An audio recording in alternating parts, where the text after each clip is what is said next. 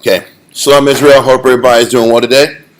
We're about to get started in class, but we want to sit back here and give a quick shout out Cabo Cabo and his congregation in Guatemala. Hope everybody's doing well today. Also shout out Kazaki SOW Virginia and Quatazap SOW Houston.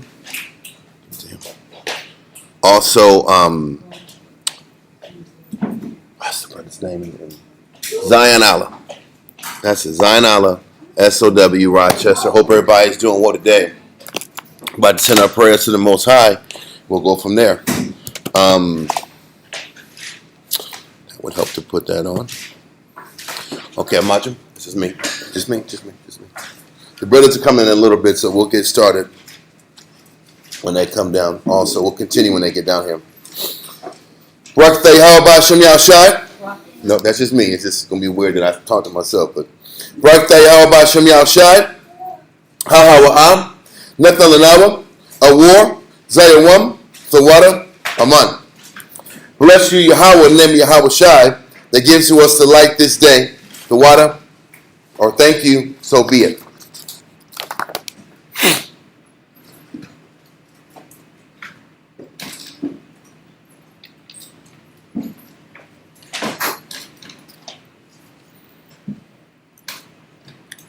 Rakhtay, how about Shem Yahshai?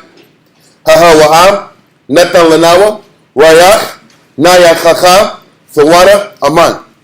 Bless you, Yahweh, in the name of Yahweh Shai, that gives to us sweet savor. Thank you, so be it. I don't know if I did it the way Dawiyad does it, but it's not coming out the way you did it. That's fine.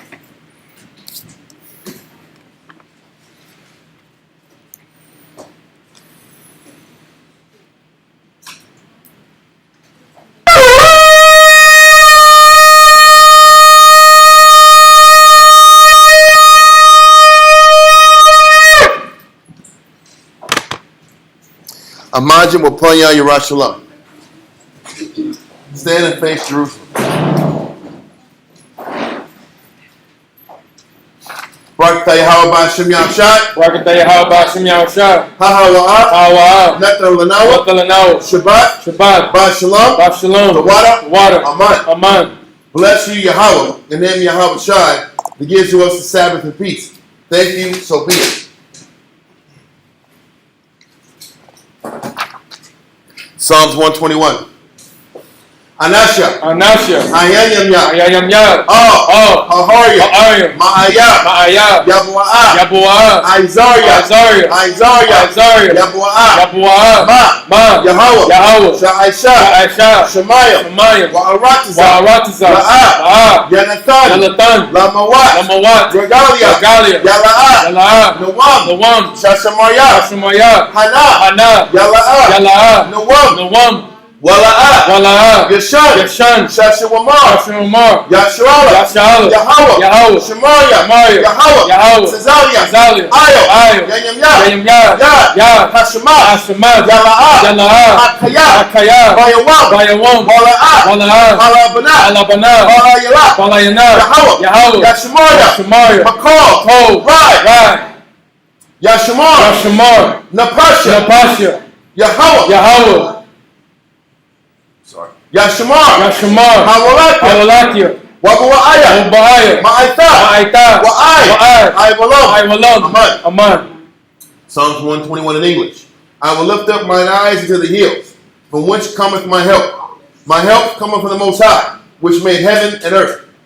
He will not suffer thy foot to be moved. He that keepeth thee will not slumber. Behold, he that keepeth Yasharallah shall neither slumber nor sleep.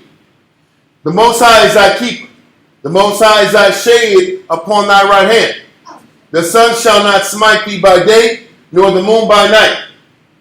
The Most High shall preserve thee from all evil. He shall preserve thy spirit. The Most High shall preserve thy going out and thy coming in from this time forth and even forevermore. Amen. Amen. Israelite Credo. Shema Yasharallah. Shema Yasharallah. Yahweh. Yahweh. Alahai Noah. Yahweh. Yahweh. Achad. Shema Yasharallah. Shema Yasharallah. Yahweh. Alahai Noah. Yahweh. Achad. Shema Yasharallah. Shema Yasharallah. Yahweh. Alahai Noah. Yahweh. Achad. Deuteronomy chapter 6, verse 4. Hear, O Israel, the Lord our power is one Lord. Okay. The Lord's Prayer. Abinau. Shabbat Shemayim. Kodash. Hayah. Shamka. Yahweh. Malak Watka. Taba'ah. Ratazaka. Hayah. Aisha. Ba'aratiza. Hawa. Hayah. Bashemayim. Netanlanau. Lachom. Kol. Dawam. Wasalachanau. Chawabakinaw. Hasalachanau. Chawabakinaw. Wala'ah. Gabiano. Banasawan. Abo. Hawashainaw. Mayan. Rad. Hayah. Laka. Hamalakwa. Waha'ala. Wahatapa'arad. La'ayalanium. Amen. Lord's Prayer in English. Our Father, which art in heaven, hallowed be thy name.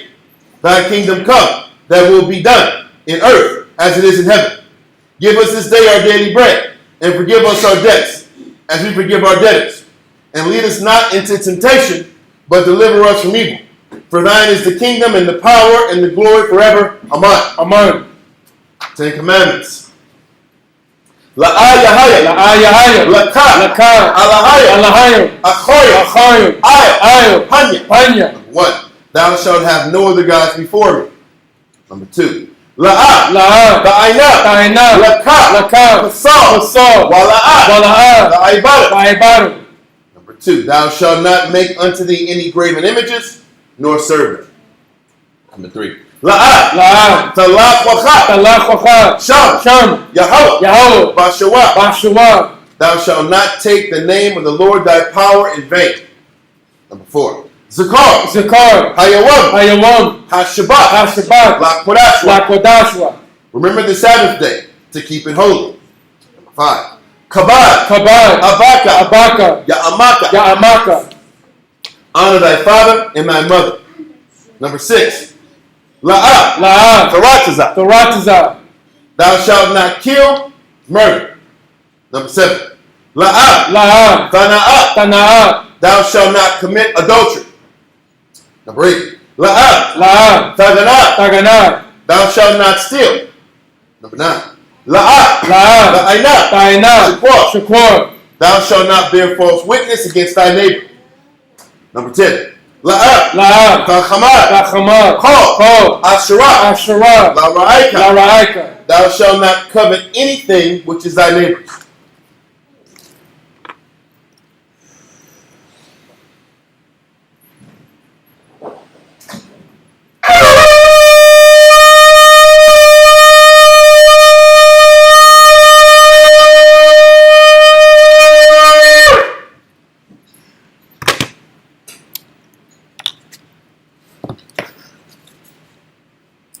Barakatah Ba'Shem Yahushai. Barakatah Ba'Shem Yahushai. Hawa. Methanawa. Blessed are you, Yahweh, in the name of Yahushai, that gives to us salah. Israel Yeshaviim. Quiet, give me that.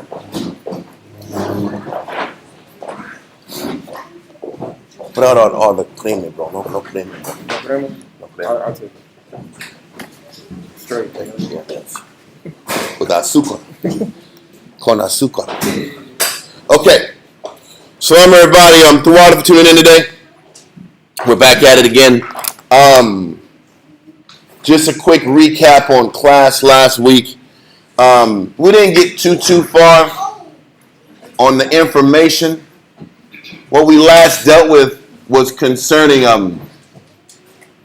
the marriage of Ptolemy Philometor's daughter with the newly crowned king Alexander Bala, who had defeated King Demetrius in battle.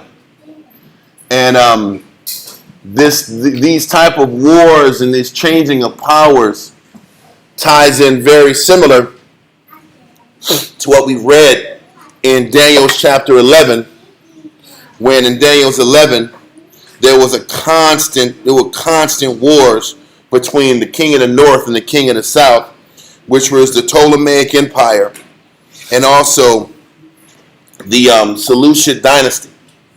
So this is still happening while we're here in 1 Maccabees chapter 10. Now, a lot of times in these and during these Edomite wars, you come across these brief stints of peace. But whenever you sit back here and you look up, there's peace only for a short period of time. Then the wars start to accelerate again. And there's very rarely extended periods of time where there's peace on earth. Now, the scripture talks about how the thief cometh not but to steal, kill, and destroy. Esau's nature and this nation's temperament most of the time is predicated on war, conquest, domination, and destruction. So, with that being the case, we're going to start off with 1 Maccabees chapter 10, verse 67. Crowd, let's get you set up.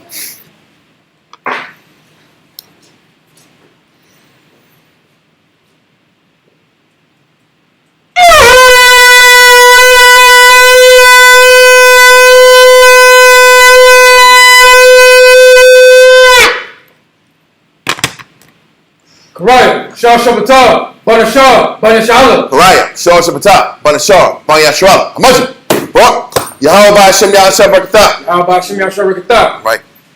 Let's do it. All right. That's 60, right? We're going to verse 67. All right. So once again, we got past the wedding, and we also got past the anointing of the purple robe ceremony, that they put a purple robe or new clothing or royal clothing on Jonathan, pretty much to show that solidarity and to show that love and that respect towards him being a man. And all those men that were trying to co-conspire against Jonathan, they ran off. So there was a good day in Israel, and there was peace in Israel for a period of time. So let's get verse 67. First Maccabees chapter 10 and verse 67. Furthermore, in the 163 year came Demetrius, son of Demetrius, out of the Crete into the land of his fathers. So what's happening is, now we read last week about Demetrius the first dying, and Demetrius the first was the son of Seleucid the fourth, who was of the lineage of Antiochus the third. Anyway, now we have Demetrius the second is coming on the scene. Demetrius the first's son. It's just a constant barrage of fathers dying in battle, son coming up into power. Now they're going to use him they're going to use him as this puppet, or use him to push the next reign in the empire. Okay, so let's continue. 68. Whereof, when King Alexander heard tell, he was right sorry, and returned into Antioch. So, as soon as Alexander Bala got the news that Demetrius was forming a mercenary army, now he gets concerned. Then obviously he's got to get into war mode. So he's got to get to his head base, which we're going to read about in Josephus, in Antioch, to get prepared for eventual war. So it's almost like the Edomite kingdom's never going to be at rest. We're never going to be at rest. Anybody that's in Esau's kingdom will never find rest, which is why we're sitting back here now in wars every day. Yeah. There's fighting in Ukraine. There's wars in the Middle East. There's attacking in Iran. There's a regime change in Venezuela. There's everywhere in the world, there are countries fighting for their sovereignty. You'll hear that word sovereignty on the news. Iran is fighting for their sovereignty. All that means is they're fighting for their political independence. And what's happening in every country around the world, you have indigenous countries fighting for their independence of their natural resources, the independence of ruling their own people, governing their own people. And then you have all of these factions that are financed and backed by the United States and by Britain, CIA, Mossad, MI6. There's, all around the world, there are counterbalance groups that are set up to oppose these countries that just want peace and freedom and the ability to be away from Esau's political influence. But it's non-stop. We've gone over class in these last few weeks about, you look up, there's constant wars and there's constant pressure on Israel to sit back here and always fight for their land, always fight for their sovereignty. That never stops. All around the world, it never stops. You hear crazy things like Taiwan deserves their independence. Taiwan is part of China. But what Esau does is uses these natural differences in people to establish rivalries and discomfort. Even right now, there's a group of people in the region of Iraq, Iran, Syria. They're called Kurds.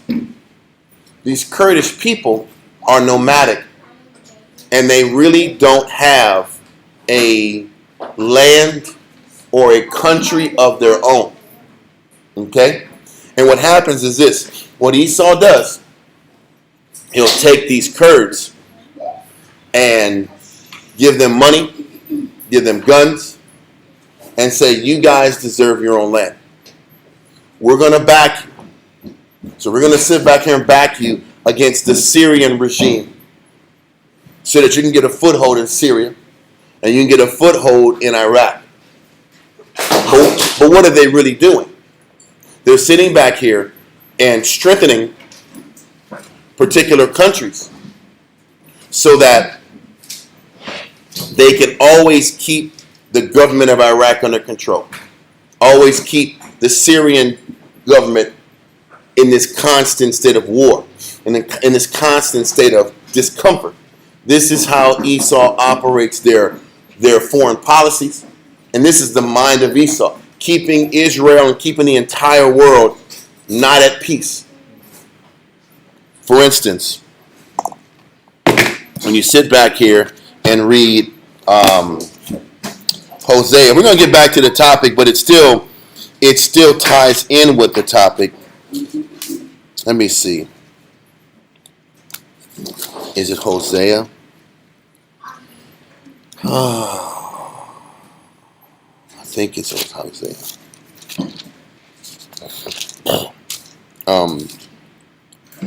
No, it's not that one. Man, I don't know if I'm gonna have it off the top of my head.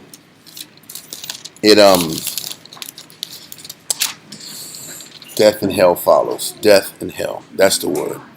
I was looking for the right trigger word. It's Habakkuk. It's Habakkuk. Salakia. It's Habakkuk. 2 and 5, right? Habakkuk 2 and 5. I'm just trying to get to it. Yeah.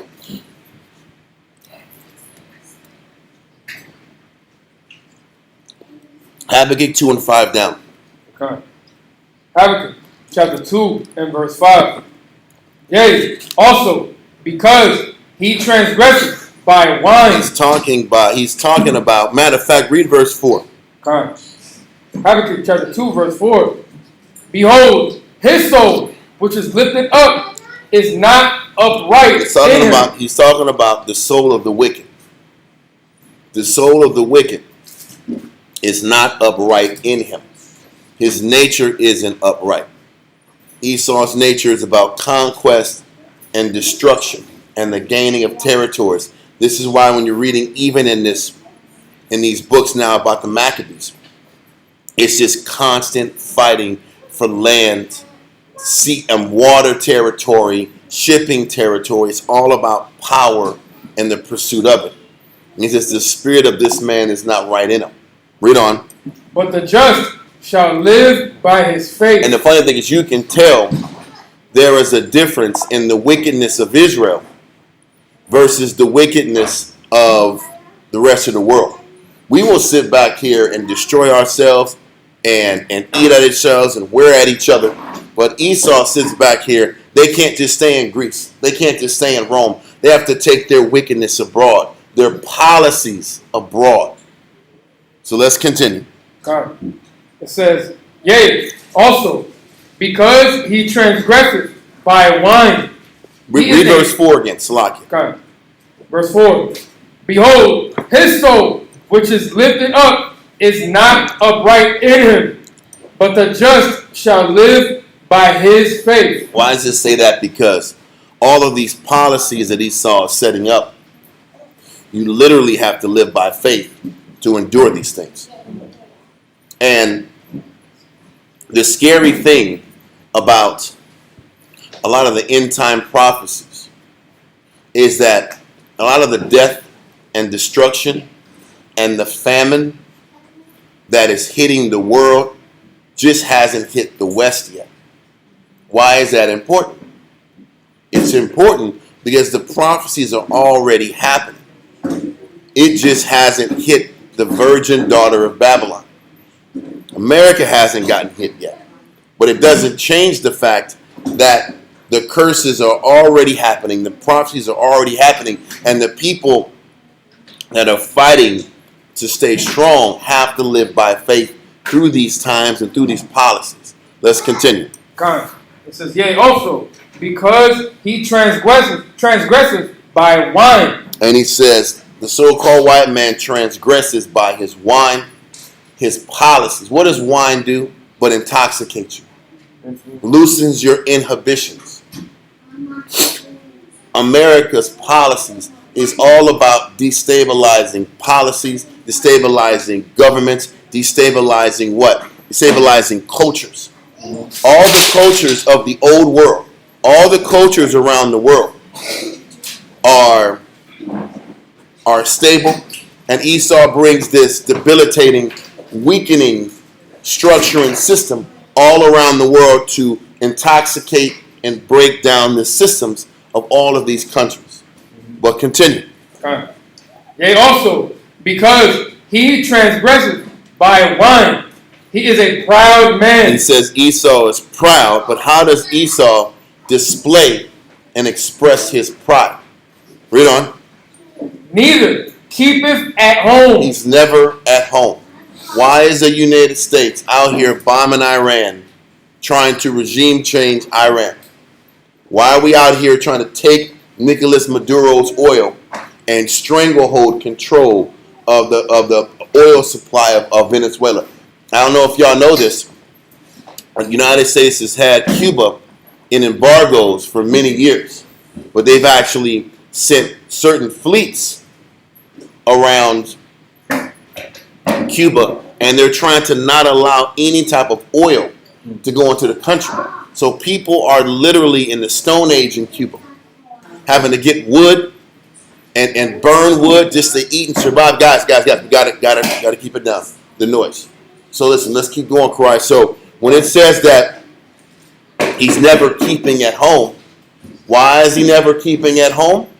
It's because he's everywhere else trying to control and dominate everybody's country, everybody's living conditions. Okay? Continue. God. It says, who enlargeth his desire as hell. It says Esau enlarges his desire for hell.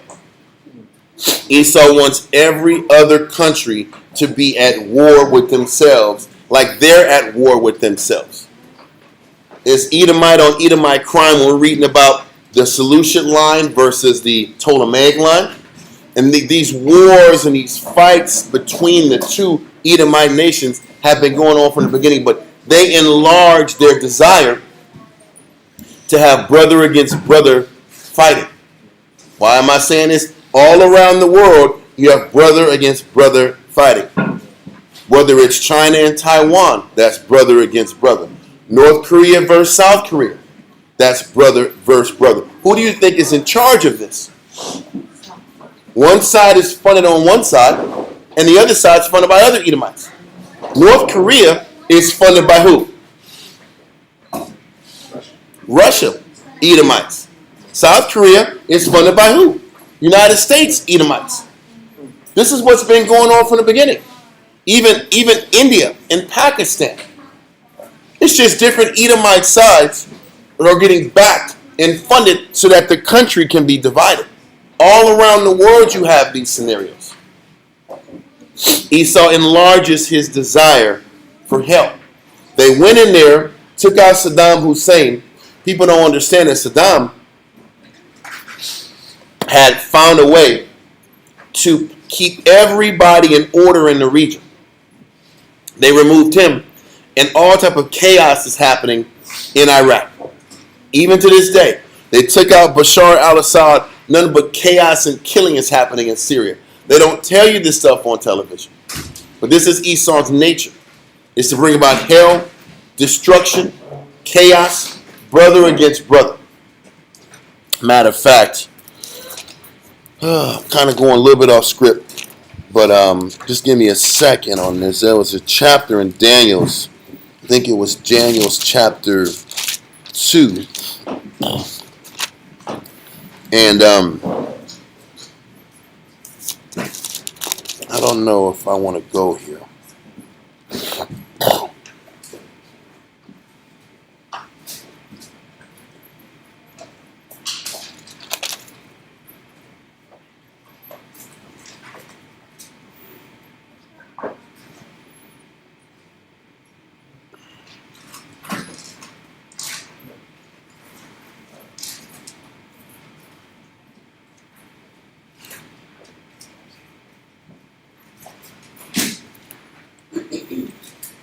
Don't worry about it. It's verse 43, but we'll deal with that another time. Let's continue in Habakkuk 2, verse 5 again. Habakkuk chapter 2 and verse 5. Yea, also, because he transgressed by wine. By his influence, by his stratagem, that takes every other country and weakens them. Read on. He is a proud man, neither keepeth at home, who enlargeth his desire as hell, and is as death, and cannot be satisfied. And he says he cannot be satisfied. This is why Esau's dominance. That's why there's never going to be a multipolar world. Esau talks about this all the time, about America having their power in the West, Russia having their power in the East, China having their power in the East, and giving nations their ability to control their regions.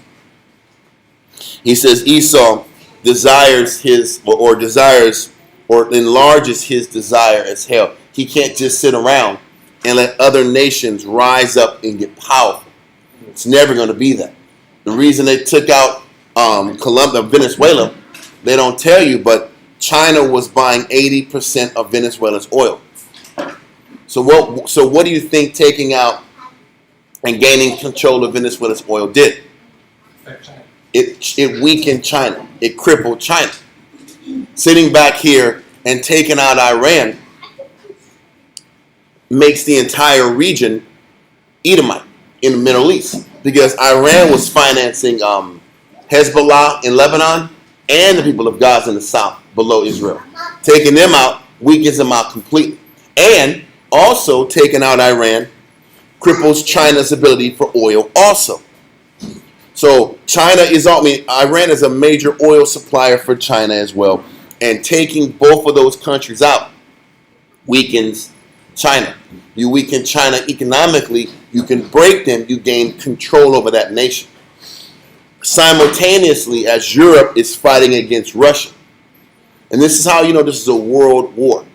And I'm only going over this to explain this is happening now. This has been happening with Esau. Constantly fighting, constantly attacking, constantly trying to get one position to another. And this is why it says the ones who have faith, they have to fight to have faith and keep faith. Either you're going to live by faith, or you're going to sit back here and be crushed by these policies. But let's continue. It says, and cannot be satisfied, but gathereth unto him all nations, and heapeth unto him all people. And this is what's happening. But keep going.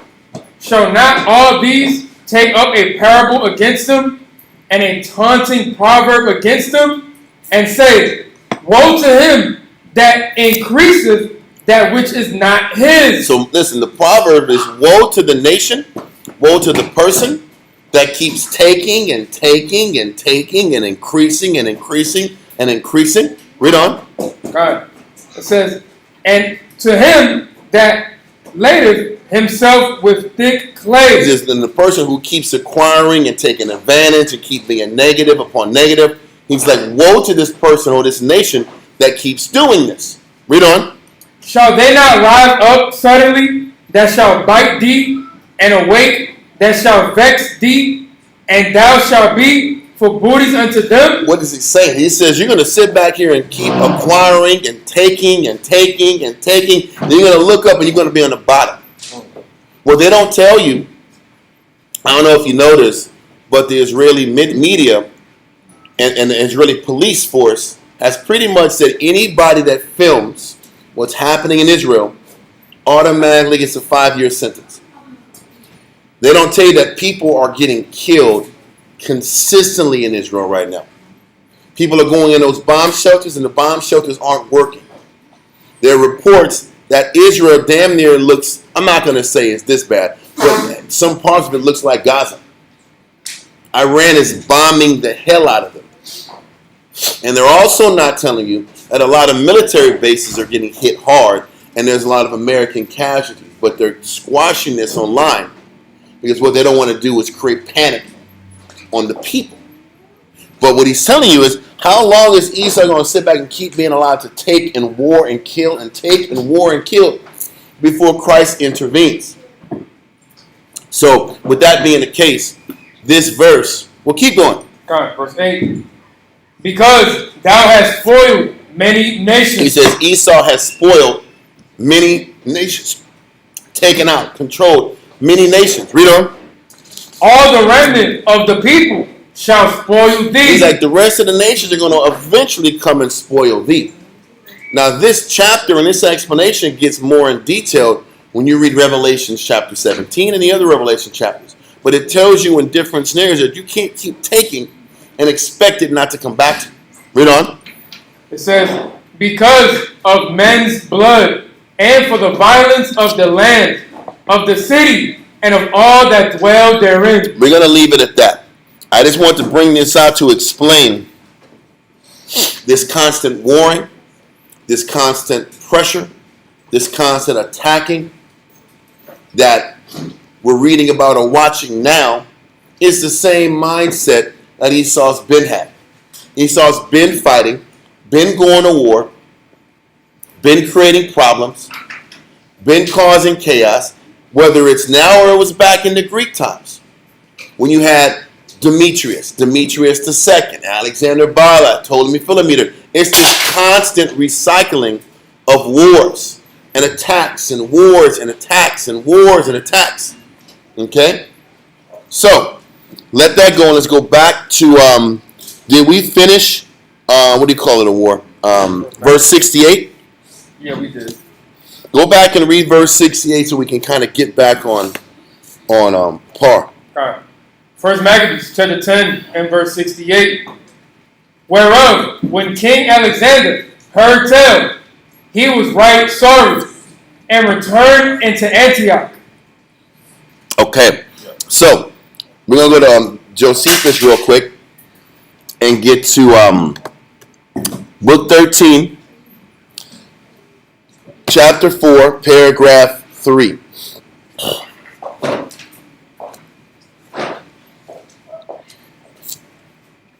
Read that. Antiquity of the Jews, book 13, chapter 4, paragraph 3, page 341. But then, upon the 165th year, Demetrius, the son of Demetrius, came from Crete with a great number of mercenary soldiers, which what's that right there? It's Lastinus. Lastinus, the Cretan, brought him and sailed to Sicilia. Now listen, what is it saying? This man named Lastinus pretty much bought him an army. What do you think this sounds like? So did Demetrius II have the wherewithal to actually do anything? There was somebody in the background that picked him to sit back here and set up a what? Regime change operation. These concepts that you read about and you hear about, and they're referred to as conspiracy theories, it's always been the same. This guy Demetrius didn't have any power, any type of position, but he had a what? He had a name. And he had a bloodline that could be used for this man's political advantage. So this man Lastinus said, okay, you're in Crete, your daddy died. I don't really like the policies this guy Alexander is doing. It's affecting my money. So I'm going to sit back here and buy you X amount of mercenary soldiers. You go to Cilicia, which is near Antioch, and prepare your men to go to war and besiege Antioch so I can indirectly get power in the region so my finances can grow. How many times have you heard online that a lot of these wars are for oil? A lot of these wars are for natural resources. Who benefits from all of these wars? It's the companies that actually can go in and extract the natural resources and make the killing financially. Regular people don't sit back here and get the benefit of these wars. It's the corporations. Whether it's BlackRock, Vanguard, I don't know who knows, but BlackRock and Vanguard, and I think there's one more company, they pretty much own the majority of the world. But they won't ever disclose who actually has the controlling stakes in those companies. But those are the companies, even now, BlackRock has invested heavily into Ukraine. So there's financial backers that are pushing the politicians and the heads of state and the political leaders to sit back here and do their bidding for them. Do you think Trump is sitting back here making decisions on his own? Or Biden? Or any of these people? There are people that have used leverage to get these guys to do what they want so the corporations can make millions. So with that being the case, it's happening now, and it actually happened back then. Who in the hell is this guy? You only hear him one time. Lastinus. Then it's all of a sudden there's wars with Demetrius and wars with Alexander. But who is this guy? He's the money behind the leader. He's the money behind the face. There's always money behind the face.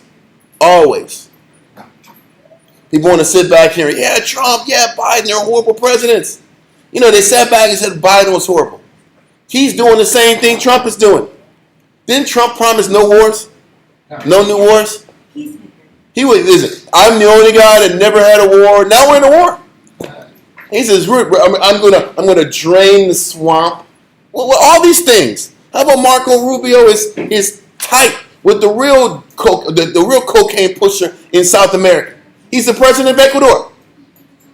The president of Ecuador is the one who's pushing the weight. Not Maduro. I'm telling you, listen, look into this guy, the president of Ecuador. This guy is pushing weight all around the world. There's literal major shipping containers that are being seized in Russia. And all you see is these little banana containers. In the back is rocks and weight and drugs, all like crazy, right?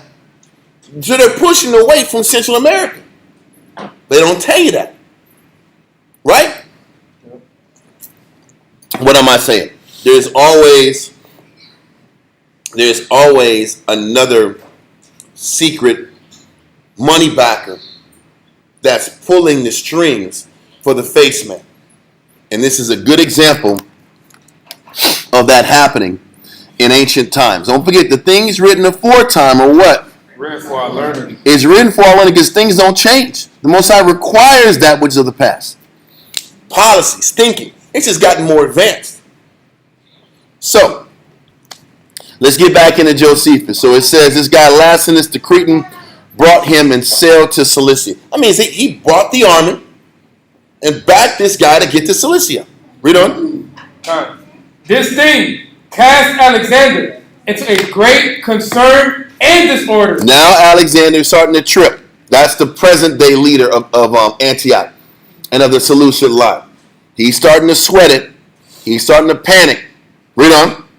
So he made haste immediately out of Phoenicia and came to Antioch. So he was in Phoenicia, which is present day Lebanon or ancient Tyre and Zidon.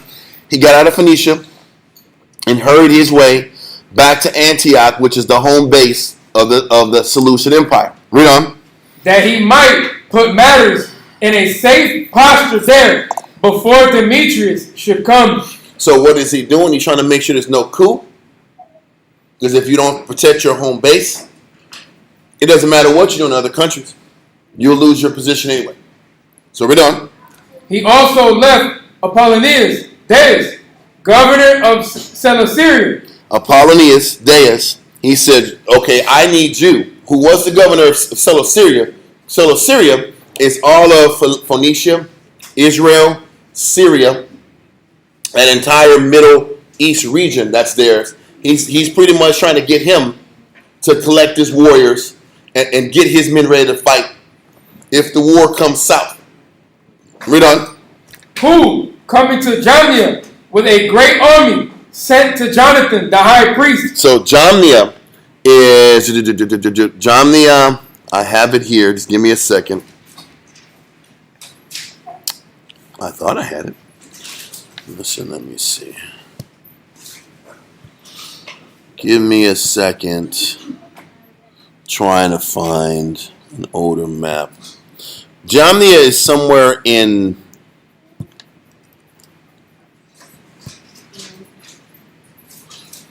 It's that Philistia area. The problem is they keep changing the names of the regions because Esau's in there now. Oops. Give me a second. I'm just going to be pushing through a few more.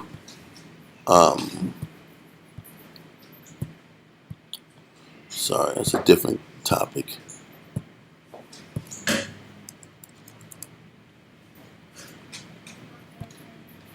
I'm close. What was that word again? It was Jamnia? Jamnia.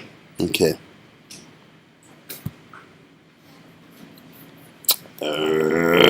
It's off the coast. It's off the coast. I could have swore I had the name Jamnia and where it was coming from. That's my bad. Anyway, it's along the coast, and we'll go into that in a second. So keep reading. Read up a little bit. It says he also left. There it is, Jamnia. Okay, this is one of the maps. So it's like it's near Ashley. All these names have changed. So you have Jamnia. It's along the coast in the brown. You see Apollonius, Joppa, Jamnia, Azotus, Ascalon. All these names, Esau, the Greeks changed them from their ancient names because that's what they do. But we'll go into the specifics in a little bit. So let's continue. Line 88. He also left Apollonius Deus, a governor of Celesyria, who, coming to Jamnia with a great army, sent to Jonathan the high priest, and told him that it was not right that he alone should live at rest and with authority, and not be subject to the king. So whatever happened,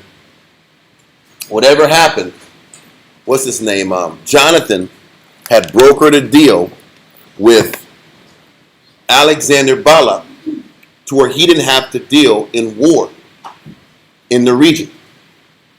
So whatever was happening, Jonathan was trying to get out of war so he can focus on repairing his people.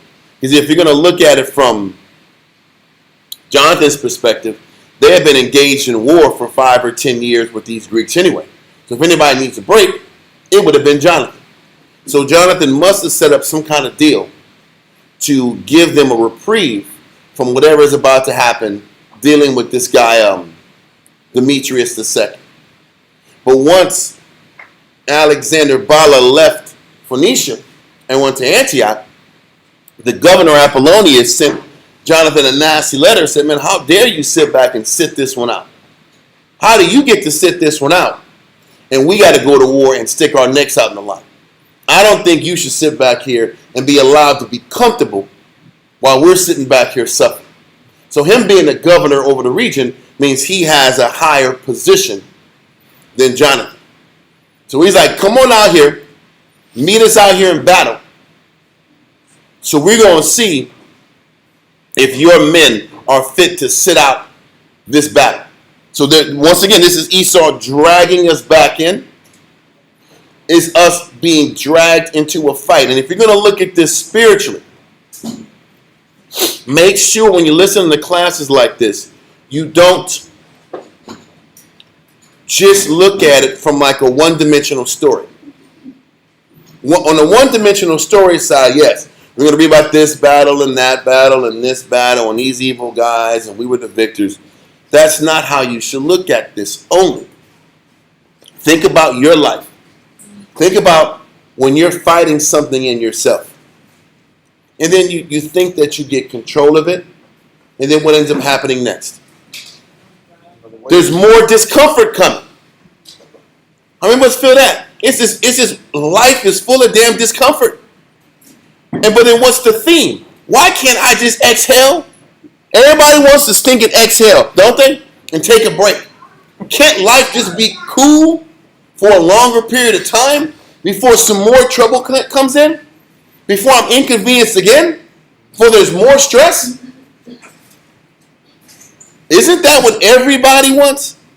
Or just when you overcame this, and you overcame this, you're like, whoo, that was real. Now you get back ready to go fight again. Is that not life? And most of us who fall apart can't accept that constant discomfort, that constant reality that whatever you do, life is never going to be as comfortable and as easy as you'd like it to be. There's always going to be these wars and these microaggressions and these difficult scenarios that keep popping up in your life that you can't control. And the number one major aggravation is that you're aggravated that you have to keep being inconvenienced. That's number one. It isn't necessarily the battle. Is that, what do you say? If it's not one thing, it's another. Because this is what's happening with Jonathan. They've been fighting their tail off. This guy just got a purple robe, huh? He just got purple on, huh? You just got purple, and you're like, okay, let's just kind of get things organized in the country. He didn't get to break it in. He didn't get to break in the purple lock. Then you got this guy Apollonius writing him a letter saying, listen, bro, I'm over you. Yeah, I know you got that little sweet deal with Alexander, but I ain't buying it. You want to fight me. You want to fight me because you ain't going to sit this one out. You're going to be a part of this white-on-white crime too. Because that's what this is. You're going to be a part of this global conquest too. So, let's continue. Start off with the Apollonius Dala, or Daus. He also left Apollonius Daus, a governor of Seleucia, who, coming to Jamnia with a great army, sent to Jonathan the high priest and told him that it was not right that he alone should live at rest and with authority and not be subject to the king. So he said, you're going to have to sit back here and suffer this. You're going to sweat this. You ain't going to feel good. And you're not going to be able to get away. You're not going to be able to get away with just being comfortable. Read on. That this thing had made him a reproach among all men, that he had not yet made him subject to the king. Do not thou, therefore, deceive thyself, and sit still among the mountains. He said, don't lie to yourself and get comfortable in that little mountaintop you in Jerusalem. That little hill. You're in that little hill in Jerusalem. Don't sit back here and act like you got it made. Yeah. Are you comfortable? You comfortable with all these walls around you? Yeah, plus you got the view. Like you can't be touched. Like you're looking down on us. Yeah. You can't sit back here and operate like that. Read on. and pretend to have forces with thee. And pretend like you got some power. Because that's how we were perceived. We're sitting back here in the bird's nest, looking down at everybody, smiling. But keep going.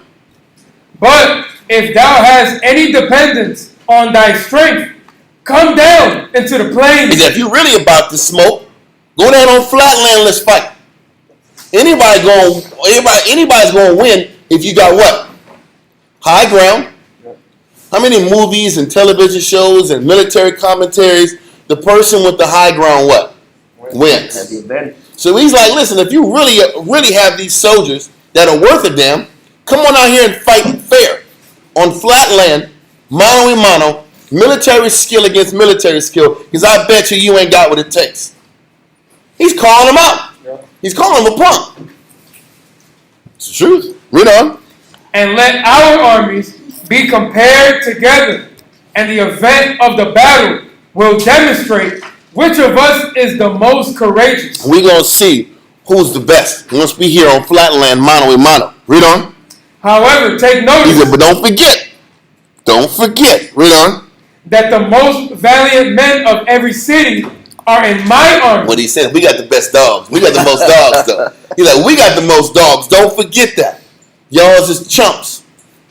He's saying fighting words right here. Yeah. Read on. And that these are the very men who have always beaten thy progenitors. That's crazy. He said, listen, these all men have always whipped up on y'all. Y'all have always lost to us. And y'all have always been scared of us. And how about we have been? Listen, how about most of the time we won by miracles? It wasn't by lightnings and thunderings and scenarios, walls just falling down for no reason. Oh, the Most High created a distraction on their side. They got to fight it. They got to fight it. Exactly. They're hearing noise. Pop, pop, pop. They start killing each other. Killing each other. Right?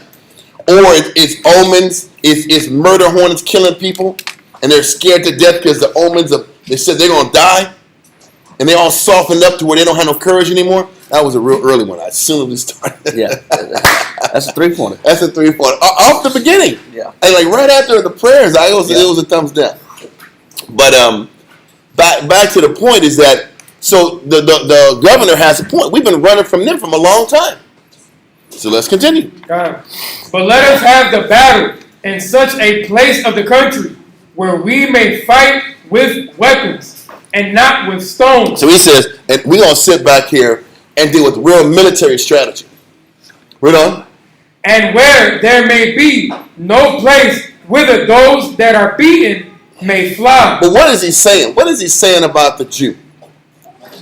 You guys don't have superior weaponry. We're going to sit back here and fight where there's weapons and not stones going on. Because he knew we didn't have all the weapons that they had. We was the underdog. Because he's like, the only reason you have any power is because you have leverage. You're on a hill. Come out of that hill. We're going to see what you got. We're going to prove that you ain't nothing. This is literally what this governor is saying. Read on. All right, paragraph 4. No, not that yet. We're going to go in the scriptures and say the same thing. So let's get to verse 69 through 73. Yes, sir. First Maccabees chapter 10 and verse 69. So he said, let's fight out in the open and let's deal mano a mano and let's not play this game. Okay? He says, and we're a place where you can't run and hide after you die or after you get beaten. He says, and where there may be no place where those that are beaten may fly. Because what's that saying? The Jew had a reputation of running when things got bad. So he says, you ain't going to be able to run from this. You ain't going to be able to hide. When we sit back and smash you, the whole world's going to see it. And ain't no running and redoing it. Take your L like a man. Read on. First Maccabees 10 and verse 69. Then Demetrius made Apollonius, the governor of Seleucia, his general, who gathered together a great host and camped in Jamnia, and sent unto Jonathan, the high priest, saying, Thou alone liftest up thyself against us, and I am laughed to scorn for thy sake, and reproach. And why dost thou vaunt thy power against us in the mountains? Now therefore, if thou trustest in thine own strength, Come down to us into the plain field, and there let us try the matter together. For with me is the power of the cities. Ask and learn who I am. Man, he said, ask about me. He's like, ask about me. I got the power of the cities. I got the strongest of the cities on my side. You're gonna take a loss. Yeah. If you don't know, now you know. Now you know. Exactly. You know who I It's am? nothing but ego. It's nothing but ego. Pride. It's all pride. You don't know about me, ask about me. Mm-hmm. Read on. Ask and learn who I am. Ask and learn. You better know who you're talking to. Exactly. Watch your mouth. Yeah. What verse are we at? 72. Okay. Ask and learn who I am, and the rest that take our part, and they shall tell thee that thy foot is not able to stand before our face. You can't even face us, man. You can't even be in our presence. Read on. God. It says, for thy fathers have been twice put to flight in their own land. Mm-hmm. He says twice you guys have been running. You guys, whenever we fought y'all ran twice. You know, the problem is the nations despised us. You know why the nations despised us? Because they looked at Israel back then as if we constantly were getting breaks. We didn't have to really obey. We always got special treatment because of our religion. And we never had to deal with problems like everybody else had to deal and serve and bend the knee. Like, how dare these guys get a chance to not have to bend a knee and serve, but we got to serve. And we had to sit back and lock into these Greek beliefs and lock in this, and you guys know how to do nothing. You guys are coddled, and this is how they look at us. You guys really ain't no army. They have nothing strong really about them. What does the Jew have that the rest of the world didn't have? Nothing. And it's the same thing for now. What do we have that's so much greater than everybody else? Besides the fact the Most High chose us. If we're going to be honest, our advantage that we've always had is our spirituality and our willingness to serve the Most High. That is the only thing that separates us from the rest of the world. When we try to live this life and play games and play it like the rest of the nations do it, we're no different than them. We're nobodies. The only thing that makes us special, I'm going to say this again, yo. The only thing that makes men and women that are Israelites, the only thing that makes you special is your obedience to the Heavenly Father. If we don't have obedience to the Heavenly Father, we're nothing. And I truly hope we understand that. Whether you're young, whether you're older, whether you're older than that, it don't even matter. The only thing we got is our spiritual identity. Once we sit back and separate ourselves from that, we're no different than anybody else, and we have nothing but destruction waiting for us. And these nations, they can see right through us. They're like, you don't really have a strong military. You don't have an army that's really strong. You guys aren't as strong, as potent as we are. You don't have the skills and the technicalities that the rest of the nations got. Do we? No. It ain't like. You know, it's kind of sobering. What's sobering is, what happens if this thing does fall apart?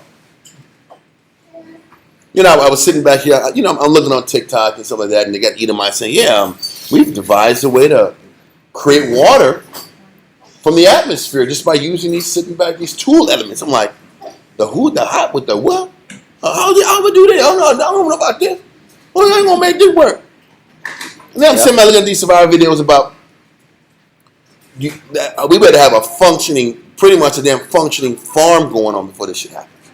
How you gonna eat? How are we gonna feed 120 people? These are the things I'm thinking. How are we gonna sit back here and consistently be able to feed 120 people and then defend our territory? You know how hard that's gonna be? And do you think we can just turn it on once the power is out? How are we going to create power? How are you going to create energy? How are we going to create energy, create power? We talk that solar jazz. That's a lot of solar jazz talk. Yeah. Listen, how are we going to do? How are we going to sit back here and really make these crops pop? Because they've got to be sitting back here and producing at a level ahead of time. We have to have water stores ahead of time. Because what happens when the city water is polluted? Yep. How are we going to survive? Well, that's the answer. But listen, do we have any nuclear physicists and scientists in the nation? Do we have expert gardeners? No, we got, listen, not knocking anybody who gardens. Well, we got backyard gardeners. There's a difference between people who know how to sit back here and produce significant crops that understand cycles of farming and understand how to do all these different things. That's not easy. Right or wrong. Turning soil over. Okay, this many years we've been doing this, we got to put a different crop on here. Who knows that? I was talking to somebody like an idiot. I'm like, what about how the natives did, the Three Sisters method? I'm like, what the hell is that? You know when they had the 3 different crops that were sitting back here and being made. I don't know nothing. I'm just watching television. I'm talking dumb stuff. Yeah, it was corn, squash, and beans. That makes sense. But who's going to do it? How are we going to make it happen where we can feed so many people? I'm saying this because for a nation of people that says we're the best of the best of the best of the best of the best, we sure don't have a lot of people who are skilled enough to be the best of the best of the best of the best of the best. Do we or do we not?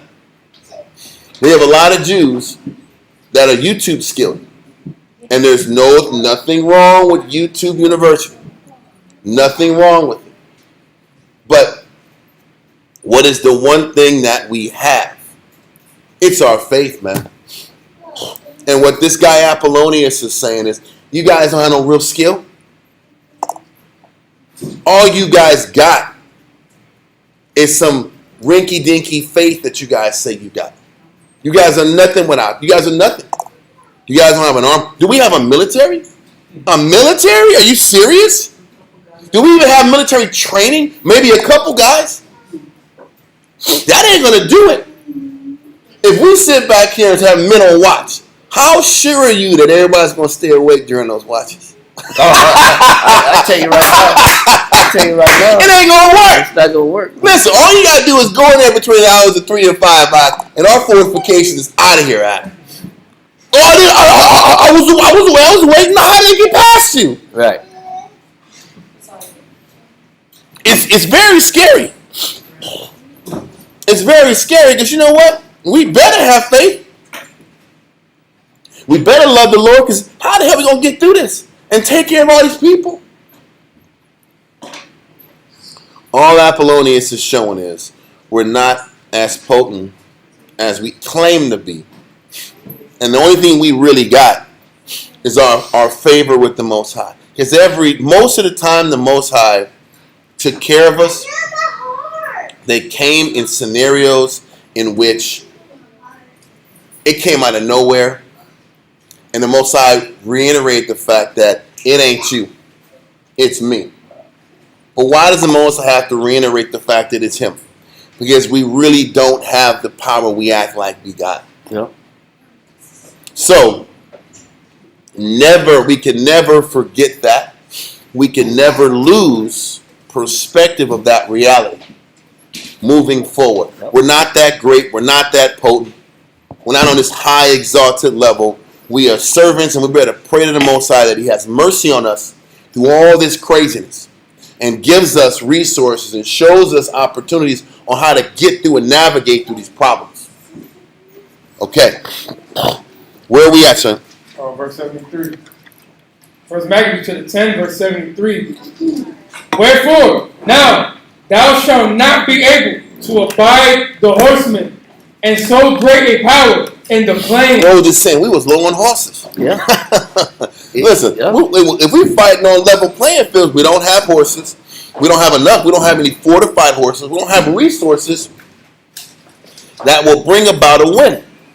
We don't have the numbers, the skills to train military, The speed. the military speed. We're lacking on all fronts. But keep going. All right. It says, where is neither stone nor flint, nor place to flee unto. So when Jonathan heard these words of Apollonius, he was moved in his mind, and choosing 10,000 men he went out of Jerusalem. What verse is that? 74. We don't want to go to 74 yet. Let's go now.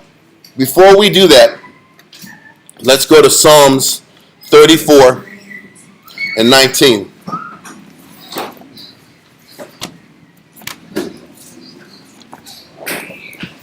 Psalms 34 and 19.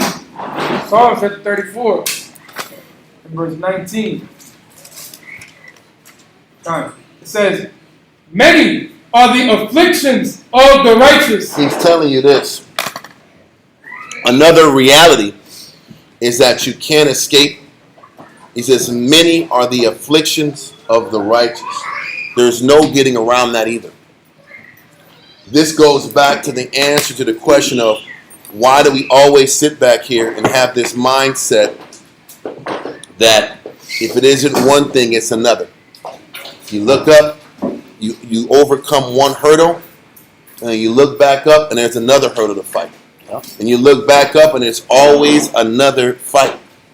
There's always something else that gets in the way of just peacefully moving forward, doing your job. But the reason for that, the answer to that is what? Read that verse again. Psalms chapter 34, verse 19. Many are the afflictions of the righteous, but the Most High delivereth them out of them all. Listen, you have to understand two things. This verse explains two things. That travail is never going away. Travail is never going away. Discomfort is never going away. But also, with the fact that travail is never going away, he's also saying what? But the Most High delivers us from all of the travail. You know, people sit back here and just focus on that, right? But jump up 17 and 18. Psalms 34, verse 17. Matter of fact, 16. Verse 16. The face of the Most High is against them that do evil, to cut off the remembrance of them from the earth. So the Most High is not sitting back. Everybody gets affliction, whether you're evil or good. The evil, they're going to face it. They're going to face evil, and they're going to get cut off from their works. Read on. The righteous cry, and the Most High heareth. If you're living the right way, you're making the right decisions, you're in the right spirit, the Most High will hear your cry. What's the difference between the righteous and the wicked? Or what is the comparison to the two? Whether you're righteous or you're wicked, you're going to catch what? Hell and adversity and travail. There's no getting around it. The only difference is one will be listened to and one will not be listened to. So you got Alexander is constantly going through wars and fights also. This guy's fighting Demetrius won, he won. Now he's going to look up, he has to fight Demetrius the second. And he's every 5 seconds he's at war. Just like now, we have this brother Jonathan and his people. They're constantly at war. They're constantly going through difficulties. What's the difference? The difference is the Most High is with Jonathan and those people because they're living right. Because how many times have you heard from brothers and sisters, why do I keep catching hell? Just because you're catching hell doesn't mean you're wicked. You'll know if you're wicked based on the end result. How about that? Okay. You'll know you're off based on how things happen at the end, not from the beginning. Sometimes people wig out and panic when they face adversity and they automatically condemn themselves. Just because you're going through hell doesn't mean you're wicked. The righteous catch hell. The righteous cry and the Most High hears. Read on. And deliver them out of all their troubles. The Most High will deliver you through everything you're going through, but you can't get around the fact that the afflictions are many. You're still going to go through a lot of battles regardless of if you want to or not. Read on. It says, the Most High is nigh unto them that are of a broken heart. And this is important. When you're catching hell, when you're going through adversity, how do you know you're on the right track through the things you're going through? What does it mean to have a broken heart? Does that mean about being sad and depressed? Exactly. Because your heart is your mind, and your mind is broken, meaning adaptable. Broken versus what? What is the word that is opposite of broken? Hardened. Yep. Hardened is the opposite of broken. Because how many of us are hardened in the middle of a battle? We don't want to listen. We don't want to change. We don't want to adapt. We don't want to sit back here and adjust our habits and adjust our thinking processes. Yeah, one of my favorite definitions of broken is willing to be led. Mm-hmm. So you have an open mind to receive instruction. Versus being hardened. Being hardened, you close yourself off from instruction. And you're going to sit back here and write out how you think to the end. So, even in the midst of affliction, what is the Most High showing us? One, the wicked and the righteous catch affliction. And if you're righteous, okay, I got a better one. What is the difference between the righteous and the wicked person that's catching affliction? What's the difference? The Most High hears one's cry, and then he doesn't hear the other. But why? Because you're right, that's the first part. But why does he listen to one and not the other? Because the righteous self-perspective. They'll look at themselves. Because they choose a broken heart. Yeah. They choose to let go of how their thinking is. That's the difference. The righteous person is humble enough to come off of how they're looking at things and make adjustments spiritually. The wicked keep going on how they do things and expect the Most High to bless them. That's the difference. Is that? The righteous, basically, the righteous are malleable. Real quick, sisters, can you make sure they don't go in our backyard garden? Gotta make sure. Or the neighbors. Or the neighbors. Or the neighbor's space. Just gotta make sure I had to say that before we were talking about folks trying to do these makeshift gardens, and we're one of the kings of them too. That's why I said it that way. Yeah. Listen. Seven cucumbers ain't gonna cut it, man. Hey, man. How about that? We had to They're giant cucumbers, but that's not enough, man. We got to break bread like Christ out. 5,000 fish. Brother, listen, I Feed hope 5,000 out. With 5 loaves and 2 fish out. that's hilarious, man. Whatever it is, Lord better sit back here and bless some crops and quadruple the amounts. Yeah. Because listen, we getting some carrots like this. Yeah. And what was done wrong over here? Why did this work out? How come these didn't work out? What happened? Anyway. He's missing something. There's something missing. There's something missing. And I'm like, I sure don't know, Captain. I don't know. We better call somebody in and do some inspection. But anyway, back to the point. Everybody is catching hell. Alexander's catching hell. Ptolemy Philometor's catching hell. Jonathan's about to catch hell. What's the difference between the one that the Most High hears and the one the Most High doesn't hear? It's what? It's the broken-hearted spirit. It's the person that's not hardened, that's willing to be molded and adjusted. The person that's willing to fix what's inside of them. Those are the ones that get listened to. Continue. It says, the Most High is nigh unto them that are of a broken heart, and saveth such as be of a contrite spirit. Because the broken heart is a person that's willing to listen and to follow a better way, Christ's way. The contrite heart is a person that's willing to change. So if you're willing to change, and if you're willing to be molded, that means you have a what? A chance at salvation. You have a chance at salvation. And that's all anybody really has, is a chance at salvation. If we're moldable and adaptable and willing to adjust to how the Most High wants things to be done. That's the key. And that's what we should have confidence in during difficult times. This is what we should have confidence in moving forward when we don't have all the answers, when life gets even harder to process and harder to manage the pressure. Are we sitting back here with the consciousness that as long as we change what's inside of us and are humble enough to change, the Most High will listen to our prayers and listen to our requests. But keep going.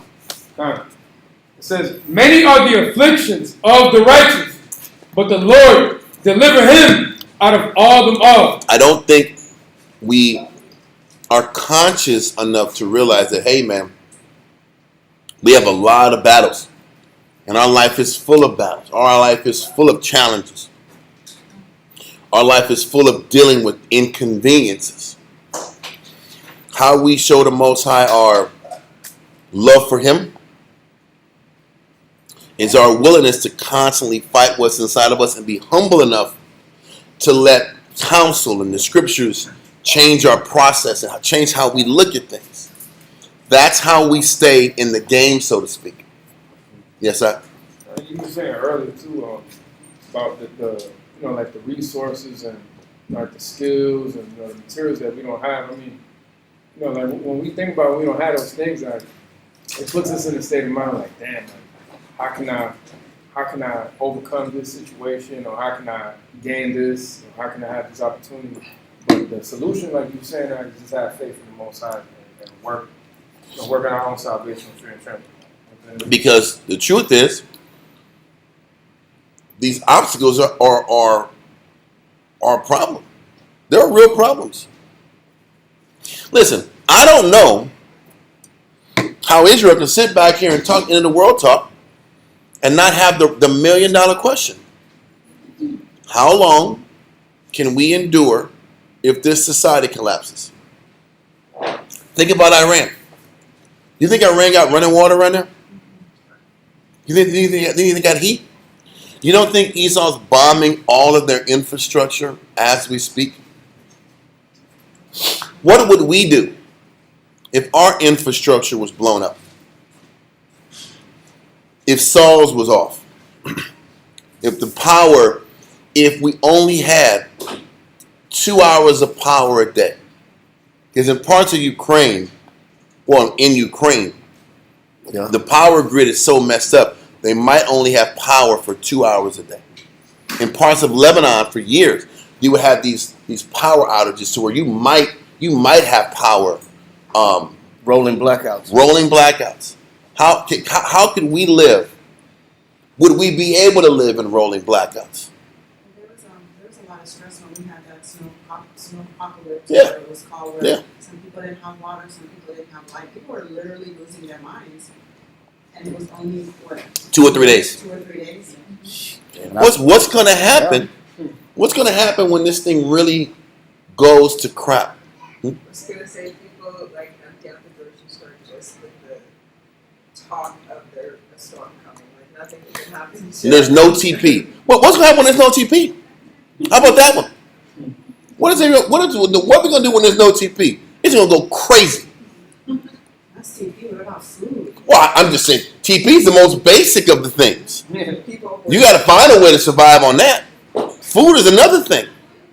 And then HEB, all the HEB has no food. Those supplies only last for like a week or two. Yep. How are people going to sustain a prolonged situation the way it is? Even the most recent issue we had where the food bank was running out of food. They said they were feeding 100,000 families a month, and they only had, what was it? When the Medicaid got cut and food stamps got cut. Yeah, they were feeding 100,000 families a month, and then they were saying that they only got about 3 months worth of food in the food bank. Now, a good thing, San Antonio does have a decent food bank, but that was only 3 months reserves. After 3 months, there's no more food. And this goes back to the question again. If the Most High allows the rest of the world to feel this? It's another time. You don't think it's going to come here? And if it does, are people really prepared to deal with that weight, with that pressure that's coming? And I hear a lot of our people say, we can't wait till the Esau falls. I'm like, okay, listen, I want to get to the kingdom too. But I'm not sitting back here doing the Trump dance act, just waiting for this thing to fall apart. Because how long is the Most High going to let this go crazy before the end comes? That's a question nobody knows. We can talk tough and talk like we know. Nobody knows. And this is why it is so important that we understand this mindset that the Most High is trying to show us through afflictions. Yes, there are certain things we can try to do to prepare, but that preparation is only so much you can possibly process. After that preparation comes in, what's the next move? The next move is this. We better sit back here and be conscious that these afflictions are never going to stop and this pressure is going to keep ramping. And when that pressure keeps ramping, can you sit back here and maintain that contrite spirit and that broken heart? Because if you can, you have a chance. Read on. But read verse 20. Verse 20. He keepeth all his bones, not one of them is broken. So the Most High is sitting back here and is not going to break us. This is also somewhat a prophecy about Christ. But continue. Evil shall slay the wicked. Listen, the wicked is slayed by the evil they don't what? Fix. Evil shall slay the wicked. What does that even mean? The evil that you don't fix slays you. Didn't it say that in I think it was in Jeremiah? It said, thy own wickedness shall correct thee. 2:19. So if your own wickedness checks you, your own evil is why you're in the condition that you're in. So while we have the time, can we keep fighting to manage the negative inside of us? Can we fight to manage staying on top of the evil that's inside of us? That's what we're all responsible for working on as we speak. Okay? Okay, let's continue. Let that go. Salaki, let that go. Let me see. No, keep going, keep going. Read the end of verse 22. Evil shall slay the wicked, and they that hate the righteous shall be desolate. The Most High redeemeth the soul of his servants, and none of them that trust in him shall be desolate. And this is what we have to keep being conscious of. Maintaining your trust in the Most High. But what's the trust? Trust is based upon what? If I do this, you're going to come through for me. Right? I trust you're going to be there for me because you've been there for me before. But it is also a conscience that if I work on what's inside of me, if I fix my outlook, if I attack the negative inside of me, then the Most High in return will sit back here and work with me and protect me and bless me. And we have to live in this mindset if we want the Most High to keep looking at us. Okay? Let that go and let's go back. Where were we at in 1 Maccabees, Karai? Because it's about that time you head out too. We left off at 7:3. Okay, we're going to leave off on that and go back now. No. Matter of fact, let that verse in Psalms go. Yes, sir. And let's go to Acts 14. Verse 22.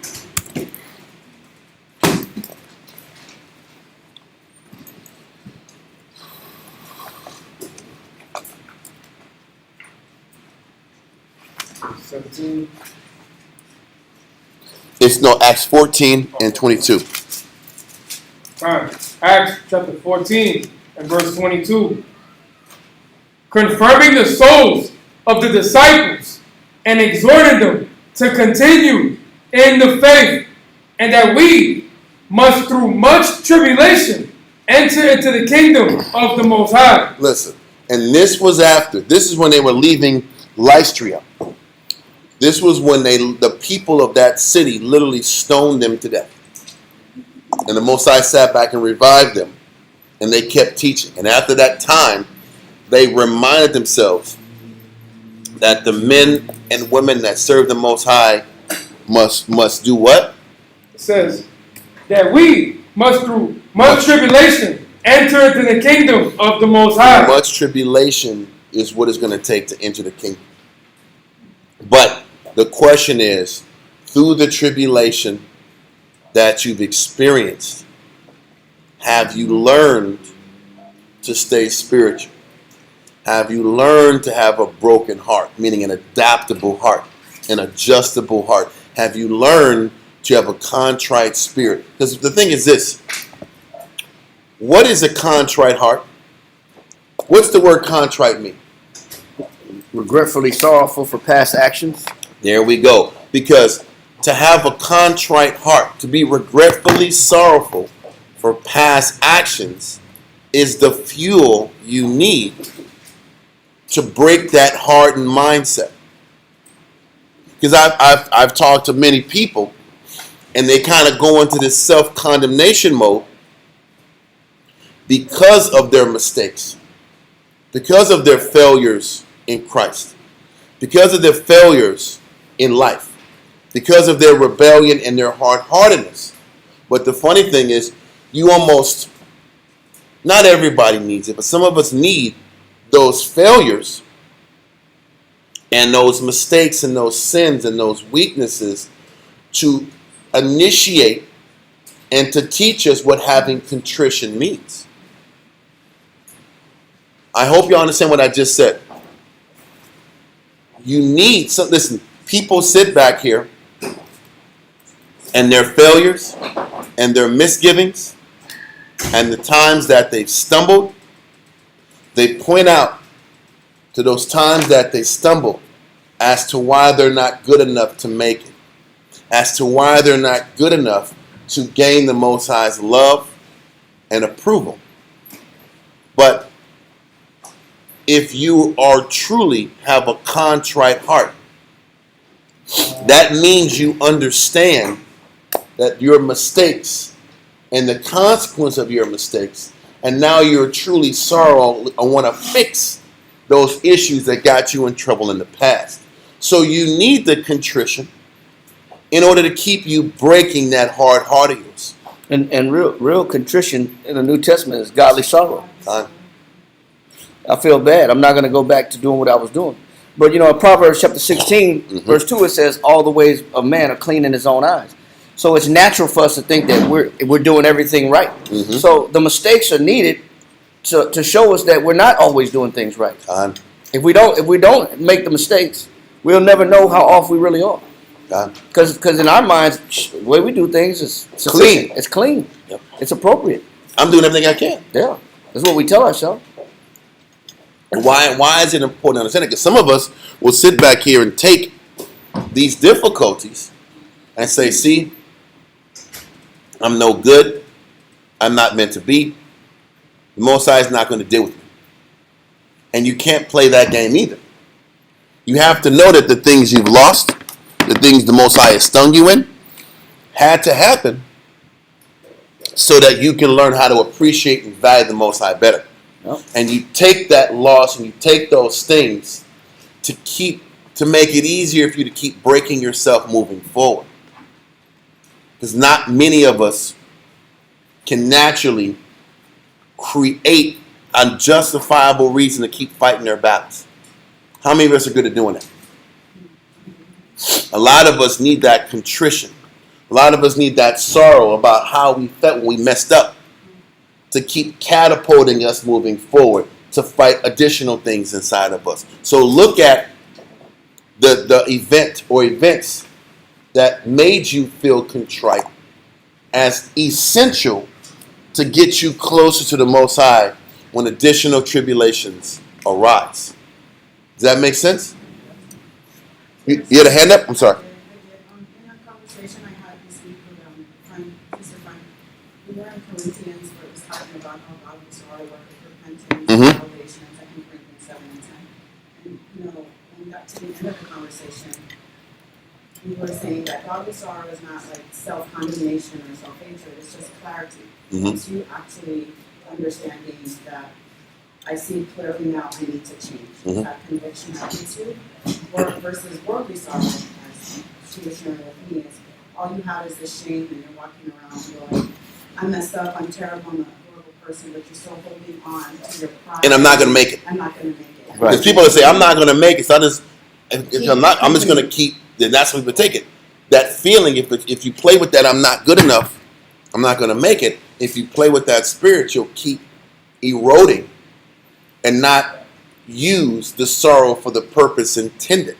Right. You have to use that sorrow, use the sting, use the failure, use the demotions, use the loss to catapult you forward, to keep breaking up the hardness of your heart. And that's why I'm taking my time to explain this, because a lot of us either go into the extreme of self-condemnation, or we stay aloof like we're perfect when there's nothing wrong with us. And the Most High is trying to break both of those extremes and keep us humble. Never let us forget our failures, but not let those failures break you. Not let those failures get you in a situation, because sometimes the mind says, see, because you messed up at this magnitude, you're not going to make it. There's no coming back. But that's not what Christ said. That's not anywhere in the Bible. And that's how we can't get caught on that extreme self-condemnation polarity, and you can't sit back here and just be so aloof, well, I made a mistake, I'm just going to move on from it either. You can't be that way either. You have to be able to process and never forget that sting to keep you breaking up that hard-heartedness in you that got you stung in the first place. Because whatever got you stung, there was a part of you that wasn't willing to change and wasn't willing to break up that quote-unquote fallow ground. That fallow ground in your mind.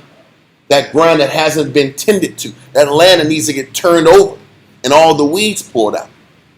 So that humility and that contrition is what you need to keep breaking fallow ground. So you can never forget the pain, but you can't let the pain break you. Does that make sense? It's a fine line between utilizing it to keep you contrite and versus letting it destroy you and make you unable to keep fighting what's inside of you.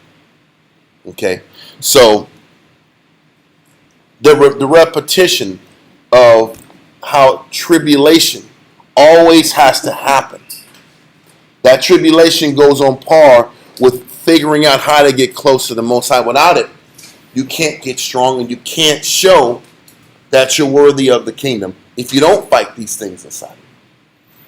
Does that make sense? Okay. Let all that go. Taiwan, let's get you ready, sir.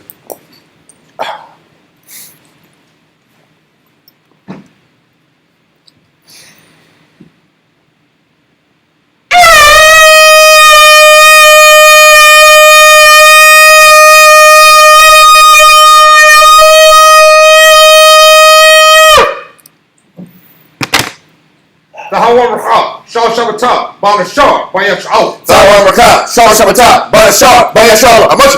What? Yahweh Hashem Yashabakata. Yahweh Hashem Yahshua. Why does everybody sit so far back, man? I'm just curious, man. There's a whole front row, man. Okay, that makes sense for you.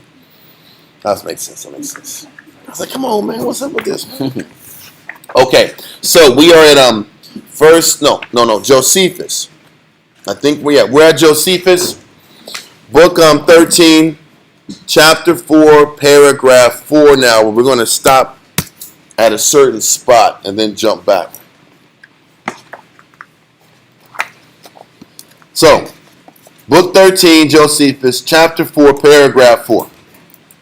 Antiquities of the Jews, book 13, chapter 4, paragraph 4, line 91. With this, Jonathan was irritated. Hell yeah, Jonathan was irritated because Apollonius says you guys don't have nothing. We're going to mop you up. Come out here and fight so we can sit back here and show you you're not who you think you are. Read on. And choosing himself out of 10,000 of his soldiers, he went out of Jerusalem in haste with his brother Simon and came to Joppa and pitched his camp on the outside of the city. So listen, he went to a different city.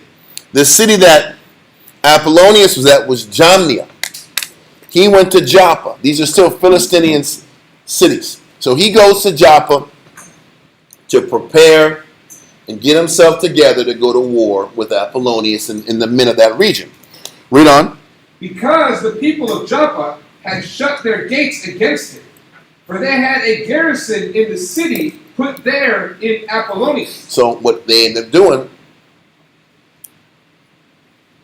Jonathan went to Joppa, but they set a garrison against it and didn't let them come in to get supplies and get prepared. So now Jonathan got to fight a double battle because the rest of the nation still weren't down with Jerusalem. None of them liked it. Listen, they're literally surrounded by enemies. They're surrounded by enemies. And how you look at that is the same thing in your life. You're surrounded by battles and you're surrounded by scenarios that are meant to weaken you.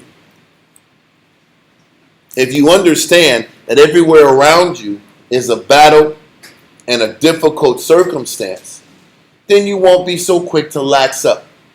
You won't be so quick to get comfortable. Okay? So that means you can stay spiritually strong. Not tight, mentally and physically tight, but mentally aware and always in a space to stay on guard for your spirit. So I'm trying to go alongside with it. Give me verse 74 in First Maccabees. First Maccabees 10 and 74. First Maccabees chapter 10 and verse 74. So when Jonathan heard these words of Apollonius, he was moved in his mind, and choosing 10,000 men, he went out of Jerusalem, where Simon his brother met him to help him. And he pitched his tents against Joppa. But they of Joppa shut him out of the city, because Apollonius had a garrison there. Okay, keep going. Then Jonathan laid siege unto it, whereupon they of the city led him in for fear. And so Jonathan won Joppa. So the people of Joppa didn't really hold up a good fight. They faded quick. Once they saw that Jonathan had besieged the area, they took it over. Now they have a garrison where they can sit back and set up their supplies and sustain themselves. It's important to have a place to have supplies and access points for your men to come in and go. It doesn't make sense that everybody just has a tent and you just in the tent waiting for these guys to come kill you. You got to find a fortified spot and then decide how you want to work your battle. So they have their stronghold city in Joppa. Hold that and let's go back to the Josephus.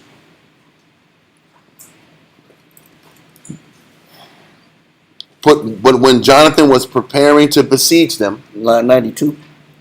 Yeah, line 92. But when Jonathan was preparing to besiege them, they were afraid he would take them by force.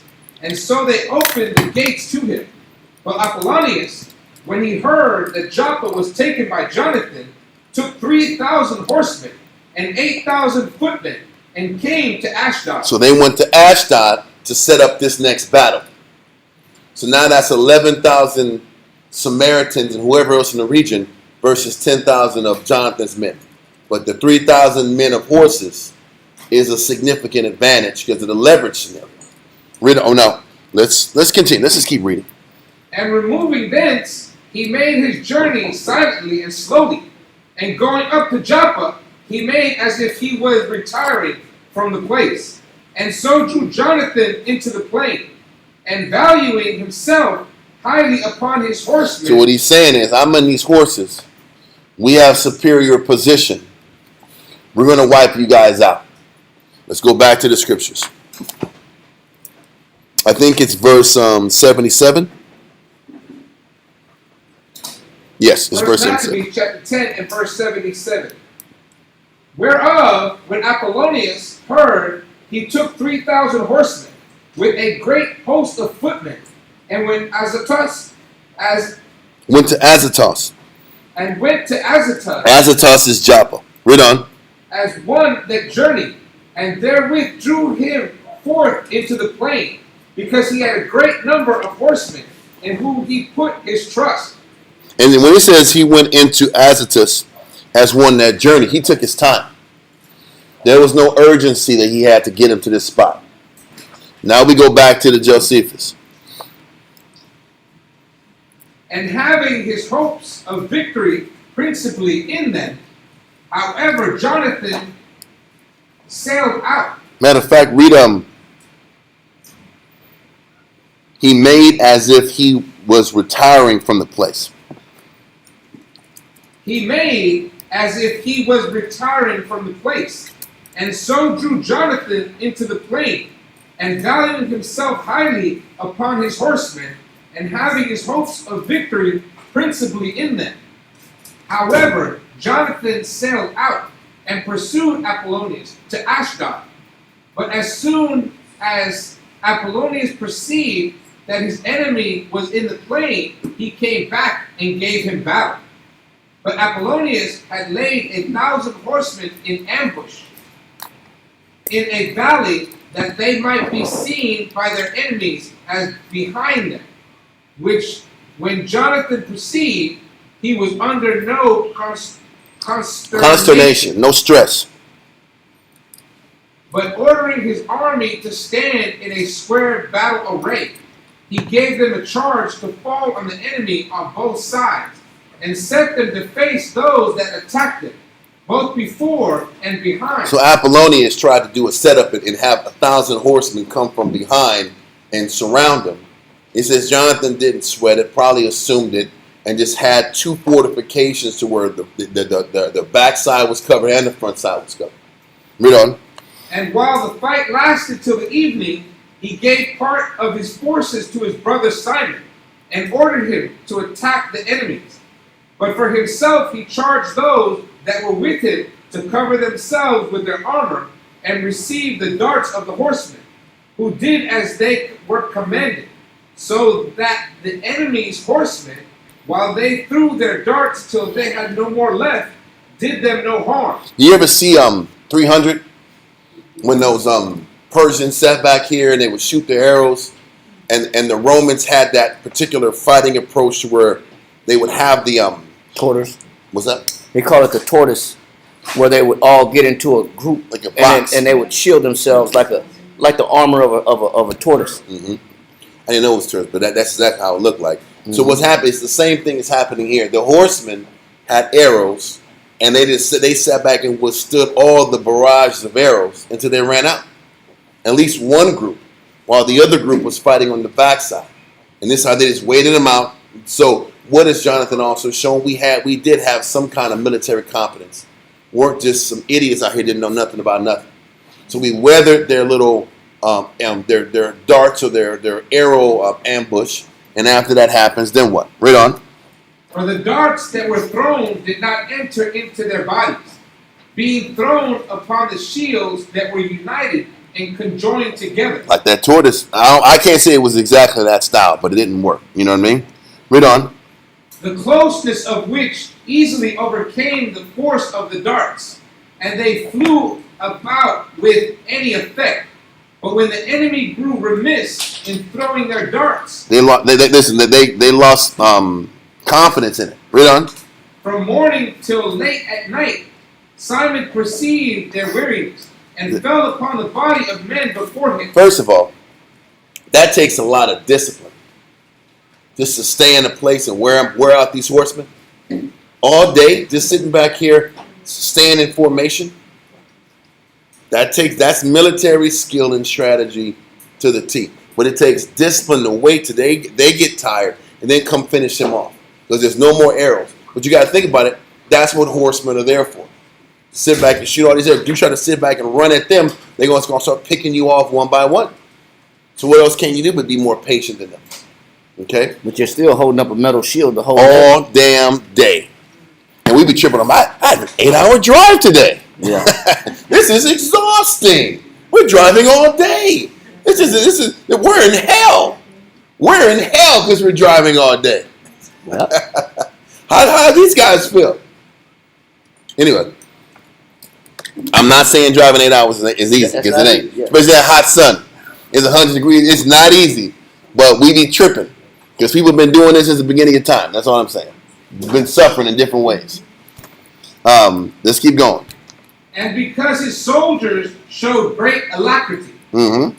he put the enemy to flight.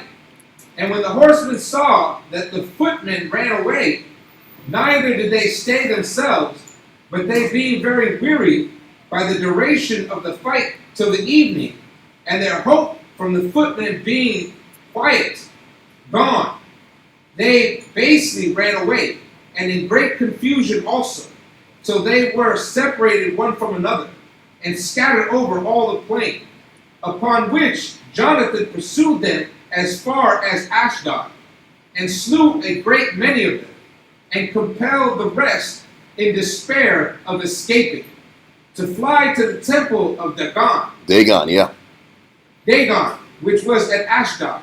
But Jonathan took the city of the first onset, and burnt it, and the villages about it. Nor did he abstain from the temple of Dagon itself. So he killed everybody in the plain, and they end up running to the temple of Dagon. He sits back here. They go to Ashdod and burn down the temple of Dagon and wipe out all the enemies that sat back here and challenged him in the first place. Okay, read on. But burnt it also, and destroyed those that had fled to it. Now the entire multitude of the enemies that fell in the battle and were consumed in the temple were 8,000. So 8,000 of 11,000 got wiped out. Now this is crazy. This is 8,000 men that had sworn allegiance to Alexander. So listen, this is making Alexander's case look even worse. Because Alexander's got to sit back and prep a battle to fight against who? Demetrius II. Well, he's losing 8,000 dudes like it's nothing. But just keep this in mind. So he's losing more fighters. Continue. When Jonathan therefore had overcome so great an army, he removed from Ashdod and came to Ashkelon. Let's go on the scriptures now. Let's keep it on par with the scriptures. Let's go now. I think is it verse 78 or 70? It's 78. Verse 78. We're going to read to 85. First Maccabee chapter 10 and verse 78. Then Jonathan followed after him to Azotus, where the armies joined battle, when Apollonius had left 1,000 horsemen in ambush. And Jonathan knew that there was an ambushment behind him, for they had compassed in his host, and cast darts at the people from morning till evening.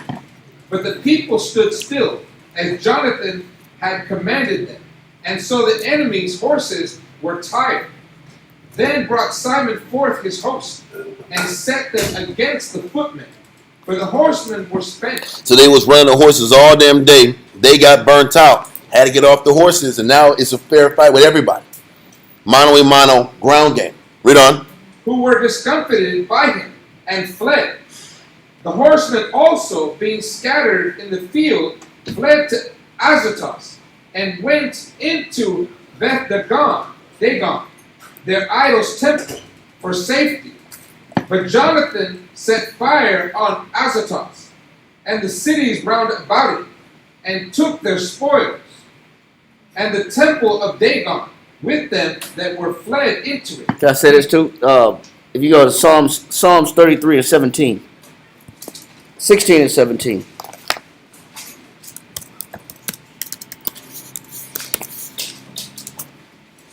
Because this is where that we've been seeing how Trump and Israel's got these expensive weapons. Yep. And they're putting their faith in these expensive weapons, and they're getting beat by some prehistoric balsam wood motorcycle, not even motorcycles, moped motors. They got them drones got moped motors, and they're made out of lightweight wood with bombs. Read this right here.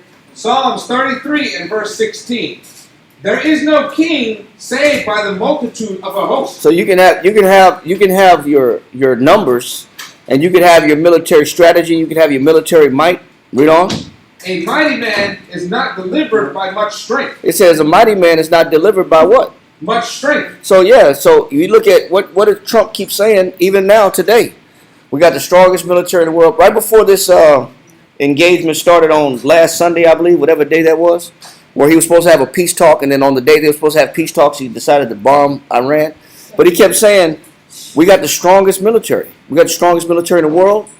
And if they don't do the regime change, we're gonna keep delivering our mission until the mission is complete. But where's his faith at? He said, we got the most advanced military. We got numbers. We got fancy rockets.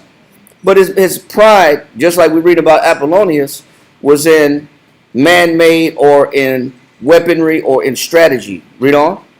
A horse is a vain thing. But what for safety. does the Bible say? A horse is a vain thing for safety. Well, remember, Apollonius, his strength and his faith was in his 2,000 horsemen. And what happened to those 2,000 horsemen? They got burnt out. They ran out of gas. And then they left him hanging and stranded, and then they left the men vulnerable. Because he said a horse is a what? A vain thing for safety. So yeah, so when you put your faith in material, you put your faith in material objects or in your strategy or your weaponry, it says you're actually putting your faith in something that's vain.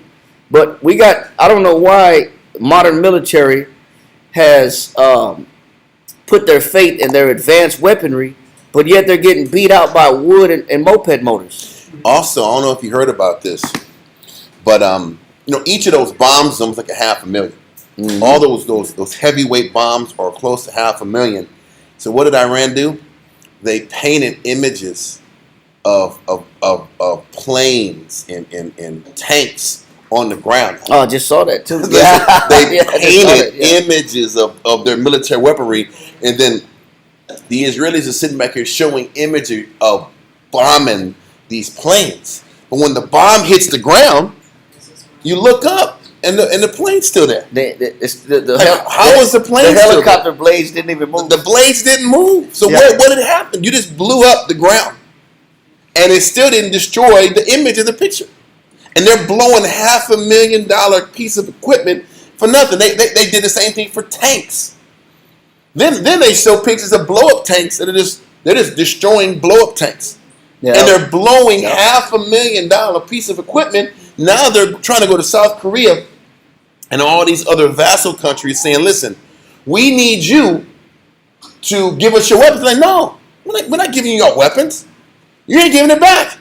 Because they're running low on munitions. They already gave 3/4 of their stuff all the way to the Ukraine. Yep. So they spent all this money and they're overextended, and they wouldn't have never thought.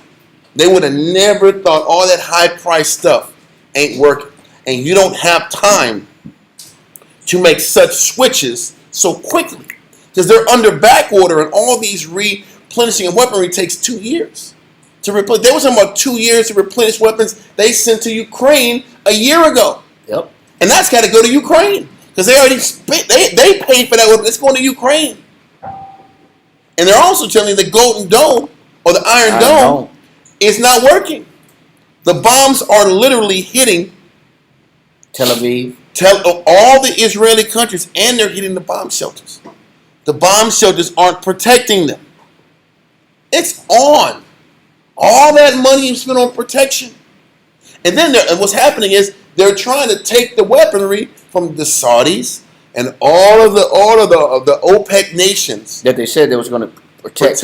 And they're like, how do you're not protecting us? They never were. They were pimping you. Yep. They were using you to maintain their power over the region. But the crazy thing is, like you said, you have all the horses in the world, the Most High is going to find a way to break you and stretch you too thin. Yep. What good is this amount of equipment if you can't replenish it in time? You got your faith in these animals. You got your faith in these weapons. Mm-hmm. Read on. Verse 17. A horse is a vain thing for safety.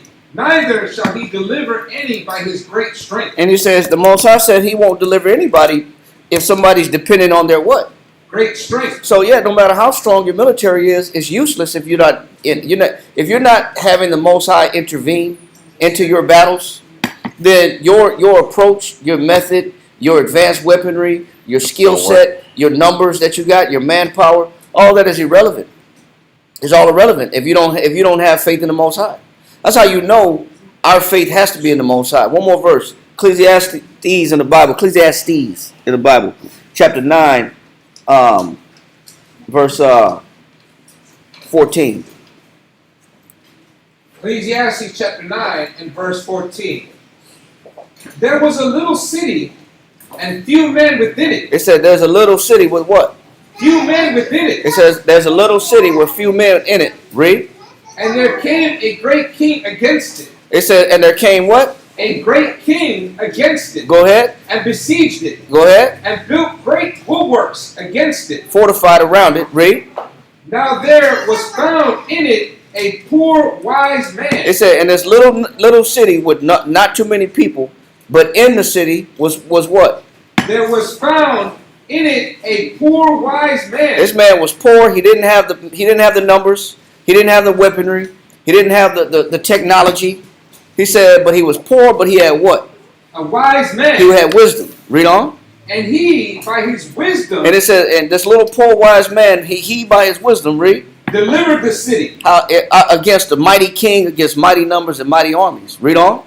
Yet no man remembered that same poor man. But how come nobody remembered the name of that same poor man?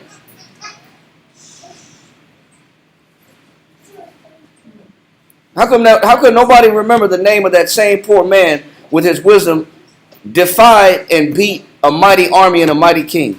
How come nobody remembered his name? You know why? Because it wasn't about him. It was about who? It was about the Most High. Yeah. It wasn't even about it. His name was irrelevant. Yep. That's why nobody remembered the poor man's name that delivered the city from a strong army. Because it doesn't matter. Because who's your faith got to be in? Yep. Your faith is not in you. That's all that matters. The lesson is, you don't get the glory if the Most High salvaged you. Who gets the glory? He does. He does. And that's how this man saved the city. Whether we remember his name in history is irrelevant. But the people lived, the people survived, the city survived, and the Most High got the glory. That's all that matters. And that's what matters in our situation. Yep. It don't matter if we get some glory out of being saved in these last days. It doesn't matter. Most High says he chooses the weak things of this world to confound the wise. Right. For a reason. Yeah. Finish that. And it said, then said I, wisdom is better than strength. Then he said what? Wisdom is better than strength. What's better than strength? Wisdom. What's better than a mighty military? Wisdom. What's better than all these fancy weapons? Wisdom Read on. is better than strength. Go ahead. Nevertheless, the poor man's wisdom is despised, and his words are not heard. You know why? Because people don't believe that just having faith in the Most High is sufficient. They don't believe it. That's why that man's name didn't matter, and neither his faith was ever exalted, because people think that that's too archaic. Yep. That's too old-fashioned. It's not modern enough. You're just praying. That's it. You just got prayers. You're gonna send up prayers. That's all y'all can do. People don't look at that as strength. Nope. People don't look at depending on the Most High as being valuable. That's why his wisdom was hated. But did it say his wisdom didn't work? It just said his wisdom and his method of saving the city is despised. Because people like to get glory behind their victories. Yes. And in our situation, guess what? We want glory. What? Glory in our victory? So that's the problem with the Jew. We're not going to get none. Sure ain't. Listen, you ain't going to get glory on who you counsel. Yeah. You ain't getting glory on that. You can sit back here and counsel a person 1,000 times. Then they'll come back and say, man, I talked to this brother, man, my mind is open, man. Now I understand. Another person to tell them the same thing you told them, and they get the credit for it. Yep. Why is that important to know? Because you know what it's not about if you're right, and it's not about your message. What should matter is if the message stuck. Because in all things, he reminds us we're nothing. And if we can stay in that space, we can keep growing. That's humility. Done. I'm so. That's it. No, that was it. Okay. So let's where are we at in 1 Maccabees 10? Verse 84. Let's read that. 1 Maccabees chapter 10 and verse 84. But Jonathan set fire to Azotus and the cities round about it, and took their spoil, and the temple of Dagon, and with them that were fled into it, and burned with fire. And he burned with fire. He burned with fire. He burned that Dagon temple and that city down. Read on. Thus they were burned and slain with the sword, well nigh 8,000 men. Hold that. Let's finish off paragraph 4. Line 101. When Jonathan therefore had overcome so great army, he removed from Ashdod and came to Ascalon. And when he had pitched his camp without the city, the people of Ascalon came out and met him, bringing him hospitable presents and honoring him. So he accepted of their kind intentions and returned thence to Jerusalem with a great deal of prey, which he brought thence when he conquered his enemies. But when Alexander heard that Apollonius, the general of his army, was beaten, he pretended to be glad of it. Hey, listen. Do you think Alexander was happy that he lost 8,000 men to this black guy in Jerusalem? Knowing he got to fight Demetrius, another army with mercenary soldiers that could take his empire over?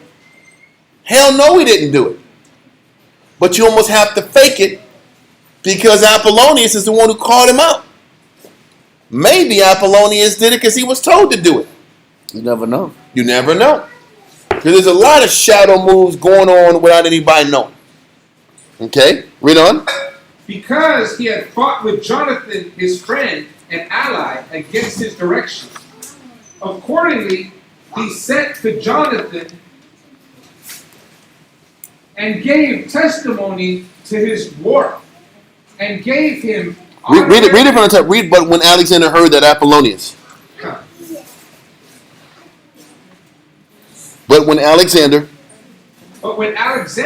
heard that Apollonius, the general of his army, was beaten, he pretended to be glad of it, because he had fought with Jonathan, his friend and ally, against his direction. Okay, so he didn't like it, but had to accept it because Apollonius was out of pocket. Read on. Accordingly, he sent to Jonathan and gave testimony to his work, and gave him honorary reward as a golden button. Esau loves giving you buttons and trinkets. And coins. And coins. Yeah. Ghana. Tokens of guys, don't touch it. Tokens of valiant activities and exploits. Mm-hmm. You know, in the military, you get a service ribbon. You know, you put on, you do something glorious. You know, you might get a bronze star or a silver medal or silver star or purple heart, or they always reward you with something. Esau loved to reward you if you do something fanciful in war. Done. So we got a go button. Keep going. Which it is the custom to give the king's kinsman, and allowed him Ekron and its toparchy for his own inheritance. So what he did is he gave Ekron, which is still one of the 5 cities of Philistia. All these cities, whether it's Joppa, Ashkelon, Jamnia, Ekron, these are 4 of the 5 of the major cities of the Philistine kingdom from the time of David and Saul and all those Philistines back then. So he gave Jonathan Ekron to do what he felt he wanted with it. So this was another great reward for Jonathan.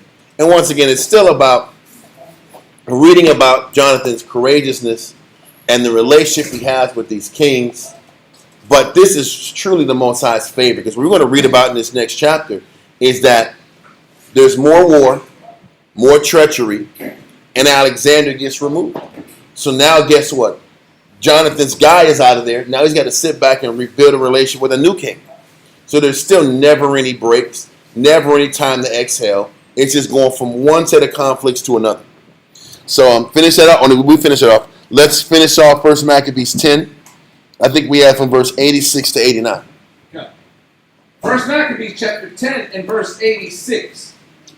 And from thence Jonathan removed his host and camped against Ascalon, where the men of the city came forth and met him with great pomp, After this returned Jonathan and his host unto Jerusalem, having many spoils. Now when the king Alexander heard these things, he honored Jonathan yet more, and sent him a buckle of gold, and as the use is to be given to such as are of the king's blood. So he got the really high honor as if he was of the king's blood, but we know he wasn't. Read on. He gave him also Acharoth, with the borders thereof in possession. Acheron or Ekron is just a spelling thing, whether it's Greek Acheron or Philistine or Tyrian, Zidonian Ekron. So he was given that victory and given those honors. Now we're going to go into chapter 11, and we're going to try to we're going to at least get to verse 19, I'm hoping, because I want to stop at that anyway. And I'm just going to this next story. Yeah, it's going to be the verse 19. What we're going to do is start off in Josephus, book 13, chapter 4, paragraph 5. So we can keep this thing going. Read that. Antiquities of the Jews, book 13, chapter 4, paragraph 5, line 103. About this time, it was that King Ptolemy, who was called Philometor, led an army, part by sea and part by land, and came to Syria to the assistance of Alexander, who was his son-in-law. So listen, now, obviously after Jonathan gets his praise and his accolades, there's still that oncoming war and that pressure that's coming from the Demetrius II guy. So this white on white crime is still going. So now these 8,000 men just got killed by the Hebrews. There's that power vacuum of leadership and warriors. So now Ptolemy Philometor comes in, who was the father-in-law to Alexander and his wife, which is his daughter. Now Philometor comes in and says, okay, I got to help my son-in-law out because they're about to lose. He's about to get killed and my daughter's going to get killed or taken. So I got to come in there and bring my soldiers and get to Syria and get to the Syrian lands to try to give him a hand in this upcoming war. So read it again from the top, paragraph 5. Paragraph 5, line 103. About this time, it was that King Ptolemy, who was called Philometor, led an army, part by sea and part by land, and came to Syria to the assistance of Alexander, who was his son-in-law. And accordingly, all the cities received him willingly, as Alexander had commanded them to do, and conducted him as far as Ashdod. So he was, when it says Syria, it's not talking about the country Syria east of Israel. It's talking about cold Syria. It's that region. So the first place he gets to with his navy, he gets to Ashdod. So they welcome him in because they were told to welcome him in, and everything's cool. Okay, initially. Read on. Where they all made loud complaints about the temple of Dagon. Of course, all the people of the region are going to complain that their temple of Dagon got burnt. But why did the temple of Dagon get burnt? It got burnt because Apollonius set that war up. Jonathan killed the men, pursued them all to that city in Ashdod, to that temple of Dagon. And he burned them up because they were running. They were hiding. So this is why the temple is burnt. But those nations which hate the Jews found a reason to complain and be mad. So now they're complaining to Ptolemy Philometor what these wicked Jews did. Read on. Where they all made loud complaints about the temple of Dagon, which was burnt, and accused Jonathan of having laid it waste, and destroyed the country adjoining with fire, and slain a great number of them. Ptolemy heard these accusations, but said nothing. Jonathan also went to meet Ptolemy as far as Joppa, and obtained from him hospitable presents, and those glorious in their kinds, with all the marks of honor. And when he had conducted him as far as the river called Eleutherus, he returned again to Jerusalem. Jonathan knew one of the key things to sit back and appease everybody is to give them presents. So Jonathan sat back here and gave this white man presents, had a conversation with him, and eased the tensions in the region. He said, hey, man, I'm going to tell you what happened, but here's this gold, man. Say thank you, man, for being a friend. I'm gonna give you this gold, make you smile, and let's talk turkey and tell you why I did what I did. So whatever happened, he talked with Ptolemy Philometor, and things got calmed down because Jonathan obviously had a talent in being able to talk and deal with diplomacy, and that was his gift. And the Most High allowed his gift to flourish during this time. Okay, so with that, we're going to jump to 1 Maccabees 11, verse 1 through 7. 1 Maccabees chapter 11 and verse 1. And the king of Egypt gathered together a great host, like the sand that lieth upon the seashore, and many ships, and went about through deceit to get Alexander's kingdom, and joined it to his own. So listen, as you read the Apocrypha and you read the Josephus, you're going to get like different takes on the motivations of these men. Here you're going to read about how Ptolemy Philometor sat back here and intended to take Alexander's kingdom from him and usurp it from him because of the bad reports that Alexander was getting that was coming to him. Other scenarios you're going to read about in the Josephus, you're going to read about treachery on Alexander's side and how Alexander sat back here and did some stuff he shouldn't have did. And that was anti what Ptolemy was trying to do. So you're going to read different perspectives of treachery and Edomite crime and espionage. But this is what Esau does anyway. Okay? So They're both guilty. they're both guilty, and they're both sitting back here trying to fight and look for an advantage towards one another. So let's continue in verse 2. Verse 2. Whereupon he took a journey into Syria in peaceable manner. Cold Syria. He went to cold Syria in a peaceful manner. Read on. So as they of the cities opened unto him and met him, for King Alexander had commanded them so to do, because he was his father-in-law. So Alexander allowed him to go to the territory with no problems, because because Ptolemy Philometor has his daughter with him, and they're cool. In chapter 10, there was nothing but peace amongst these two people, so there's no reason for there to be an issue now. Read on. Now, as Ptolemy entered into the cities, he set in every one of them a garrison of soldiers to keep it. Now that sounds kind of shady. Why would you come here if it was about peace? If you're going to bring soldiers into all of these Philistine cities to control these areas? That means you're sitting your military in there, and they're taking control of the military that's already there. That's pro-Alexander. So it looks like a coup's being set up. Read on. And when he came near to Azotus, they showed him the temple of Dagon that was burnt, and Azotus and the suburbs thereof that were destroyed, and the bodies that were cast abroad, and them that he had burnt in the battle, for they had made heaps of them by the way where he should pass. Okay. Also they told the king whatsoever Jonathan had done, to the intent he might blame him. But the king held his peace.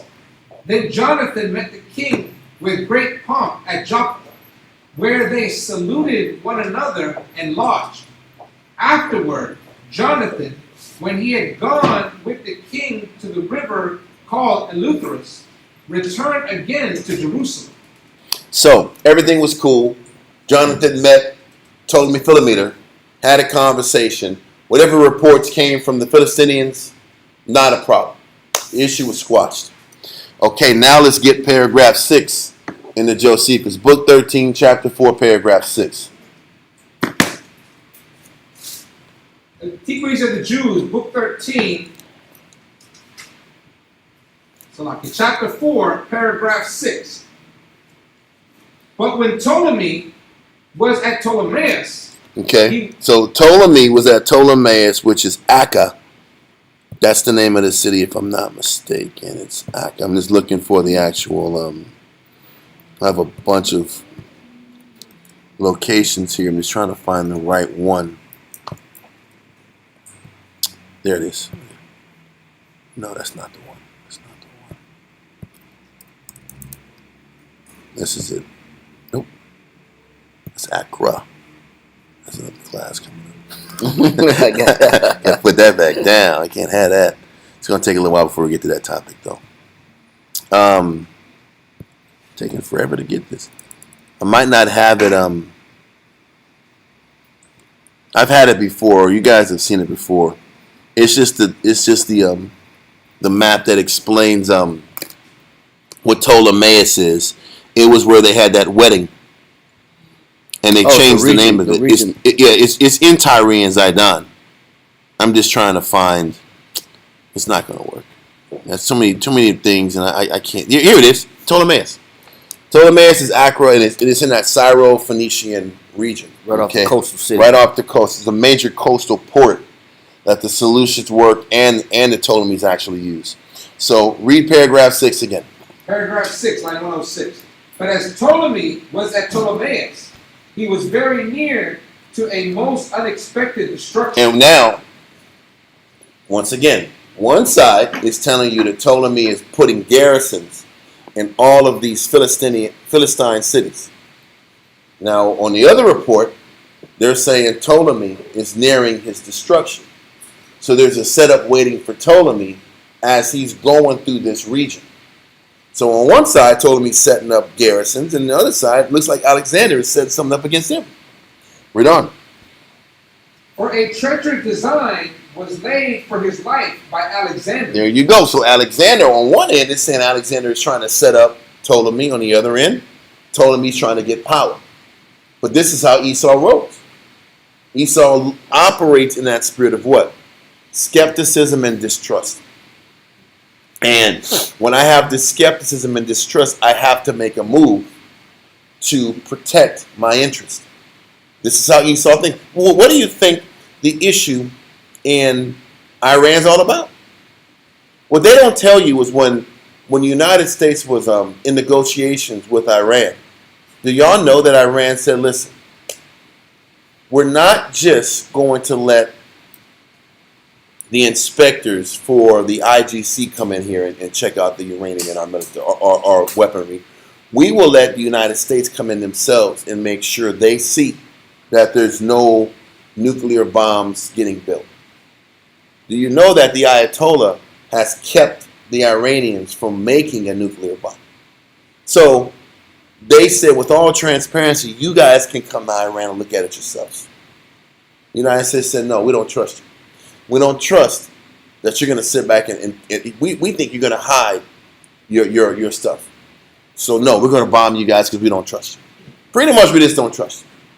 And because of my skepticism and my fear that you're going to be upright with us and our desire is to take the region, we're going to take the region because it's not about trust. It's not about relationship building. It's not about working on mutually having a beneficial relationship between sovereign nations. It's like, no, I don't trust you. I want what you got. There's a bigger, more sinister plan at play.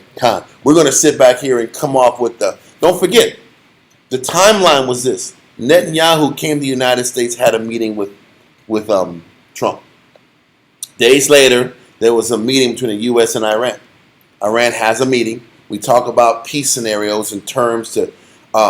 So that Iran is in full disclosure with what's going on in Iran, and then within days of the literal meeting, you bomb them, and this happened twice in a row. Yep. As we're having a meeting, we're bombing. Did you know that in the middle of them talking with Russia, in the middle of talking to Putin, they're bombing Putin? Did y'all know that? They were bombing Putin in the middle of him on the phone with Trump. If that isn't left-handed and devious, and then they say, "Oh, we didn't know anything about this. That was just Zelensky and Ukraine. We don't know anything about this. Are you serious? Are you who the one is giving Ukraine the intel about where they think the Russians are? Who is actually has the knowledge of the use of these long-range weapons? You think it's us? No. You think it's Russia? Or Ukraine? They don't even have to take the people to man those weapons. The long-range weapons. The drones. It's crazy, huh? I'm just using present day scenarios to explain that Esau don't trust people now. They didn't trust one another back then. It wasn't about, okay, if they show me this, then we'll make a move. No, we got to preempt you. We got to beat you to the punch. We don't trust you anyway. So obviously, Ptolemy Philometor don't trust Alexander, and Alexander don't trust Ptolemy, even though they're sitting back here giving away their daughters in marriage and smiling and taking pictures. Yeah. There's no trust. This is how the white man rolls. How many treaties did Esau break up with the natives? Will sit you down and put it on paper and then renege it afterwards because they don't trust. Yep. And you have to understand that when Esau, there's no trust and there's no rules. For them, you have to abide by these rules, but we're not going to abide by these rules. This is what it is. So anyway, this is what's happening as we're reading this story. So read on. For a treacherous design was laid for his life by Alexander, by the means of Ammonius, who was his friend. And as for the treachery was very plain, Ptolemy wrote to Alexander and required of him that he should bring Ammonius to condign punishment. So he's saying, listen, whatever this guy Ammonius did, Ammonius tried to take out Ptolemy Philometor. So like, what's up with this dude? Whatever investigation happened, they found out that Ammonius tried to kill Ptolemy Philometor. So Ptolemy sits back and writes a letter to Alexander saying, listen, bro, I quote unquote came down here to help you because you're about to go to war with Demetrius. And you're trying to kill me? Or he didn't say that. He says, listen, Ammonius tried to kill me. Send him back down here so we can deal with him in judgment. Because he didn't even sit back here, at least in the writing, he didn't put two and two together and say that Ammonius was cool with Alexander. He just said, I don't know what's going on, but this Asmonia guy has to get dealt with. Read on. Informing him what snares had been laid for him by Ammonius, and desired that he might be accordingly punished for it. But when Alexander did not comply with his demands. So listen, so Alexander said no. He didn't respond to him. So what is it? What do you think Ptolemy Philometor should do? If he didn't write me back, he must be with him. It was a hit. It was a hit, and it didn't go the way it was supposed to go. So if I sit back here and send Ammonius going to say, he sent me to you. So he has to sit back here and not send Ammonius down. Read on. But when Alexander did not comply with his demands, he perceived that it was he himself who had laid the design. He said Alexander came and tried to wipe me out. Read on. And was very angry at him. Hell yeah. Read on. Alexander had also formerly been on very ill terms with the people of Antioch. So at the same time that he tried to assassinate, Alexander at least, tried to assassinate Ptolemy Philometor, Alexander was having bad relationships with the leadership in Antioch. Obviously, there was political uprisings going on. And you had who? You had this guy in the wings, Demetrius II, that was in Cilicia, which is southwest of Antioch, waiting in the wings, applying pressure to Alexander. Now, this is where Khan. Yes, so pretty much you got these paranoid Edomites. Alexander's losing control at Antioch. His rival, Demetrius II, is in a couple cities down. And then you got what? And then you have Ptolemy Philometor. Doesn't really like Alexander anymore. And from one perspective, he's trying to get control of cold Syrian region. He already was cool with Jonathan. Mm-hmm. So he's making moves on Alexander. Alexander's making moves on him. This is Edomite politics. This is how Esau deals with each other. There's no trust. There's no respect. It's just, I'm going to take you out as soon as I get a chance.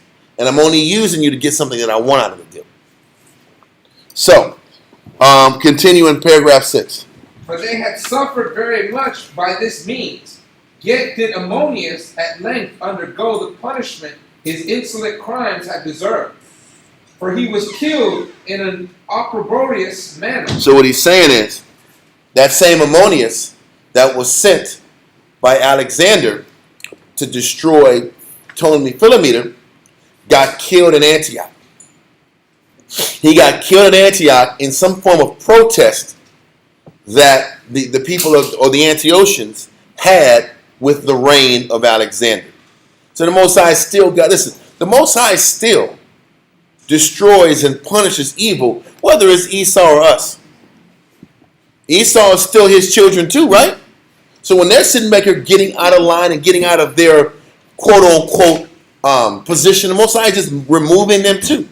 You want to be treacherous? I'm going to let this treachery go to a certain point, and I'm going to take you out. You want to be treacherous? I'm going to let that treachery go to a certain point and take you out. If you as an Edomite operate with some kind of honor, I'll let you roll. Because didn't he let the Roman Empire, Roman Emperor,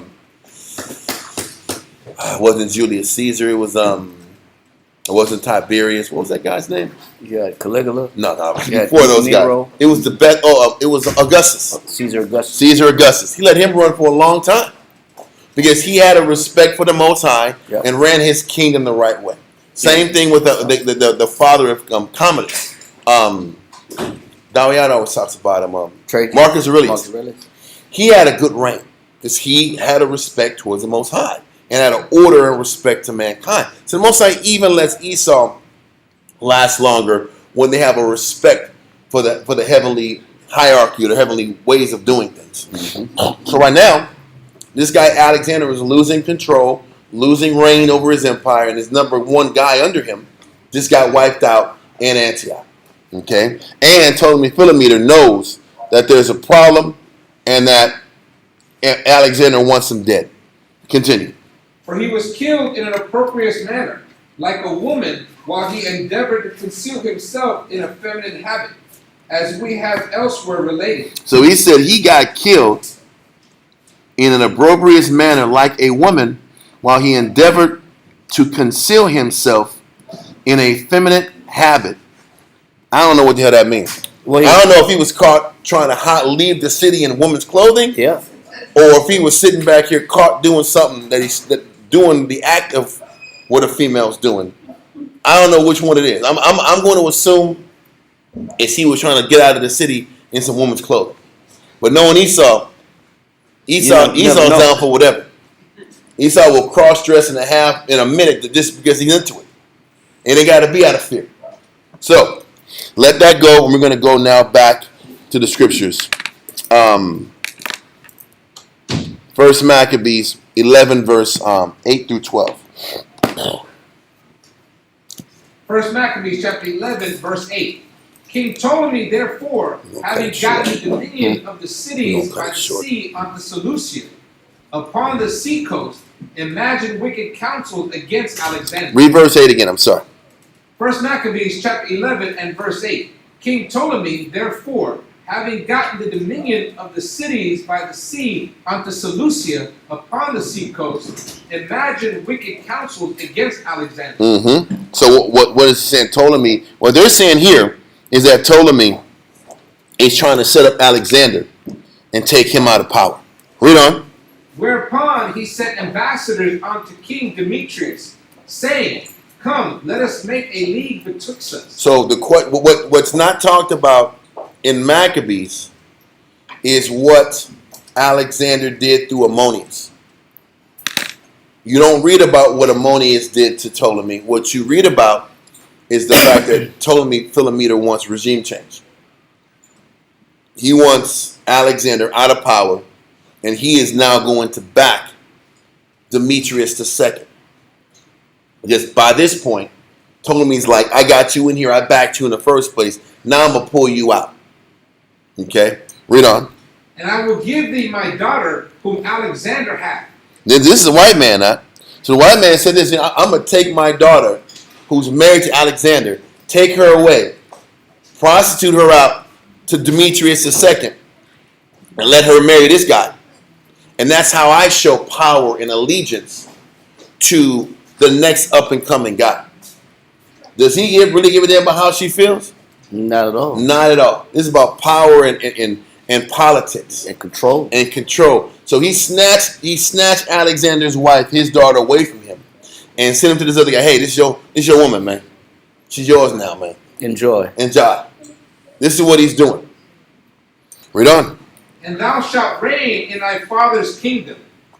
For I repent that I gave my daughter unto it. For he sought to slay So me. now it says it right here. It says, it doesn't go into detail about Ammonius. But what he's saying is, because this guy tried to kill me, I'm going to take him out and get my daughter back. This is Ptolemy Philometor's move. Read on. Thus did he slander him, because he was desirous of his kingdom. Wherefore he took his daughter. No, hold on. What verse are we at? I had just read 10, started 11. Okay. Give me verse 11, and we're going to go to verse 12 and stop. First Maccabees chapter 11, verse 11. Thus did he slander him, because he was desirous of his kingdom. So what they're saying is, now Ptolemy Philometor is slandering Alexander. Because deep down he wants control of the region. But he wants control of the region through what? Through proxy. Because this is how Esau controls the world and can establish plausible deniability. So they're saying, hey, they can say, hey, there's free and democratic elections in all these countries. But really, we're putting puppet leaders into these countries and wiping out the legitimate ones. This is what they did in Iran. There's a guy named Mohammed Mossadegh in the 50s that said, you know what? We're tired of Britain robbing us for our oil. So we're going to sit back and nationalize our oil so our country can sustain itself. What did they do? They backed the guy that ended up being the Shah of Iran and let him, with the money and finances and weaponry, kill Mohammed Mossadegh, remove him out of power. And then they said, hey, you know what? Mossadegh got killed. The Shah is in power, and we back the Shah. But they didn't disclose that their goons are the ones who are behind the financing of this guy. This is what happens all the time. There's a guy named Patrice Lumumba in the Congo who sat back here and wanted to sustain the sovereignty of their country, and they hired or they backed this other Hamite African guy, killed him, and removed him out of power because he wanted to nationalize his country. The other guy did what he was told. And Patrice Lumumba, Belgium disposed of his body after the British captured him, Mm-hmm. and they dissolved his body in acid. Yep. And they did him dirty, man. They did him real dirty. They completely dissolved his body in acid after they captured him. No formal burial, nothing. Nothing. But they do that. But if you look at it from the outside, oh, that's just African wars. That's these guys can't get it together.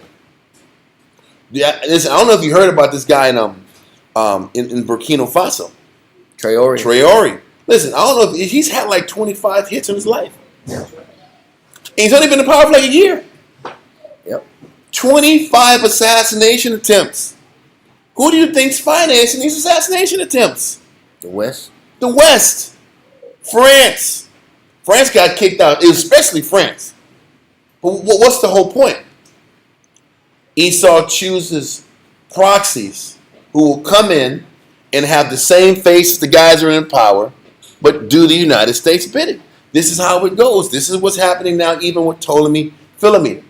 Because Ptolemy Philometor, on paper, can't take over both reigns, both regions. He will sit back here and anger the Romans by doing that. But what's the next best thing? If I can't take over Antioch, I can at least put my guy in Antioch and get kickbacks and financial breaks and business deals. So it's like I'm really there anyway. This is what Esau understood a long time ago. This is why Taiwan is in the United States back pocket. South Korea is in the U.S. back pocket. All of those, what people don't understand is ISIS, the Taliban. What's the other groups? ISIS, Taliban. There's another one. Start with A. A. Let's get these. There's so many different rebel extremist groups that are Muslim. They're all backed and financed by the Mossad, CIA, and MI6. And that had been happening since the late or the early 1900s. The British taught the United States everything they learned. You want to create this instability? Pay for these these groups to sit back and keep causing problems. Rebel group. Yes, there's a group of Chinese called the Uyghurs, and all of a sudden there's this push for the Uyghurs to gain independence in China, but they're an extremist group, and they're the ones who are responsible for creating acts of treason and anarchy in China. Who's doing that? That's the white man paying these Uyghurs to sit back here and be niggers. And sit back and destroy the region. Chinese niggers. That's the truth. They're called the Uyghurs. And there's all these just writings about how they deserve sovereignty. But they're getting backed to cause chaos in China. What they're talking about doing in Iran is to send ISIS and the Taliban into Iran to fight the Iranians. I don't know if you heard that. There's literally ISIS and Taliban guys online saying, we back Israel. Like, what the hell? Why would you back Israel? I saw with my own eyes. Why would you back Israel? Because obviously Israel put them in power. Thank you. They're the ones paying their bills. And the president of Syria, he was on the top 10 hit list, had a $10 million bounty on his head, and he's the president of Syria. All he did is put a white man suit on and gave him a fade. And now he's the president of Syria, and you're doing business with him? What the hell is going on here? What it lets you know is these extremist groups were backed by the West to destabilize the region. This is what they do. And this is what's happening now. There's always a shadow Edomite with power that's backing these groups that are destabilizing these countries. And all they say is, oh man, they can't run their country the right way. What are you talking about? Yep. Oh, and then what Russia would do, they'll kick out these people and they say Russia's a dictatorship because they get rid of all the freedom of speech. But the freedom of speech is laced with terrorist groups coming in here, destroying your country from within. So you see how they'll say, oh, Russia and China, they don't allow free speech.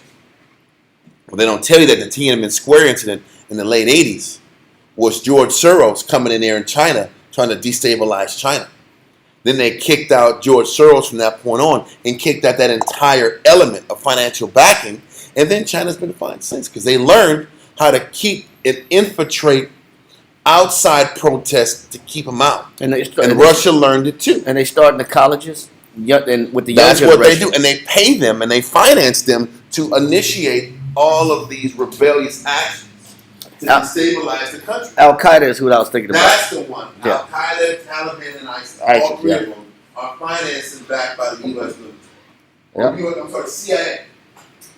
No, it's a lot. It's not CIA. It's Most- USAID. It's Yeah, all those NGOs, NGOs. non-governmental organizations. USAID, and some for democracy. The National Endowment for Democracy. Yes. Yeah. National, the NED. That's Yep. what I was going to say. Yeah. So all this is, the scriptures say things written aforetime is written for our learning. Because the Most High just shows you the nature of man. Man hasn't changed, and his movements haven't changed. For him to operate in shadow, deceitful, devious works, to shape, to say, let's make a peace deal. Give me that scripture, Thawam. Though he say peace.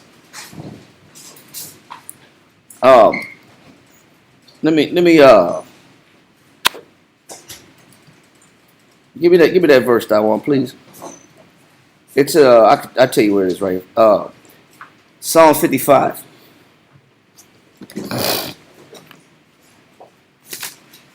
Psalm 55, and let's get verse 20. Hold on, let me see.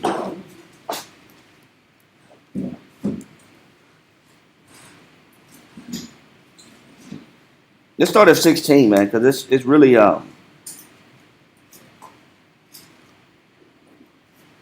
start at 55 and 16. Psalm 55 and verse 16.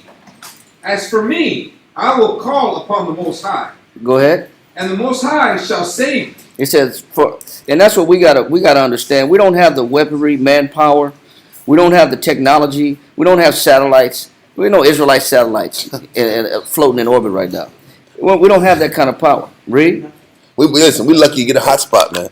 Yeah. We lucky to get a Jew hot spot. Jew hotspot running class. Yeah, listen, it was a Jew hot spot on Wednesday. That's why it was so choppy. Yeah. That was a hot spot. That was T-Mobile running the class off. That was the Jew link right there. Yeah. Not Starlink, Jew link. Jew link, yeah. Trash link was really what it was. Read. Evening and morning and at noon will I pray. It said, how often is David praying? Evening and morning and at noon. He said evening, morning, and at noon. David said, I got to lean on the Most High 3 times a day. Evening, morning, and at noon. That's how dependent we got to be on the Lord. We can't match weapon for weapon, arm for arm, muscle for muscle with Esau. Read on. Will I pray and cry aloud, Go ahead. and he shall hear my voice. Go ahead. He hath delivered my soul in peace from the battle that was against me. Go ahead. For there were many with me. The Most High shall hear and afflict them, even he that abideth of old, Salah, because they have no changes. Therefore, It says they have what? they have no He changes. said Esau has not done what? Change. He said Esau has not changed. Esau is the same guy. His actions are the same. His behavior is the same. It's going to explain his nature hasn't changed.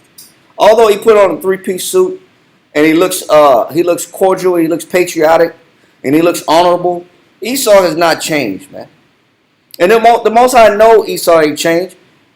Just to prove that, go to Hebrews chapter 12 real quick, and then come right back to this. Go to Hebrews chapter 12, verse 16.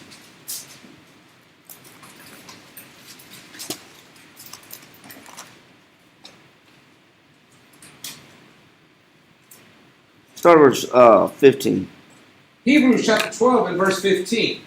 Looking diligently, lest any man fail of the grace of the Most High. Read. Lest any root of bitterness. It said any root of what? Bitterness. Do what? Springing up trouble you, Go ahead. and thereby many be defiled. It said the same root of bitterness that was in Esau back then is in him today. That root of bitterness was never taken away. It was never removed. Read. Lest there be any fornicator or profane person as Esau. As who? As Esau. The Most High considered this man a fornicator and profane, vile and wicked, disgusting. Read on. Repulsive. Read. Who for one morsel of meat sold his birthright. Because he doesn't have any piety or reverence to things godly. Read on. For ye know how that afterward. It says, for you know how that afterward, after the birthright was sold, read. When he would have inherited the blessing. It says if he would have stayed, if he would have had any reverence or any respect to what the Most High had given him, he would have never sold it in the first place. Read on. When he would have inherited the blessing, he was rejected. He said the Most High did what? He was rejected. Why did the Most High reject Esau after he sold the blessing? Read on. For he found no place of repentance. What is the definition of repentance? Change. What did the Most High not see in Esau? Change. What this is why Esau's nature has not changed. The Most High has, because he said that's what makes him profane. This man has never changed his heart. Yep. He's never changed the way he feel about when he has an evil eye against you. He will smile in your face. He will smile and try to come to terms with peace treaty deals. But inwardly he has not changed. Because he's always afraid of losing power. Yep. And what Esau is the king of doing is, all people do this. We always project. We always say we always say people are doing what we're doing. Yeah. Well, listen. They got weapons of mass destruction. Because they're planning on taking us over. Why are you always thinking somebody's trying to take you over? Because you're always trying to take somebody over. Right. So you're projecting. That's what Esau does. That's what all of us do. Or cheaters. Yeah. You're cheating on me. Yeah. But at the end of the show, Yeah. we always find who the cheater is. Exactly. Because you're projecting. Yeah. It's normal. And that's on a low level. Jake. That's low level Esau's trying to take Yeah. over the world. Thinks everybody's trying to take over the world from them. Anyway, I'm sorry. Yeah. Keep going with your point. Read. Though he sought it carefully with tears. So he said even though he cried, but the tears are fake. Wait, Hebrews 12? Yeah, we're in Hebrews 12. Yeah, yeah. But we're just going here to show that there's no repentance in Esau's heart. There's no change in his heart. Nope. Now go back to Psalm 55. 17. Yep. Psalms 55 and 17. Even at morning and at noon will I pray and cry aloud, and he shall hear my voice. He hath delivered my soul in peace from the battle that was against me. Read. For there were many with me. The Most High shall hear and afflict them. He said, the Most High shall hear and afflict him. Why would the Most High afflict him? Read. Even he that abideth of old. Go ahead. Selah, because they have no changes. Who is the person that has been abiding from old that has never changed? Esau. Esau. He's been the same way since the beginning of time. Yep. He's the same way. His methods are the same. His politics are the same. Yep. His goals are the same. And the Most High is giving him time to repent, but he don't want to do it. He don't want to do it. He's the same guy of old the whole time. Read on. The thief cometh not, but to what? Steal, kill, and destroy. There you go. Read. Therefore they fear not the Most High. And because Esau don't fear what? The Most High. No, what does he respect? Weapons and technology. Money, power. Money, power, respect. Read on. He hath put forth his hands against such as be at peace with him. What does Esau do?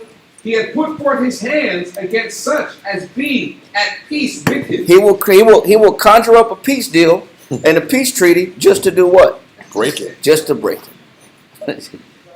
He'll write one up. He'll write a contract up, a peace contract up. Here's his paperwork. Yeah, I got paperwork. I just need you to sign it. Read over it and sign it. While we still keep plotting to break it. Yeah. Because that's what we're going to do. Still. We're going to break it. Sign this peace agreement that we're gonna abide by. That we're not going to abide. really. We're not going to really abide by. Yeah, right. While we got shadow elements and hitmen waiting in the cut. Yeah. Read. He hath broken his covenant. Go ahead. The words of his mouth were smoother than butter. He always talking peace. Talking about let's go to the UN, let's discuss it and have these meetings, and let's fly out and meet at a designated location, and we'll discuss terms of agreement. Read on. But war was in his heart. What's always in Esau's heart? But war was in his heart. That's why this man ain't changed. He's doing the same thing that he's been doing from the beginning of time. No repentance. He has no reverence toward the Most High, God. And he's always breaking his promises. And that's why whether it was the Native Americans or even with them amongst their own selves, they operate the same way. Treacherously. Treacherous. Listen, people don't listen. Think about the Civil War. Why did the Civil War happen? People want to just have a plan. It was the South versus the North. That's all they want to say. What they don't realize is that the South was backing. I mean, the British Empire was funding the South and was trying to convince the South not to do business with the North, and was trying to convince. They were trying to buy all of the South's products to send to Britain and to cut out the North. And the North said, hell no, y'all ain't going to do this. But what they were doing is the British kept funding and financing the South and cutting the legs of the North off, creating a split. That's why there was eventual war in civil war amongst in the United States. And what they don't tell you is that the British, in the middle of the war, was in Canada waiting to take over the United States, and the French were in Mexico waiting for the North to fall. Because if the North would have fell, France from the South would have took over the United States, and they would have split it up with the British up north. They don't tell you that. They just tell you on a very simplistic level that it was just the United States versus their own brother against brother. Now realize this was a geopolitical move to destroy the United States. Don't forget, the British tried to destroy the United States 3 separate wars. The first war was what? War of Independence. Second war was what? The Civil War. No. Civil War was in the 1860s, right? Yeah. It was 60s, right? Yeah, if I'm not mistaken. So no, it was the War of Independence. 1776. Then it was the War of 1812. That was the British trying to take out the United States. Then it was a civil war. It was 3 wars that were set up to break the United States. So that's brother against brother. But it wasn't just the United States. It was the British trying to retake the place over. Because during those same times, Britain and France were being broken from their wars. And they needed the finances to get their country back up. And they were trying to come back and take out the United States so they can reestablish themselves in Europe. This has been about Edomites fighting each other from the beginning. It doesn't stop. You don't think this is about Esau fighting Russia and taking out Russia? But they know they can't take out Russia until they take out China. That's why they're taking out China. It ain't, listen, Iran is just a linchpin in the greater scheme of things. The same thing with Venezuela. They're like, Europe, you guys, we can't carry y'all so much. You guys got to step the hell up and occupy Russia while we're taking out China economically. And Putin just said a day or two ago, he said he's ready to go to war with Europe. Well, that's the stage is being set. They're setting the stage up with Europe versus Russia. And while that's happening, we have to take away China and Russia's bond. Books were written about that in the late 90s. Saying we have to sit back here and break the Sino-Russo connection. This is what's been happening from the beginning. This is why, even earlier than this is why the United States, during Nixon's administration, started doing business with China. During, they always said that Nixon's domestic policies were horrible, but his foreign policies were great. Who was his Secretary of State? Henry Kissinger. And they were trying to sit back here and break Russia by doing business deals with China. And the more they did business deals with China, Russia and China started splitting. Because that was at the time where Russia was giving China bad economic deals. So China was starving, and they took the United States deals. They severed Russia from China. And then before you know it, within 20 years, Russia fell. They sat back here and backed the Afghanistanis. Those same damn Afghanistanis who were sitting back here giving them problems later, they funded them, the Mujahideen, they funded them to sit back here and put Russia in this economic war this war that was going to break them economically. All these things happened in history to break Russia and to break communism. All of it was Edomites against Edomites fighting each other. So even now they're fighting these Iranians. It ain't about Iran.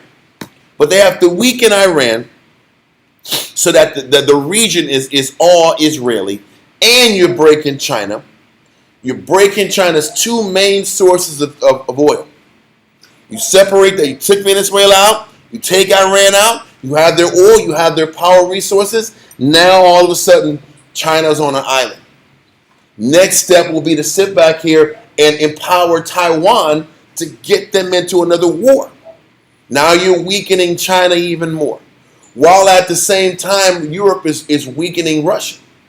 This is what the game plan is. It's all about just doing whatever you can to break these nations so that one Edomite prevails. And that's why Daniel's 11 was so important. It showed you that Edomites were going to kill one another for superiority. And it didn't matter how many Jews or people had to die and were collateral damage. It's the same thing now. And eventually, it's going to end up in thermonuclear destruction. Which they're saying right now that if Iran bombs that southern area of Israel, Dimona, where they carry their nuclear, that's where Israel runs their nuclear power plants. They got nuclear bombs there. They do nuclear testing. They said the fallout, if they hit Dimona, and we know that a lot of Israelites went to Dimona, or they went to Israel and they were placed in Dimona in the 70s. But the worst land ever. The worst land. It's radioactive. Irradiated land. But they said if Iran's bombs hit Dimona, it will cause a fallout that will make the water of Israel and some of the border of Jordan and some of the border of Egypt unusable. Yep. Because the radiation, the radioactive fallout, the particles will destroy the water. The water table will be no good. The land will be no good. And you would have to evacuate majority of Israel, part of the border of Jordan, and part of the border of Egypt. And this is, anyway. That's Revelations right there. That's what I was going to say. All the verse talking about the water being destroyed and all the animals in the water being destroyed and the sun being darkened. These are examples of thermonuclear destruction. Fallout. And how, I was going to go into Kennedy and why Kennedy got killed, but that's another story. Kennedy got killed because they were trying to sit back here and eliminate the nuclear testing in Dimona. He was trying to nix that deal. He was trying to nix them from doing it. Then you look up, he was trying to nix that deal and nix AIPAC back in the 60s. And then you look up and he's dead. By a CIA guy, by his driver. Because if you see the real film, the driver has his right hand on the steering wheel and does this. Bop, bop. Bop, bop. That's what you see. Bop, bop. It wasn't some dude who sat back here and took 3 shots in 10 seconds, man. From a shotgun from as far away as he was. It wasn't that way. It was right here. Boop, boop, boop. And everybody who saw it got killed. They got another set of films right now that are out that are supposed to be better than the Sabruder films that was ran by a guy who, it was operated by a guy who ran a VCR or television repair store. Yeah. And they say his cameras are more evident than the Zabruder films. And the family is trying to get the film back because the film was donated to the FBI for investigation, and it never came back. They said, we're going to keep this thing right here, sir. Came back. Thanks. The family is suing right now to try to get the film back. Of course.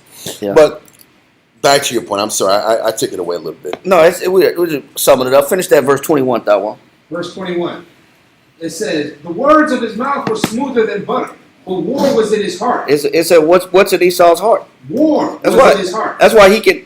That's why simultaneously, the same day he can have a peace agreement, he could be bombing you in your backyard. Because this is just a show. The peace agreement is just for show. Yep. And they think America's so stupid. This is the second time in like 7 months they did the same game. We're going to play like we're trying to do peace, but we're setting up the murder show 2 weeks before we had this meeting. It was already. This is crazy. And they already had it set up. It was done. Man, it's really bad. It's really bad. And the Most High is really opening all this up so everybody can see how wicked this place is. And with all the military might and horses, it still ain't working. Because all their weapons is, listen, all you're doing is blowing up buildings, topical buildings. All the weapons in Iran are underground. Yep. They sat back and sent ballistic missiles 7 months ago, and all the bombs didn't get destroyed. The 12-day war? It did nothing. Nothing changed. All the weapons was underground. So what you do? You did nothing. It's the same thing with remember that operation something to fight the Houthis. There was literally a war against the Houthis and it stopped. Nobody talked about it anymore. What happened to them fighting the Houthis? The Houthis are still bombing boats, bombing shipping. It's still happening. But what can you do to a country that has everything underground? You can't do nothing unless you get boots on ground. They pop out on you. And then they get boots on ground. Then what you gonna do? It says that they hit the mouth of the caves, or the opening of the caves, and then they bomb them, and then a couple of days later, bombs will come out of those same areas that they bombed. They'll remove the debris, and then bombs will come out, shoot off, and then go back in. Yeah, it's not going to work. All that money in the world, all those resources, all the money printing isn't solving the problem. It's like the Vietnam War when the Vietnamese had tunnels underground. Yep. You can't beat them and they pop up on you, shoot you. All you can do is napalm them all damn day long, and that didn't solve nothing. Didn't solve nothing, unless you go put somebody in the hole in the tunnel. Who want to do that? Yeah. Shit, man. You stuck. Once you in there, you can't go. How fast you gonna crawl backwards? It was a setup in there too. I know. Anyway, that's it, man. So this is Esau now and in the past. It's the same thing. Now we're on a straight up regime change operation between Ptolemy Philometor and Alexander. Ptolemy feels that Alexander set him up with the guy Ammonius. Alexander feels that Ptolemy Philometor is setting him up. It's still distrust and hatred amongst these people that were literally, quote unquote, family just a few weeks / years ago. But this is Esau. With Esau, you're never going to get one to trust the other. Forget Israel trusting us. That ain't going to happen. They don't even trust their own kind. Yep. They don't trust their own people. How about Mossad, the top CIA in the world, spies on the U.S. all the time and steals their secrets? They do. Did you not? I don't know if you knew, but when Bill Clinton was in office, they were wiretapping all of his phones and tapping everything he was saying. They brought a gift in the White House, and it was a little secret recording device. Well, it was that, and Mossad literally had infiltrated whatever company they had, and their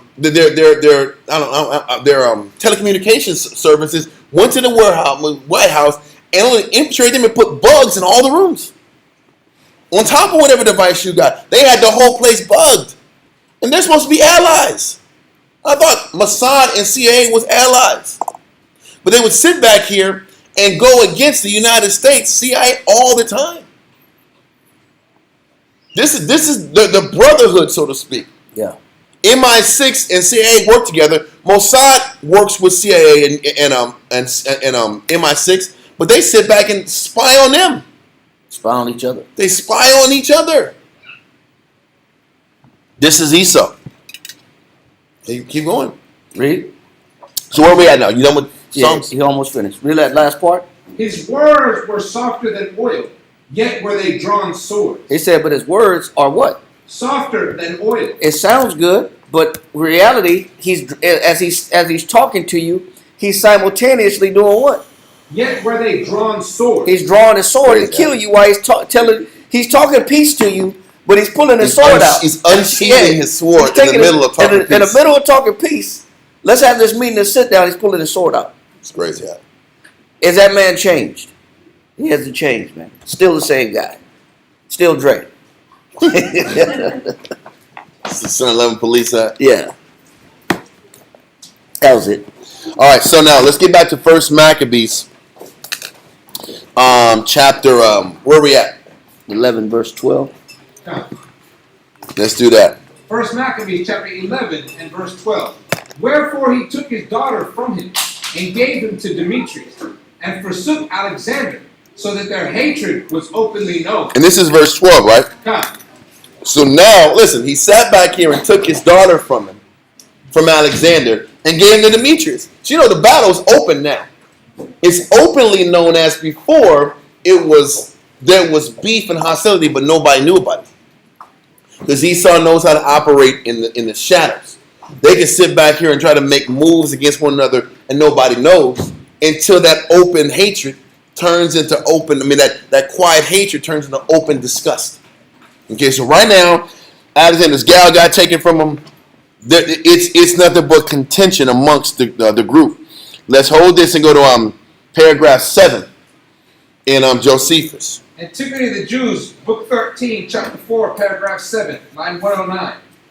Hereupon Ptolemy blamed himself for having given his daughter in marriage to Alexander, and for the league he had made with him to assist him against Demetrius. So is it the fact that he's beating himself up because he married him to this guy, or they just don't trust? Why couldn't they have just talked to one another and worked it out? Why couldn't King Ptolemy and King Alexander just say, hey man, what's going on? Is everything okay? Let me talk to you face to face. There's no face to face talk. It's just evil assumptions running amok. And I got to sit back and make a move against your move. They don't trust what you're going to do versus talking. And this is how, even in your mind, if that's how your mind is rolling, there's negative there. I'm going to say it again. How did this go bad? Evil assumptions on both parties. And never taking the time to face a person one-on-one and just iron out the problems. Was that ever even in the cards? Because it's not hard to have maybe a possible negative outlook towards somebody. That happens every day. But as soon as Esau has a negative outlook towards you, I got to kill him. I got to remove this guy out of the equation. Now, we might not have the power to kill, but when we're negative, we try to remove people out of our periphery also. But that's not the spiritual move. So now just evil assumptions are ripping this entire empire apart and causing thousands and thousands of deaths just because of negative outlook. Just keep that in mind. Let's continue. So he dissolved his relation to him and took his daughter away from him. He literally took his daughter from Alexander without even having to talk with him. Is that not crazy? Without neither of them talking. Read on. And immediately sent to Demetrius and offered to Demetrius the second. Read on. and offered to make a league of mutual assistance and friendship with him, and agreed with him to give him his daughter in marriage. You can take my daughter. You can just have her. Because I need to stay in power. I need to keep my position and relevance. You can just have her. She's whatever to me. Read on. And to restore him to the principality of his fathers. Demetrius was well pleased with this embassage. Because all it is it gives me more legitimacy. So I'm going to take this deal regardless. Read on. And accepted of his assistance, and of the marriage of his daughter. But Ptolemy had still one more hard task to do, and that was to persuade the people of Antioch to receive Demetrius, because they were greatly displeased at him, on account of the injuries his father Demetrius had done them. So once again, what is Ptolemy doing? Is Ptolemy literally trying to take over the country? No, he's not. He's just trying to back the man that will be his proxy. But he has to convince the people of Antioch. Because remember, Demetrius' father just stayed in his tower all day and put people through hell. So he's like, I can't sit back here and I got to convince the people of Antioch that I'm vouching Demetrius and I'm going to look after people because Demetrius' father did them wrong too, just like Alexander is doing them wrong. That also, isn't that kind of what's happening now? People were begging for Trump because Biden was so what? Weak. Biden was so bad. He was senile. He was pooping on himself in Germany. I literally saw the picture. He was sitting back here. Like, you know when a kid don't move at all because he's trying to get it out in his diaper out. He's just sitting here like this. That was how Biden looked like. And as soon as it happened, they walked him out in mid-speech. I think Macron was speaking. In the middle of Macron's, no, it was the Prime Minister of Germany. He was speaking. And then Biden was just sitting here just letting it off out. Then they walked him off out in the middle of the speech out. And that must have been a real Biden before the Biden mask guy came out. Now I'm going to say this. I don't know because there's pictures of Biden at one height. Then there was a giant Biden eye. This is all these. I'm like, why is Biden so damn tall? There was a Biden that was, why is he so flipping tall? And it was a regular Biden. Then there was a Biden that looked like he was from Texas. Yeah. And bigger. Like, oh, there's a couple Bidens out there. There was a couple. But there was a giant Biden. I swear. I saw him at the Y. I was like, why is he so tall? He's just so much taller than this woman. And then in a debate, he was a regular size Biden. They were giving him like adrenaline before his speeches, like in those debates. Yeah. They were getting so he could kind of maintain Stay a little alert. bit of stay alert. But the crazy thing is, everybody he got to go. He can't leave the country. Give it to Trump. You're gonna do such a great job. They're all doing bad jobs. So what are you gonna do? You're gonna choose Biden? You're gonna choose Kamala? You're gonna choose Trump? All the choices are bad. The same thing happened in Antioch. You're gonna choose Demetrius' son. His dad was horrible. But damn, Alexander's horrible. Who do you choose? Both are going to take advantage of us. Both are going to despitefully use us. So what can we do? The past political scene is the present political scene. Yeah. Do you think, was there a difference between George Bush Sr. and Bill Clinton? They're both killers. Yep. Listen, Bush Sr. was head of the CIA. He was killing massive amount of people. Do you realize that when Bill Clinton was the mayor of not the mayor, Governor but the of governor Arkansas. of Arkansas. You know how many scandals he had under his belt? Murdered women, murdered children. People were he had bodies under him in Arkansas. What's the difference? What are you doing? You're just trading one killer for another killer. Back then it was the same way. Today it's the same way. You think Obama didn't do no dirt to get there at? He did just as much dirt as George Bush Jr.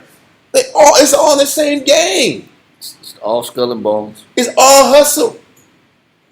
So once again, so now the people of Antioch are like, who the hell should we sit back here and back? They're all bad choices. It just sounds the same. History is repeating itself is the whole point.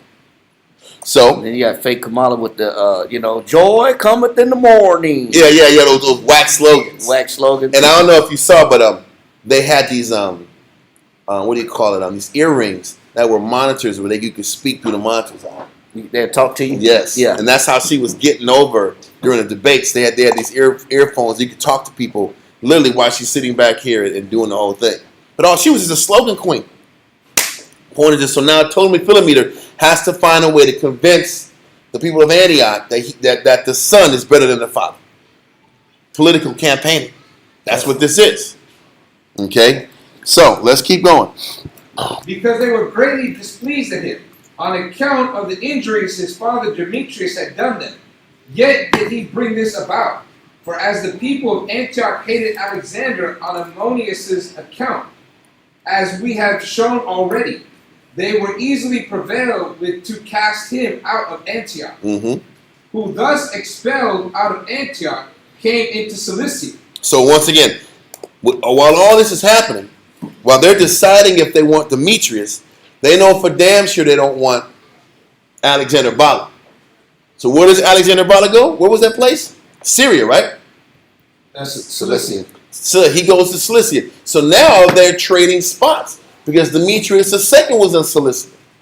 He leaves to get prepped to go to Antioch. Alexander goes to Cilicia. Read on. Ptolemy came then to Antioch, Then to Antioch was made king. Anna was made king by its inhabitants. So what's happening now is, while they're deciding if Demetrius II is worthy of being followed, Ptolemy takes both kingdoms upon himself. For a short time, Ptolemy Philometor is the head of the Seleucian line at this time, region, and the Ptolemaic region. Okay? Read on.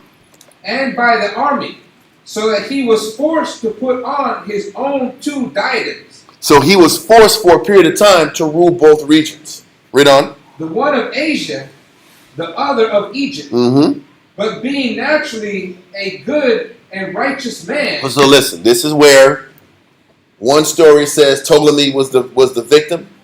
Apocrypha says Ptolemy was trying to take this man's kingdom. All perspective. Read on. And not desirous of what belonged to others. And besides these dispositions, being also a wise man in reasoning about futurity. So what he's saying is, Ptolemy Philometor's nature was not to sit back here and take something that wasn't his. Well, may or may not be true. But then he said he was also had a good idea of how to look into futurities, meaning can see down the line. So they're saying Ptolemy understood that if he makes this move long term, the Romans are going to sit back here and have a problem with him. Because the Romans are working their way east also. So the Romans at this particular time had stopped at Egypt. But they have aspirations to take this entire place over. And they was already receiving the grain from Egypt. From Egypt. That's what I'm saying. So they stopped at Egypt. But Ptolemy Philometor knows, okay, if I stick my neck out and try to take this northern region, Rome's going to sit back here and I'm going to get the attention of Rome, and I don't need no Roman smoke. So this is the futurities he knows. So the question is this. Is he just a noble guy that don't want somebody else's land? Or he knows if he tries to go for it, the Romans will take him out? More than likely, it's the second one. Read on. He determined to avoid the envy of the Romans. So he called the people of Antioch together to an assembly and persuaded them to receive Demetrius. and assured them that he would not be mindful of what they did to his father in case he should be now obliged by them. He says that he would not be mindful of what they did to his father in case he should now be obliged by them. So what he's saying is, if you allow Demetrius II to get into power, he's not going to punish you for what you guys did to his father. Because the fact that you guys turned on him in the first place, which is why Alexander is in power. So he's not going to take it out on you if you let him just be and run his thing. Make sense? If you allow him back in power, he'll give you guys a clean slate. Read on. And he undertook that he would himself be a good monitor and governor to him. And Ptolemy said, I will look after the young lad and make sure he runs properly. I'll keep him under my wing, and I'll also get some sweetheart deals on the side. Read on. And promised that he would not permit him to attempt any bad actions, but that, for his own part, he was contented with the kingdom of Egypt. And he kept saying, I'm fine with my realm. I'm not going to get in the way of your territory. I'm going to let him run his thing, but I'm going to keep an eye from afar. I'm not going to sit back and mingle this together and make it a messy situation. Read on. By which discourse he persuaded the people of Antioch to receive Demetrius. And by him talking to him and giving those reassurances, they allowed Demetrius II to run the region now. So now the power dynamic is shifted. Demetrius II is in power. Alexander is on the run. Okay, now let's get to 1 Maccabees 11. I think it's verse 9 now. Is it verse 9? I think we had read 12. 12, yes. 12. Let's get 12 to, I think, 18. Read that. 1 Maccabees chapter 11 and verse 12. Wherefore he took his daughter from him and gave her to Demetrius and forsook Alexander, so that their hatred was openly known. Then Ptolemy entered into Antioch, where he set 2 crowns upon his head, the crown of Asia and of Egypt. In the mean season was King Alexander in Cilicia, because those that dwelt in those parts had revolted from him. Mm-hmm. But when Alexander heard So of he's it, saying that Alexander lost the favor in Antioch and was on the run, had to go to another city. Read on. But when Alexander heard of this, he came to war against him. Whereupon King Ptolemy brought forth his host and met him with a mighty power and put him to flight. So what he's saying is, after, when we read in Josephus book 7, after he reassured everyone that Demetrius is the guy for the job and they were secured, then told him, I'm going to go kill this guy now. Now I'm going to kill Alexander. I got a guy to replace him. Now it's time to go to war. Read on. So Alexander fled into Arabia. Man, it's a regime change. Yes, it's a regime change operation. But what they don't tell you is, before regime change operations happen, they already have a replacement prepared. Like there is a female in, I think, Latvia who is ready to take over in Belarus. Once that Belarusian president is taken out, they're going to sit back here. They already have a person waiting. They had a person waiting when Putin gets taken out, if he gets taken out. This is how they set things up. They don't go to war unless they have a contingency plan. So they're going to war. Demetrius is in place. Now it's time to go take out Alexander. Read on. So Alexander fled into Arabia, there to be defended. But King Ptolemy was exalted. So now he runs from Cilicia to Arabia, and Ptolemy follows him to Arabia. And it says, but Ptolemy was exalted. Read on. For Zabiel, the Arabian, took off Alexander's head. So what is it saying? Instead of Ptolemy sitting back here and burning all this energy, he sit back and had an alliance with the leader of Arabia. And the Arabian leader sat back here and played that game like, hey, you're cool, you can come here and seek refuge. And he switched on him. Who's seen Game of Thrones? Who remembers the Red Wedding? This thing has been happening since the beginning of time.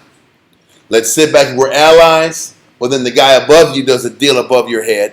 And they switch on you. It's just a double cross. And now they take out they killed the wolves and everything, man. But it's the same thing happening with Alexander. He thought he had an ally with the Arabians. Whatever deal was done, they caught Alexander and killed him and cut his head off. And they do that as proof of what? Death. Okay, read on. And sent it unto Ptolemy.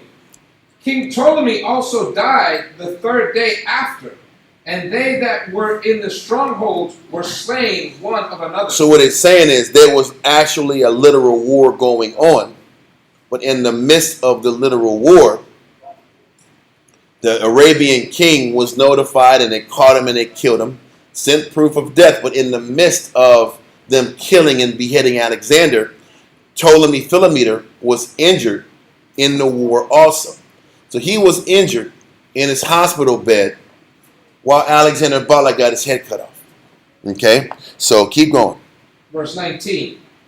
By this means, Demetrius reigned. No. I want to stop at 18. Okay. Let's read verse 18 again. Verse 18. King Ptolemy also died the third day after, and they that were in the strongholds were slain one of another. Okay, so let me see. Read verse 19. Verse 19.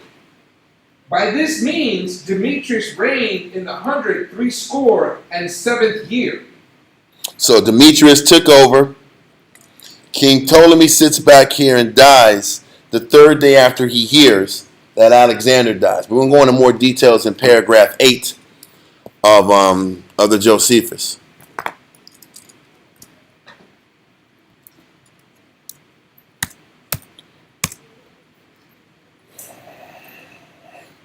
So let's get paragraph 8. You want 13, book 4? It's book 13, paragraph 4. Chapter 4, paragraph 8. Antiquities of Jews, book 13, chapter 4, paragraph 8, line 116. But now Alexander made haste with a numerous and great army, and came of Cilicia into Syria, and burnt the country belonging to Antioch, and pillaged it. Whereupon Ptolemy and his son-in-law Demetrius brought their army against him, for he had already given him his daughter in marriage, and beat Alexander, and put him to flight. And accordingly he fled into Arabia. Now it happened in the time of the battle that Ptolemy's horse, upon hearing the noise of an elephant, cast him off his back. So once again, now the Most High is showing how Ptolemy dies. And there's things that you would never think would happen.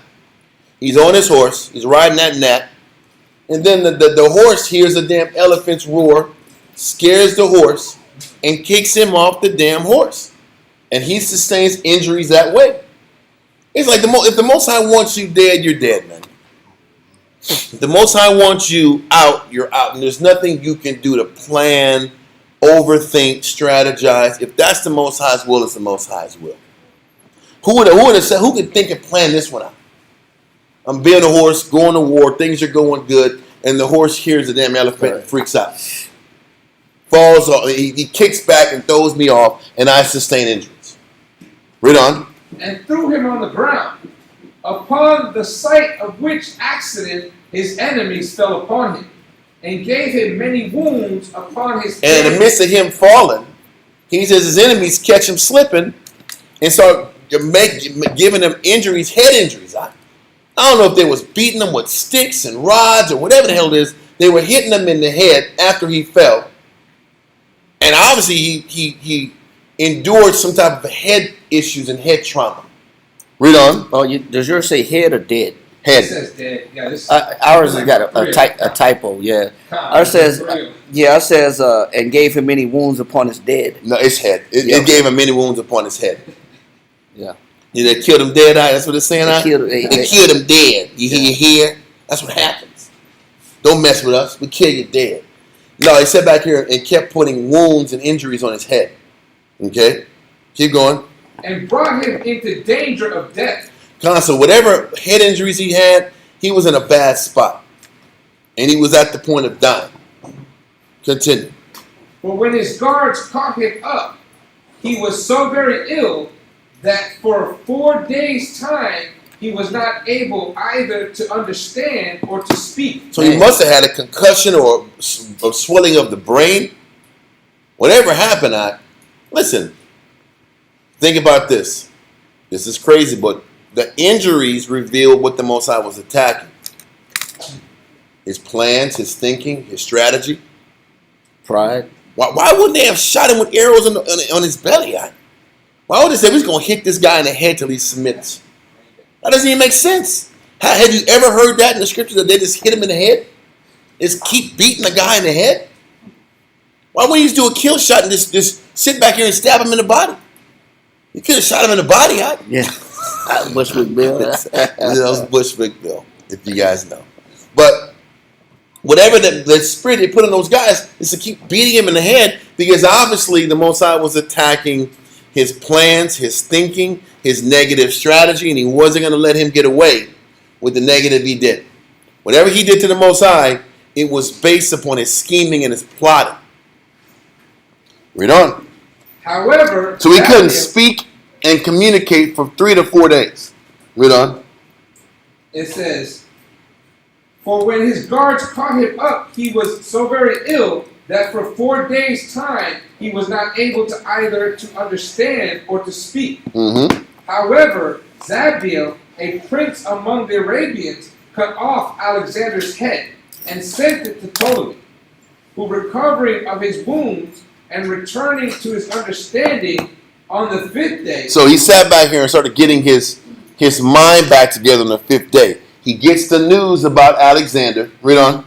Heard at once a most agreeable hearing, and saw a most agreeable sight, which were the death and the head of Alexander. Yet a little after this, his joy further satisfied. Is joy for what? It says sorry. Little after this, his joy. Yet a little after this, his joy for the death of Alexander, with which he was so greatly satisfied, he also departed this life. So the Most High killed him after he sat back here and got his vengeance and saw his enemy dead. The Most High took him right after that. He's like, listen, I'll let you see your enemy fall, but I'm taking you right out also. So it's almost like, what benefit is having vengeance and requiting vengeance to somebody? What do you get out of it? You might see him die, but you die also. You went out the same way. Or you die spiritually. For us, this is a lesson for us. What the lesson is, not to sit back here and find happiness in somebody else's downfall. Or to do things in your power to sit back and take somebody else. Because vengeance is the Most High's, not yours. And when you try to take vengeance in your hands, the Most High sits back here and repays you similar vengeance. So listen, these lessons are Edomite based, but we can definitely learn about this if we're going to sit back here and be somewhat humble. You have something? Yep. It's an apocrypha. I think it's Ecclesiasticus, right? Yep. I have it. It's Ecclesiasticus 30. It's Proverbs 24 and 18. I got 28 and 1 through 8 when you got it. But Let's go to Proverbs 24 and 18 first, and then there's another one. I got to find it, though. Proverbs 24 and what? And 18. Okay.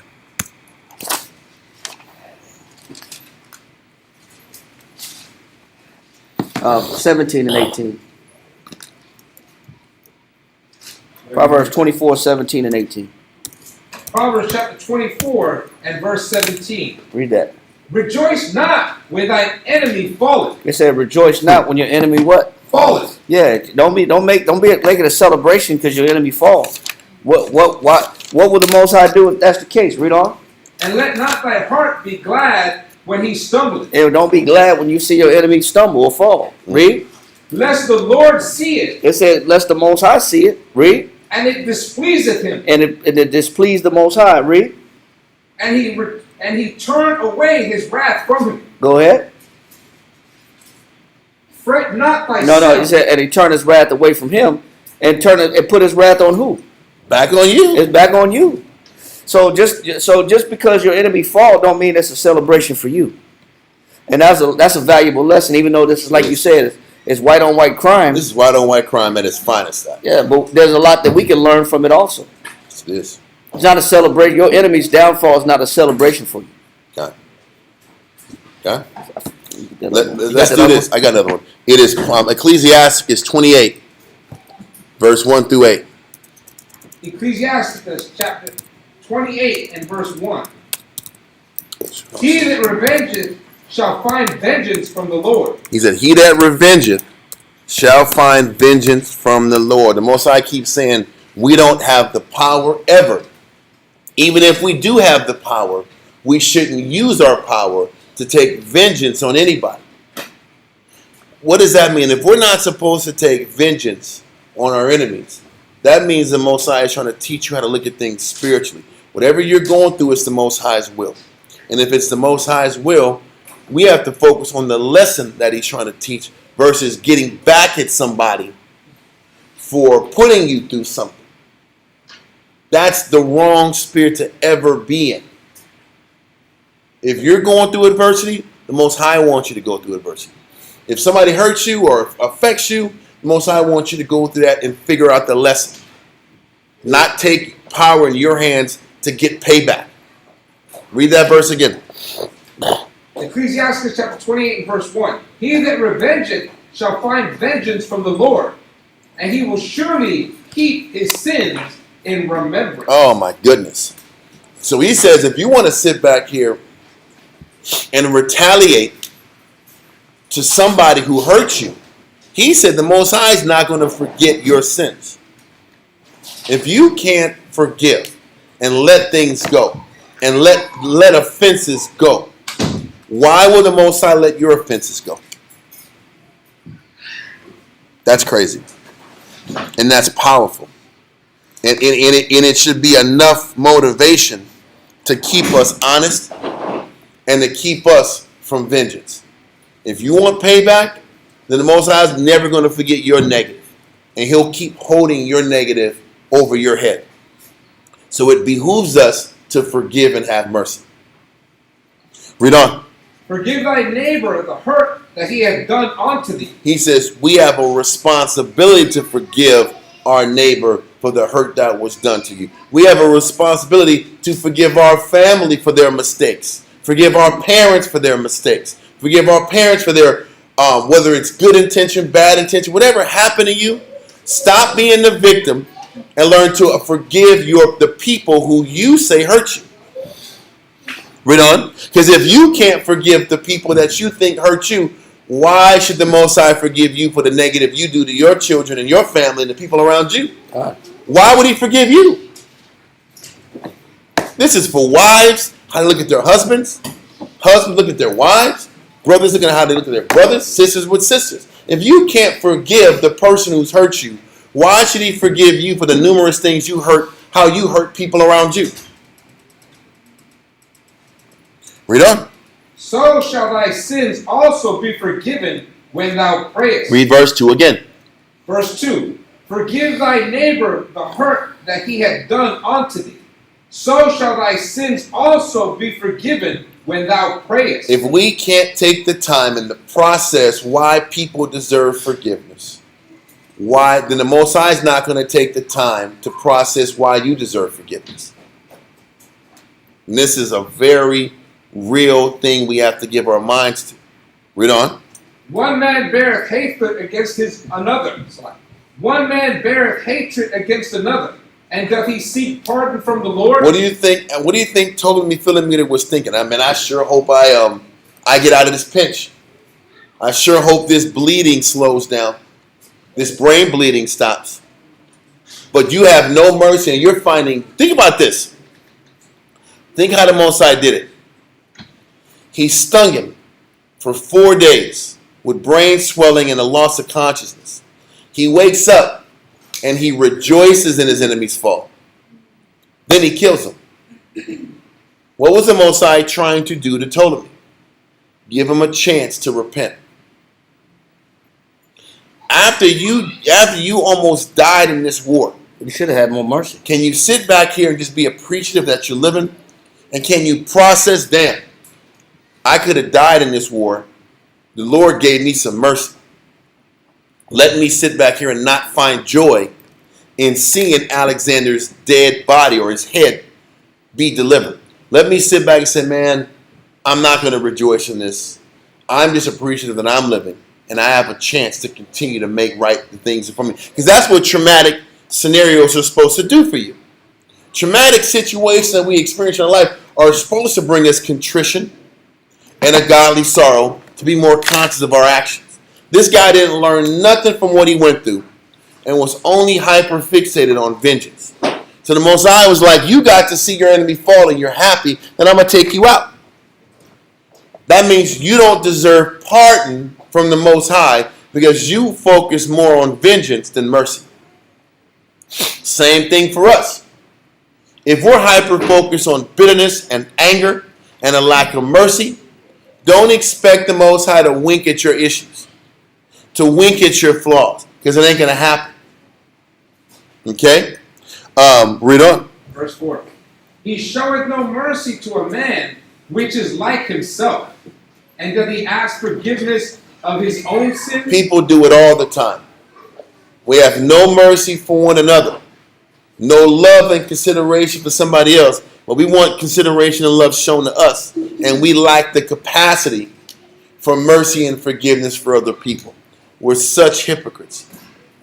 This is why when I deal with Israel, and all I hear is what my mama and daddy didn't do. And this is why I sin. But you can't forgive your mama and daddy for their mistakes. But you want the Most High to forgive you for your mistakes?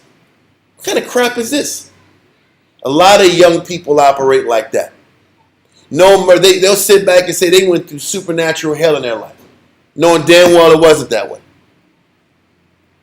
You had 3 meals, you were fed and taken care of, but all you got is ghost stories about how bad things were. Then you sit back here, and when you start screwing people over and making mistakes, you want mercy and forgiveness and a reset. But you can't give the people that you got beef with a reset. And you wonder why the Most High makes life difficult for you. And it doesn't seem like you get any break from it, any light on the end of the tunnel. Read on. If he that is but flesh nourish hatred, who will entreat for pardon of his sins? He keeps telling us, when you feed and fuel a negative outlook, why would the Most High have mercy on you? If you fuel hatred, if you fuel a negative outlook about your condition and the people the Most High has in front of you, this goes for wives. If you sit back here and can't see the good in your husband, do you really think the Most High is going to sit back here and entreat a pardon for your mistakes and make your punishment light? When you can't sit back here and pardon the person that you're supposed to pardon? Why would the Most High sit back here and give you mercy when you can't give it? Whether it's men or women, none of us are absolved from this. Read on. Remember thy end, and let enmity cease. Remember corruption and death, and abide in the commandments. Remember, your end can be death if you can't see the good in the people around you. Your end is death if you can't forgive and have mercy and see the good in your people. That is how serious a negative outlook is. The end of playing and flirting with negative skepticism is death to you. So it will behoove us to see the good in every experience the Most High has put us through. Every person He's put us through. Because playing with that negative is the death of him. Read on. Remember the commandments, and bear no malice to thy neighbor. Remember the covenant of the highest, and wink at ignorance. To wink at ignorance means you have to believe that a person's negative towards you was based on ignorance. How can you sit back and wink in ignorance if you think what a person did to you was maliciousness? You can only wink in ignorance when you sit back and think like Christ did. Forgive them for they not know what they do. You have to choose to look at what a person does to you and say they just didn't know no better. Or they didn't understand the magnitude of their decisions. That's how you learn to forgive.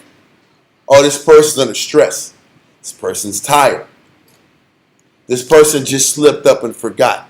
Have mercy on him, yes. Or even when it's your own actions. If you're driving, you're like, oh, I didn't see that car there before I turned, or whatever it is. So it's easier to see other people. Like, oh, maybe they just didn't see me. Not with their intention of trying to harm me. Maybe they just didn't know. So But people don't do that. People can sit back here and like the joke Dawiyat says, I'm just a little boy from Georgia with the black bottom. From the black bottom. With the black bottom. With the black bottom. I'm just a little boy from Georgia with a black bottom. What are you saying? I didn't do nothing to nobody. Poor little old bit of me. Yeah, poor little bit of me. I ain't nothing. I'm just trying out here. You can do that for yourself, but everybody else is the devil with evil intentions. You can give yourself a pass.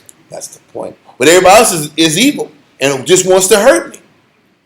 He says in verse 6, remember thy end, and let that enmity cease, because corruption and death is waiting for you, man. That's a scary notion. He tells you how serious the Most High views people holding negative outlooks. There are serious consequences to a negative outlook. Got to make sure we focus on that. These are the concepts that are taught about more through Paul and Christ. Because the Jew will sit back here and follow the law and not live by this concept. So then, read verse 7. Verse 7. Remember the commandments, and bear no malice to thy neighbor. Remember the covenant of the highest, and wink at ignorance. Read on. Abstain from strife, and thou shalt diminish thy sins. He says, abstain from strife. Abstain from a negative outlook, and you will diminish your sins. Listen, that's not overly focused in the Torah unless you're looking for it. Unless you're looking to see the spirituality behind it. Because people will follow the law all damn day long and have nothing but strife and negative and evil thoughts towards one another. And think they're in the spirit because they can pull verses all damn day long. Yep. Or because people like them and they have good relationships with people. But not see that, hey, deep down inside you're a negative person. And the Most High is not happy with you. This is really important. He said when you sit back here and it can abstain from strife is what? Strife is the after effect and the residual effect of a negative outlook. If you can abstain from negative thoughts that lead to negative actions, you're eliminating most of the sin that a person has in their life. Because once you learn the law and you learn not to have sex on the Sabbath and all those basic rudimentary lessons, not eating pork, once you get past that, half the battle is a negative outlook. Yep. And if you can conquer a negative outlook towards people and circumstances, you're cutting out the majority of sin that men and women go through. Right or wrong? Yep. Read on. And thou shalt diminish thy sins, for a furious man will kindle strife. An angry person will keep getting himself or herself in scenarios that will bring about sin in their lives. So once again, this bitterness, this desire for vengeance is why Ptolemy Philometor had to die. And the Most High was like, I'm going to give you a chance in your unconscious state to think about me and to think about how angry and how pissed off you are at Alexander with the hopes that you'd forgive him. And when he didn't forgive him, then the Most High was like, I'm not going to give you mercy because you didn't want to give him mercy. Why would I give you mercy when you found nothing but happiness in the fall of your enemy? So then I'm not going to give you mercy. You're going to sit back and relapse, and the blood's going to keep happening again, and you're going to die. This is how the Most High thinks. This is just as an important lesson that we can extract from two warring Edomites than what you can extract from the Jew scenario, from Jewish battles, because it's the same concept. When you sit back here and hold grudge and hostility, you end up getting punished as well, as the person who did the greater offense. The guy, obviously from the story, Alexander committed the greater offense.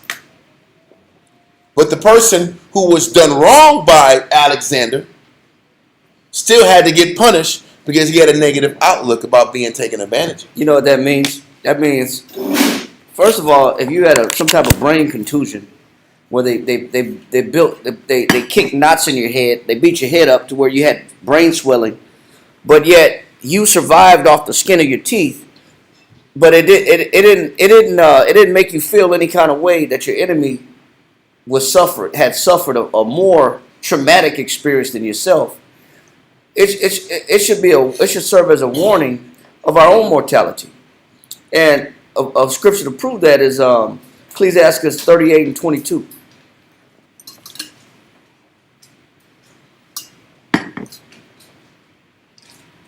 Ecclesiastes chapter 38, Verse and 22. verse 22.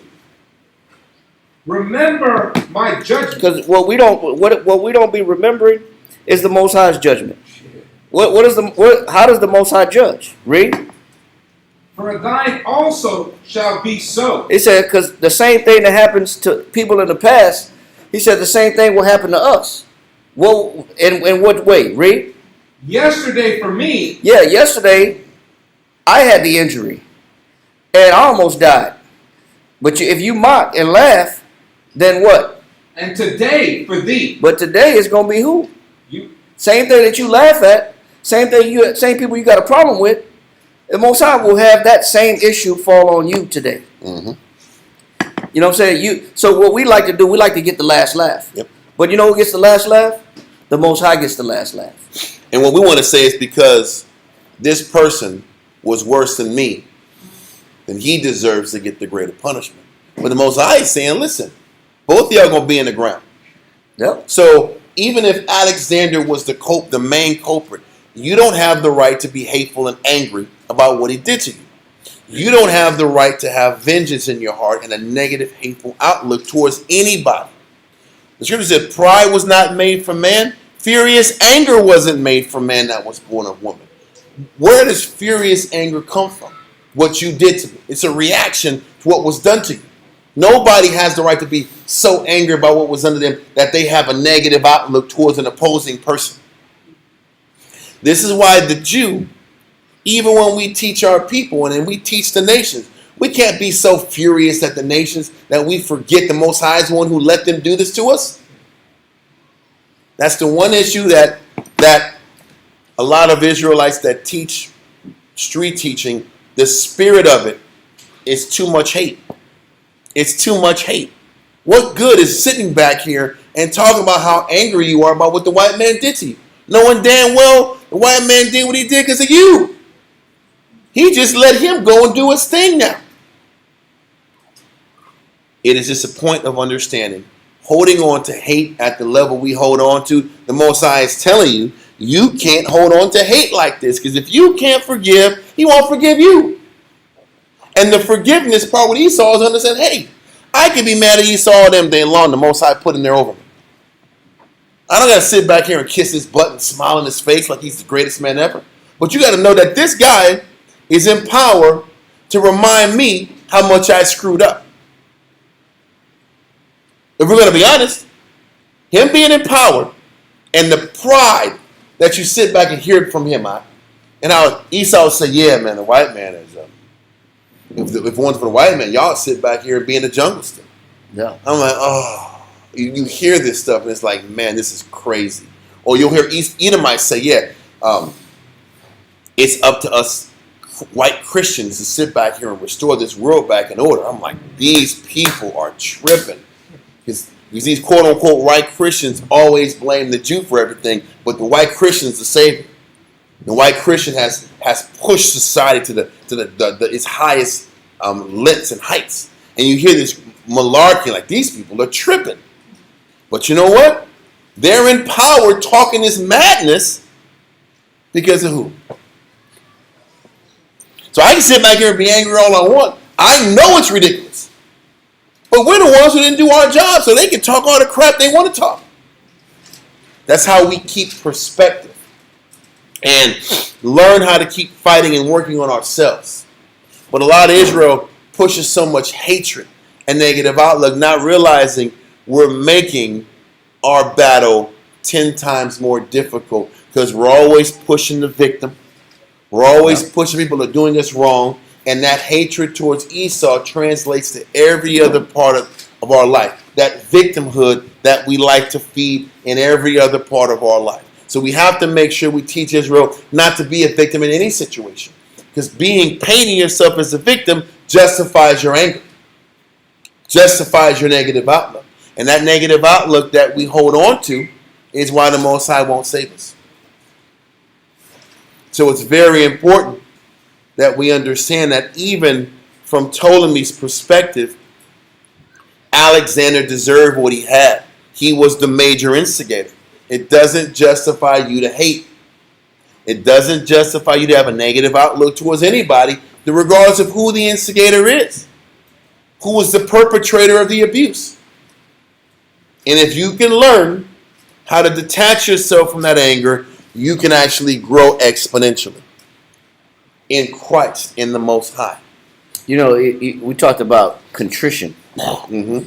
you know, and feeling bad and sorrowful for past actions. Mm-hmm. But, you know, it just shows you that Ptolemy falling off that horse and then get beaten up in the head. Yeah. Who does that? Who just takes turns beating you in the noggin? Yeah, while you're down on your back. If you're trying to kill him, kill him. Yeah. Stab him. Shoot arrows in their chest. I'm just going to beat you in the head? Yep. And That's how I know it was the Most High. It was the Most High. But it shows you also that his longevity on earth was based upon his contrition or his empathy towards Alexander, His enemy. which was his actual son-in-law. Yes. Was his ex-son-in-law. Yep.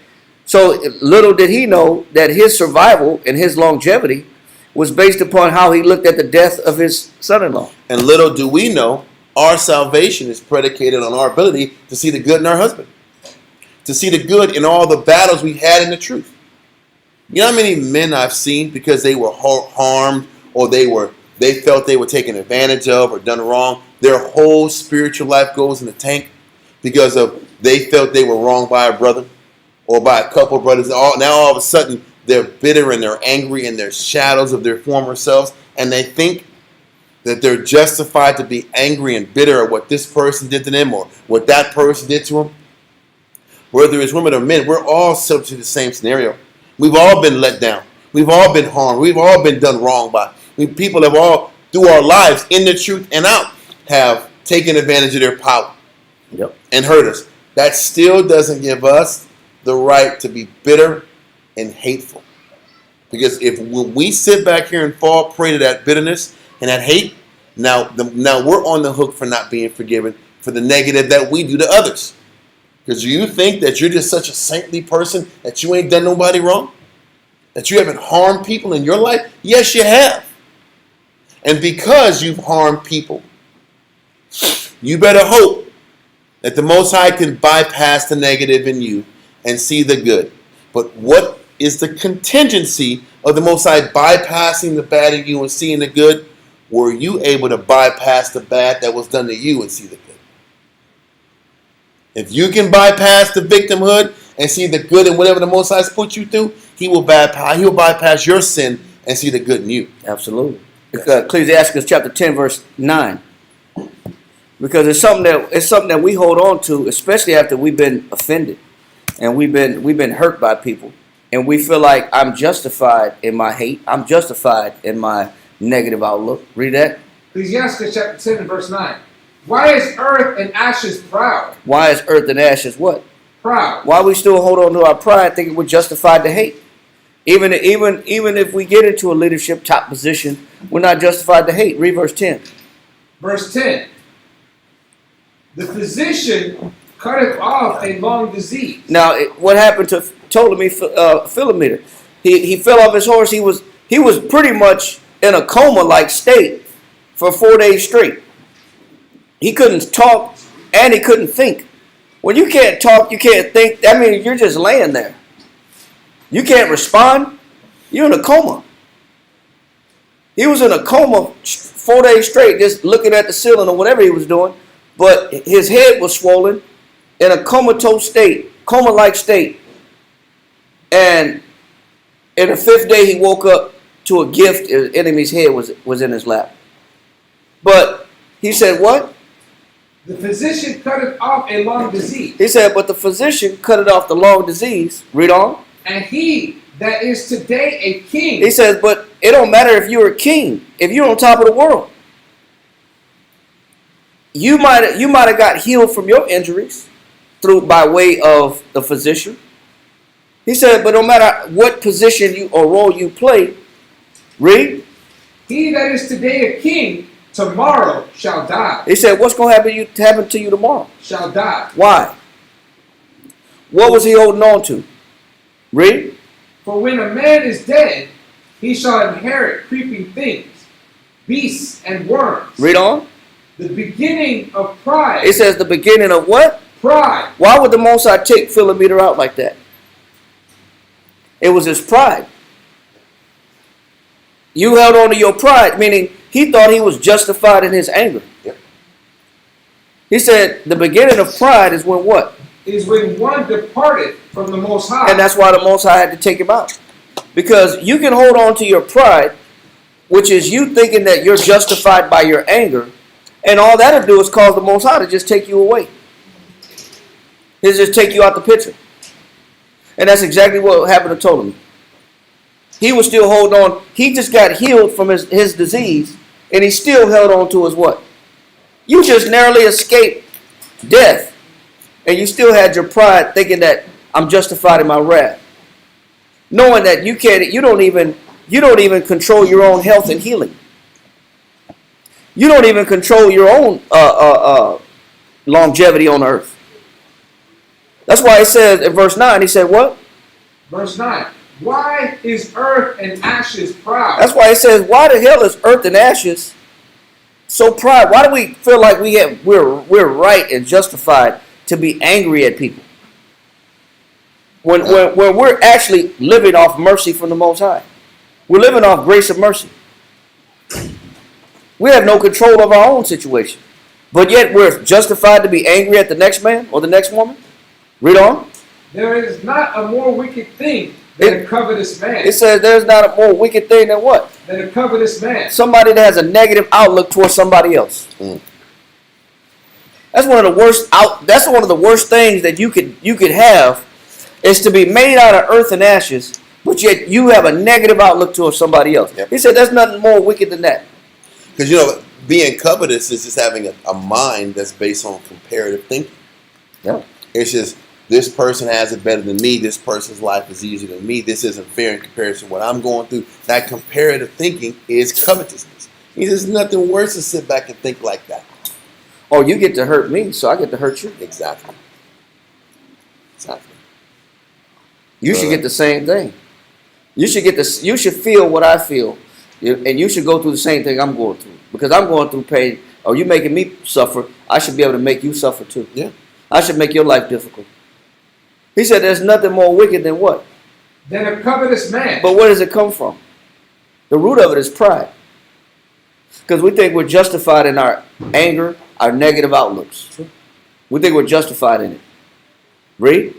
For such a one setteth his own soul to sell. Read. Because while he liveth, he casteth away his bowels. Because he didn't care about what? Forgiveness. Yep. What's in your bowels? Spiritual Compassion. morals. Yep.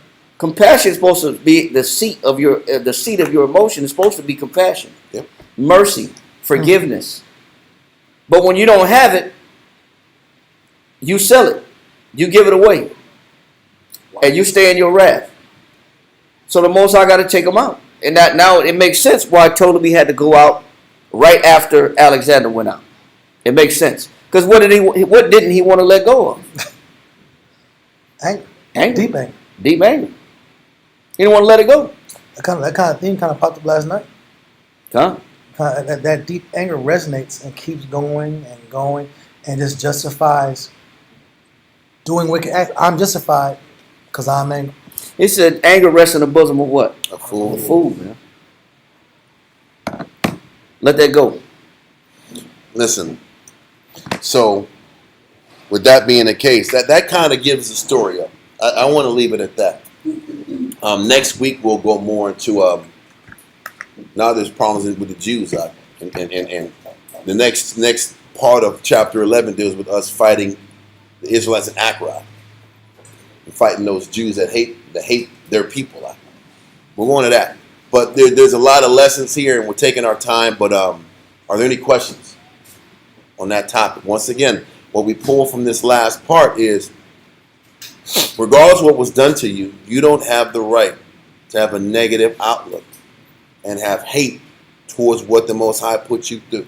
And if you play that game, the Most High is going to sit back here and not forgive you.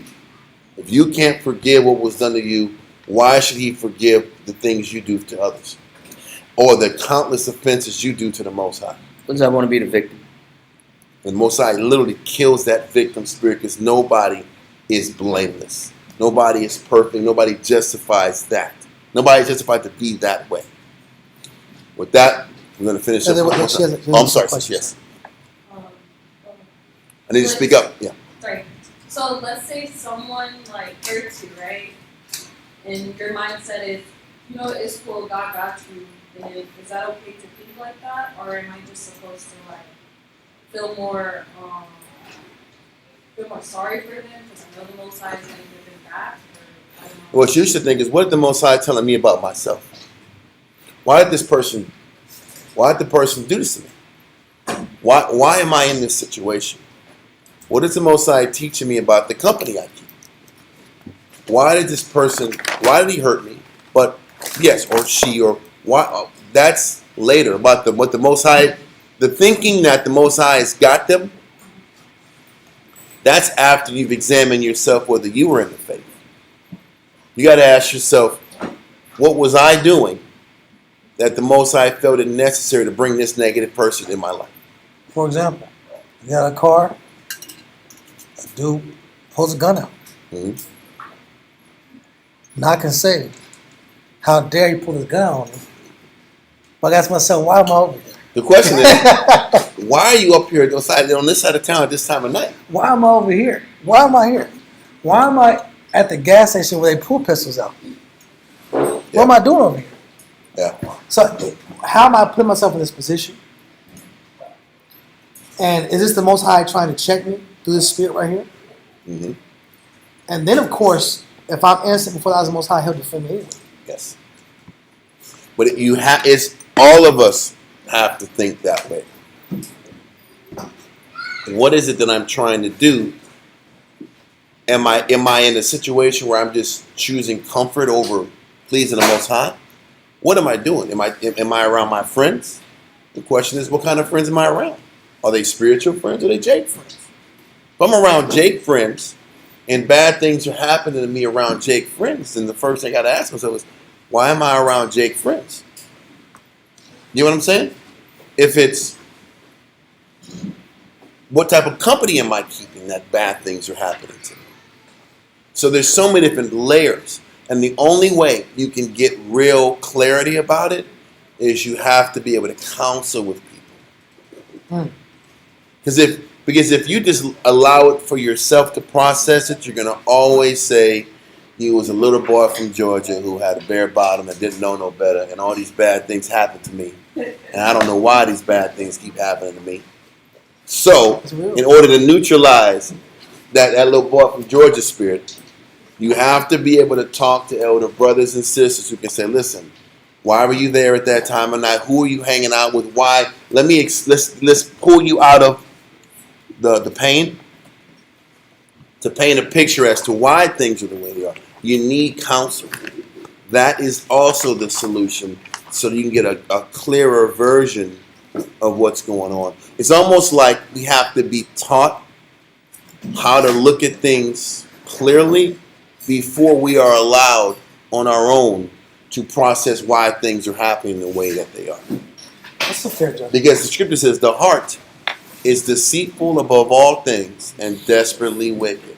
Your mind is going to always say that you're the victim and that you were wrong and you didn't mean to do nothing to nobody. People are just, the world is cold and mean and evil and there's bad in the world. There's all this bad. There is a lot of bad, but the Most High does. He says, what the Most High say, we read it earlier in Proverbs where it said that there's, matter of fact, it is, I think it was Psalms. It was Psalms 34. It said many of the afflictions of the righteous, but the Most High delivers him out of all. And he says, he keepeth all his bones, not one of them is broken. So he says, we all go through affliction, but the Most High sits back here and limits the damage in these experiences if he's with you. Wow. If he's not with you, because we read it earlier, he says, the face of the Lord is against him that do evil. Then it says in the next verse, the righteous cry and the Lord hears. So he's giving two examples of people that are catching hell. But the Most High hears one person's pleas and doesn't hear another person. So you got to be able to process this information and learn how to spiritually process what specifically is going on in my life to where I'm catching this hell. So you got to talk, you got to counsel, and you have to be as transparent as possible about your life, so that because you know what we like to do? We like to paint a picture and a story about, I'm just going to give you only so much information. I'm not going to tell you what I've been doing leading up to this situation and what I was doing after this situation. We're not very transparent about all the good we're doing and all the bad we're doing. Yeah. You got to be able to say, hey, you know what? Just to preface it, I was smoking weed. Oh, listen, people don't do that though. All these things happen. There's all these bad things happen. It's not like Mickey Mouse. All these bad things happen. But then you don't say, well, man, I was smoking. I was sitting back here and I stole some dope from the dude's house. I was And they got stealing, mad. I was robbing. I was doing negative. I had negative thoughts. Yeah. Got to preface that. Well, I haven't studied in like 3 months. These these things happen. These things are so important to provide context. Yep. That's why I hear people online asking these trick questions. What if something happens to you and you didn't do anything? Like, come on, man. You're not gonna catch me and give you some counsel that is distorted from what's really going on with you. People do it all the time. They ask these loaded questions. So with that, And just for the question you said was what if somebody's being evil to you, and you say, okay, God got you. Mm-hmm. Now we train brothers with this situation in the mall, because in the mall you get rejected every day in the mall. You get rejected all day in the mall, and just because you say, well, you have a nice day, after somebody made you feel like this big, and somebody makes you have a great day, sir. Yeah, you have a blessed day. That's a real way. People do all the time. Yep. Thank you for stopping by. Like, yeah. You know that was negative. What are you saying like that for? Where did it come from? Their words may be saying that, but how they really feel. It didn't change how you feel. So you could say, well, God got you. And you can say that out loud, or you can say that in your mind, but still, how do you feel? Angry, slighted. Yeah, exactly. It didn't change. God got him. Yeah, God got you. Don't worry. But you mother. Yeah. Succotash. all those cartoon mumbles out. No. Yeah. You still want some revenge. You still want to hurt somebody, or you'll take the anger out on yourself. Because that's what brothers do. If they'll just go grab something to eat and just binge eat. Yeah. I just go hit the food court up and binge eat because somebody made me feel this small, and I don't have an answer for it. So I'm just gonna take it out on myself and just go to the food court and order 2 number ones. Talk about the meals. So the 2 drinks, 2 fries, and 2 burgers. Well, listen, this he is telling true stories. This is true. He's telling true damn stories. Pizza pie, a whole large by myself for you. Anyway, for real, not to share. Yeah, not to share. I'm gonna order 8 a whole large slices of the big boy. The large, bro. That's supposed to be like feed a family of 2 or 3. Yeah, exactly. Yeah. But I'll just take it out on myself. Well, that's what people do. People say, well, that's how they process hurt and pain. Question is, how do you process hurt and pain? Evil. Real deal. Yeah. Don't talk about it. Because if that's where the counseling, like War said, got to come in at. Because somebody got to teach you and train you how to process pain and hurt. Because it's still there. Yeah. It don't go away because you say God got you. That's real, bro. They don't go away. Yeah. Listen, there was this I'm gonna bring out a stupid movie. It was Talladega Nights out. And Cal Naughton Jr. was the number 2 man out, and he said, "Listen, man." He said, "Ricky, I was just thinking, man." He said, "Why don't you let me go be number 1 one time, man?" And he says, "Because I can't be number 1." And he was like, "Okay." He says, I can't let you be number 1. I'll be number 1." He says, "Okay." He said, "What I need you to do is," he says, "push that thought deep down and never let it come out again."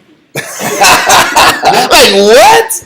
You got to sit back and push down that frustration about never having a chance to be number 1. Just push it deep down and never let it come out again. It never gets solved, though. But that's the problem. And what ain't happening? You take this woman, He sat back and took his position at the place. And exploded. And he exploded. What am I saying? That's what people do. They push that anger down and they smile. Yep. And they think that's how you solve problems. That ain't how you solve it. You got to talk it out, and you got to let people, like David said, scourge your thoughts. You got to let people attack your reasoning and your processing until you can soften up that hardened heart long enough to see things the right way. You had your hand up, sis? Definitely counseling about it is always helpful because I got a speeding ticket for having a negative outlook. When I got it, I didn't see that I had a negative outlook until I puzzled. And then I was like, oh, I was negative. And then I got a speeding ticket because I was being negative. And then it escalated because I got more negative. So yeah, definitely having counsel is Okay. There's a lesson there. But, Con, are there any other questions? Okay. With that, we're going to send our prayers up. Amajam, Wapanya, Hirashalam. Stand and face the east.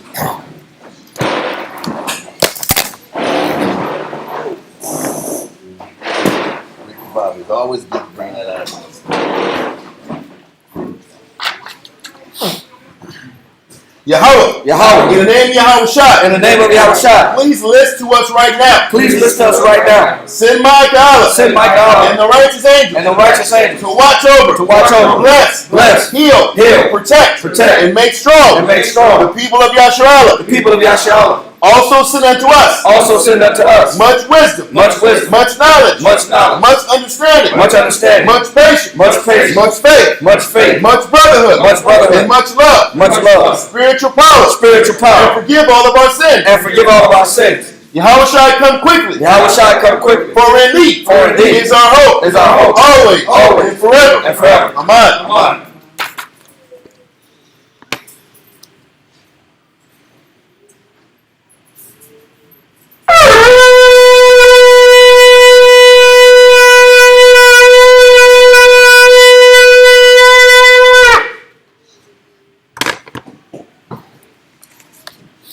Barakatah Yahweh Ba'ashem Yahushai. Barakatah Yahweh Ba'ashem Yahushai. Ahawa'ah. Ahawa'ah. Nathan Lanawa. Nathan Lanawa. Hatawara. Hatawara. Blessed are you, Yahweh, in the name of Yahweh Shai that gives to us the law.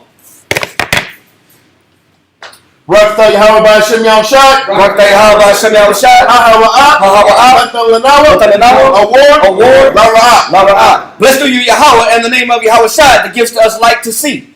Barakatah Yahweh Ba'ashem Yahushai. Barakatah Yahweh Ba'ashem Yahushai. Ahawa'ah. Ahawa'ah. Nathan Lanawa. Nathan Lanawa. Ha'ayah. Ha'ayah. Kwara. Korah. Lakwara. Lakorah. Ha'ayim. Ha'ayim. Blessed are you, Yahweh, in the name of Yahweh Shai that gives to us the rams horn to call the people. Barakatah Yahweh Ba'ashem Yahushai. Barakatah Yahweh Ba'ashem Yahushai. Ahawa'ah. Ahawa'ah. Nathan Lanawa. Nathan Lanawa. Shaman. Shaman. Zayat. Zayat. Lamashah. Lamashah. Yasharallah. Yasharallah. Blessed are you, Yahweh, in the name of Yahweh Shai that gives to us the olive oil to anoint Israel. Psalms 92.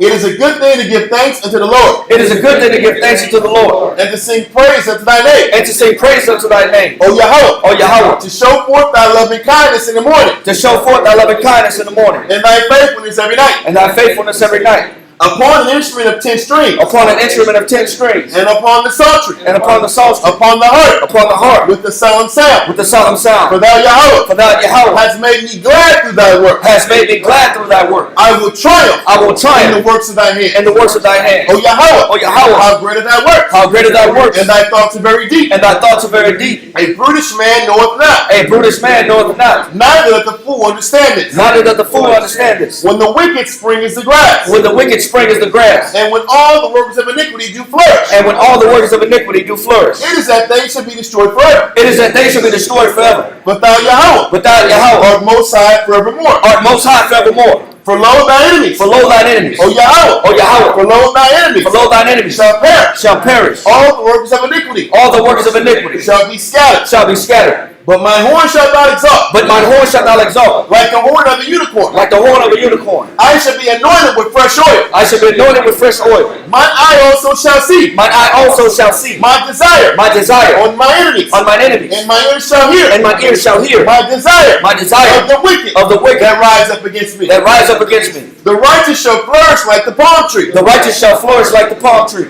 He shall grow like a cedar in Lebanon. He shall grow like a cedar in Lebanon. Those that be planted in the house of the Lord Those will be planted in the house of the Lord shall flourish in the courts of our power. shall flourish in the courts of our power. They shall still bring forth fruit in old age. They shall still bring forth fruit in old age. They shall be fat and flourishing. They shall be fat and flourishing. To show that the Lord is upright. To show that the Lord is upright. He is my rock. He is my rock. There is no unrighteousness in him. And there is no unrighteousness in him. By Hashem Yahushua. By Hashem Yahushua. Psalms 133. Shayar. Shayar. Hama'ayawa. Shayar. Shayar. Hama'ayawa. Hama'ayawa. Radawad. Ladawad. Hana. Hana. Ma. Ma. Tawad. Tawad. Wama. Wama. Na'ayam. Na'ayam. Shabbat. Shabbat. Akim. Akim. Gam. Gam. Yachad. Yachad. Kashaman. Kashaman. Hatawad. Hatawad. Ayat. Ayat. Hara'ash. Hara'ash. Yarad. Yarad. Ayat. Ayat. Hazakwan. Hazakwan. Zakwan. Zakwan. Aharan. Aharan. Shayarad. Shayarad. Ayat. Ayat. Payat. Payat. Madawathyawa. Marawathiwa. Katal. Katal. Karamwan. Karamwan. Shayarad. Shayarad. Ayat. Ayat. Haroria. Haroria. Tazayawan. Tazayawan. Hayat. Hayat. Sham. Sham. Tazawat. Tazawad. Yahweh. Yahweh. Ah. Habaraka. Habaraka. Hayayim. Hayayim. Ay. Habalam. Habalom. By Hashem Yahushua. By Hashem Yahushua. Psalms 133 in English. Behold, how good and how pleasant it is for brethren to dwell together in unity. It is like the precious ointment upon the head that ran down upon the beard, even Aaron's beard, that went down to the skirts of his garments, as the dew of Hermon, and as the dew that descended upon the mountains of Zion. For there the Lord commanded the blessing, even life evermore. Amen. Amen. Yahweh by Hashem Yahushua. By Hashem Yahushua. Yahweh by Hashem. By Hashem. Yahushua. Yahushua. Rakanawa. Washwali. Washwali. Wabiat. Wabiat. Support. Turn. Yahweh. Yahweh. By Hashem. By Hashem. Yahushua. Yahushua. Rakanawa. Washwali. Washwali. Wabiat. Wabiat. Support. Turn. Yahweh. By Hashem. By Hashem. Yahushua. Yahushua. Rakanawa. Washwali. Wabiat. Wabiat. Support. Yahweh. By Hashem. By Hashem. Yahushua. Yahushua. Rakanawa. Washwali. Washwali. Wabiat. Support. Rakatay Yahweh. Rakatay Yahweh. Rakatay Yahushua. Rakatay Yahushua. Rakatay Yahweh. Rakatay Yahweh. Rakatay Yahushua. Rakatay Yahushua. Rakatay Yahweh. Rakatay Yahweh. Rakatay Yahushua. Rakatay Yahushua. Rakatay Yahweh. Rakatay Yahweh. Rakatay Yahushua. Rakatay Yahushua. All knowledge. All knowledge. All wisdom. All wisdom. All understanding. All understanding. All hope. All hope. All mercy. All mercy. All patience. All patience. All long suffering. All long-suffering. All love. All love. All power. All power. From your house. From your house. All power. All power. From your house. From your house. All power. All power. From your house. From your house. By Hashem. By Hashem. Yahushua. Yahushua. Water. Yah. Aman. Aman. Circle up.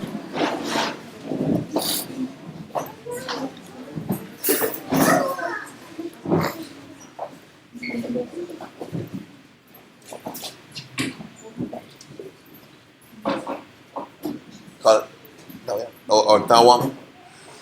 So we have the heavenly order. Yahweh. Yahushua. Wakayach Allah. Men of Israel. Imagine. Barak. Yahweh by Hashem Yahushua Barakatam. Quote yourself. Quote yourself. Quote yourself. Quote yourself. Quote yourself. Quote yourself. Turn and face sisters. So we have the daughters of Zion, men of Israel. Imagine. Barak. Yahweh Barakatam by Hashem Yahushua. Yes, Matap. Dismiss. Hola. Israel throughout, tune in. See y'all back on Monday.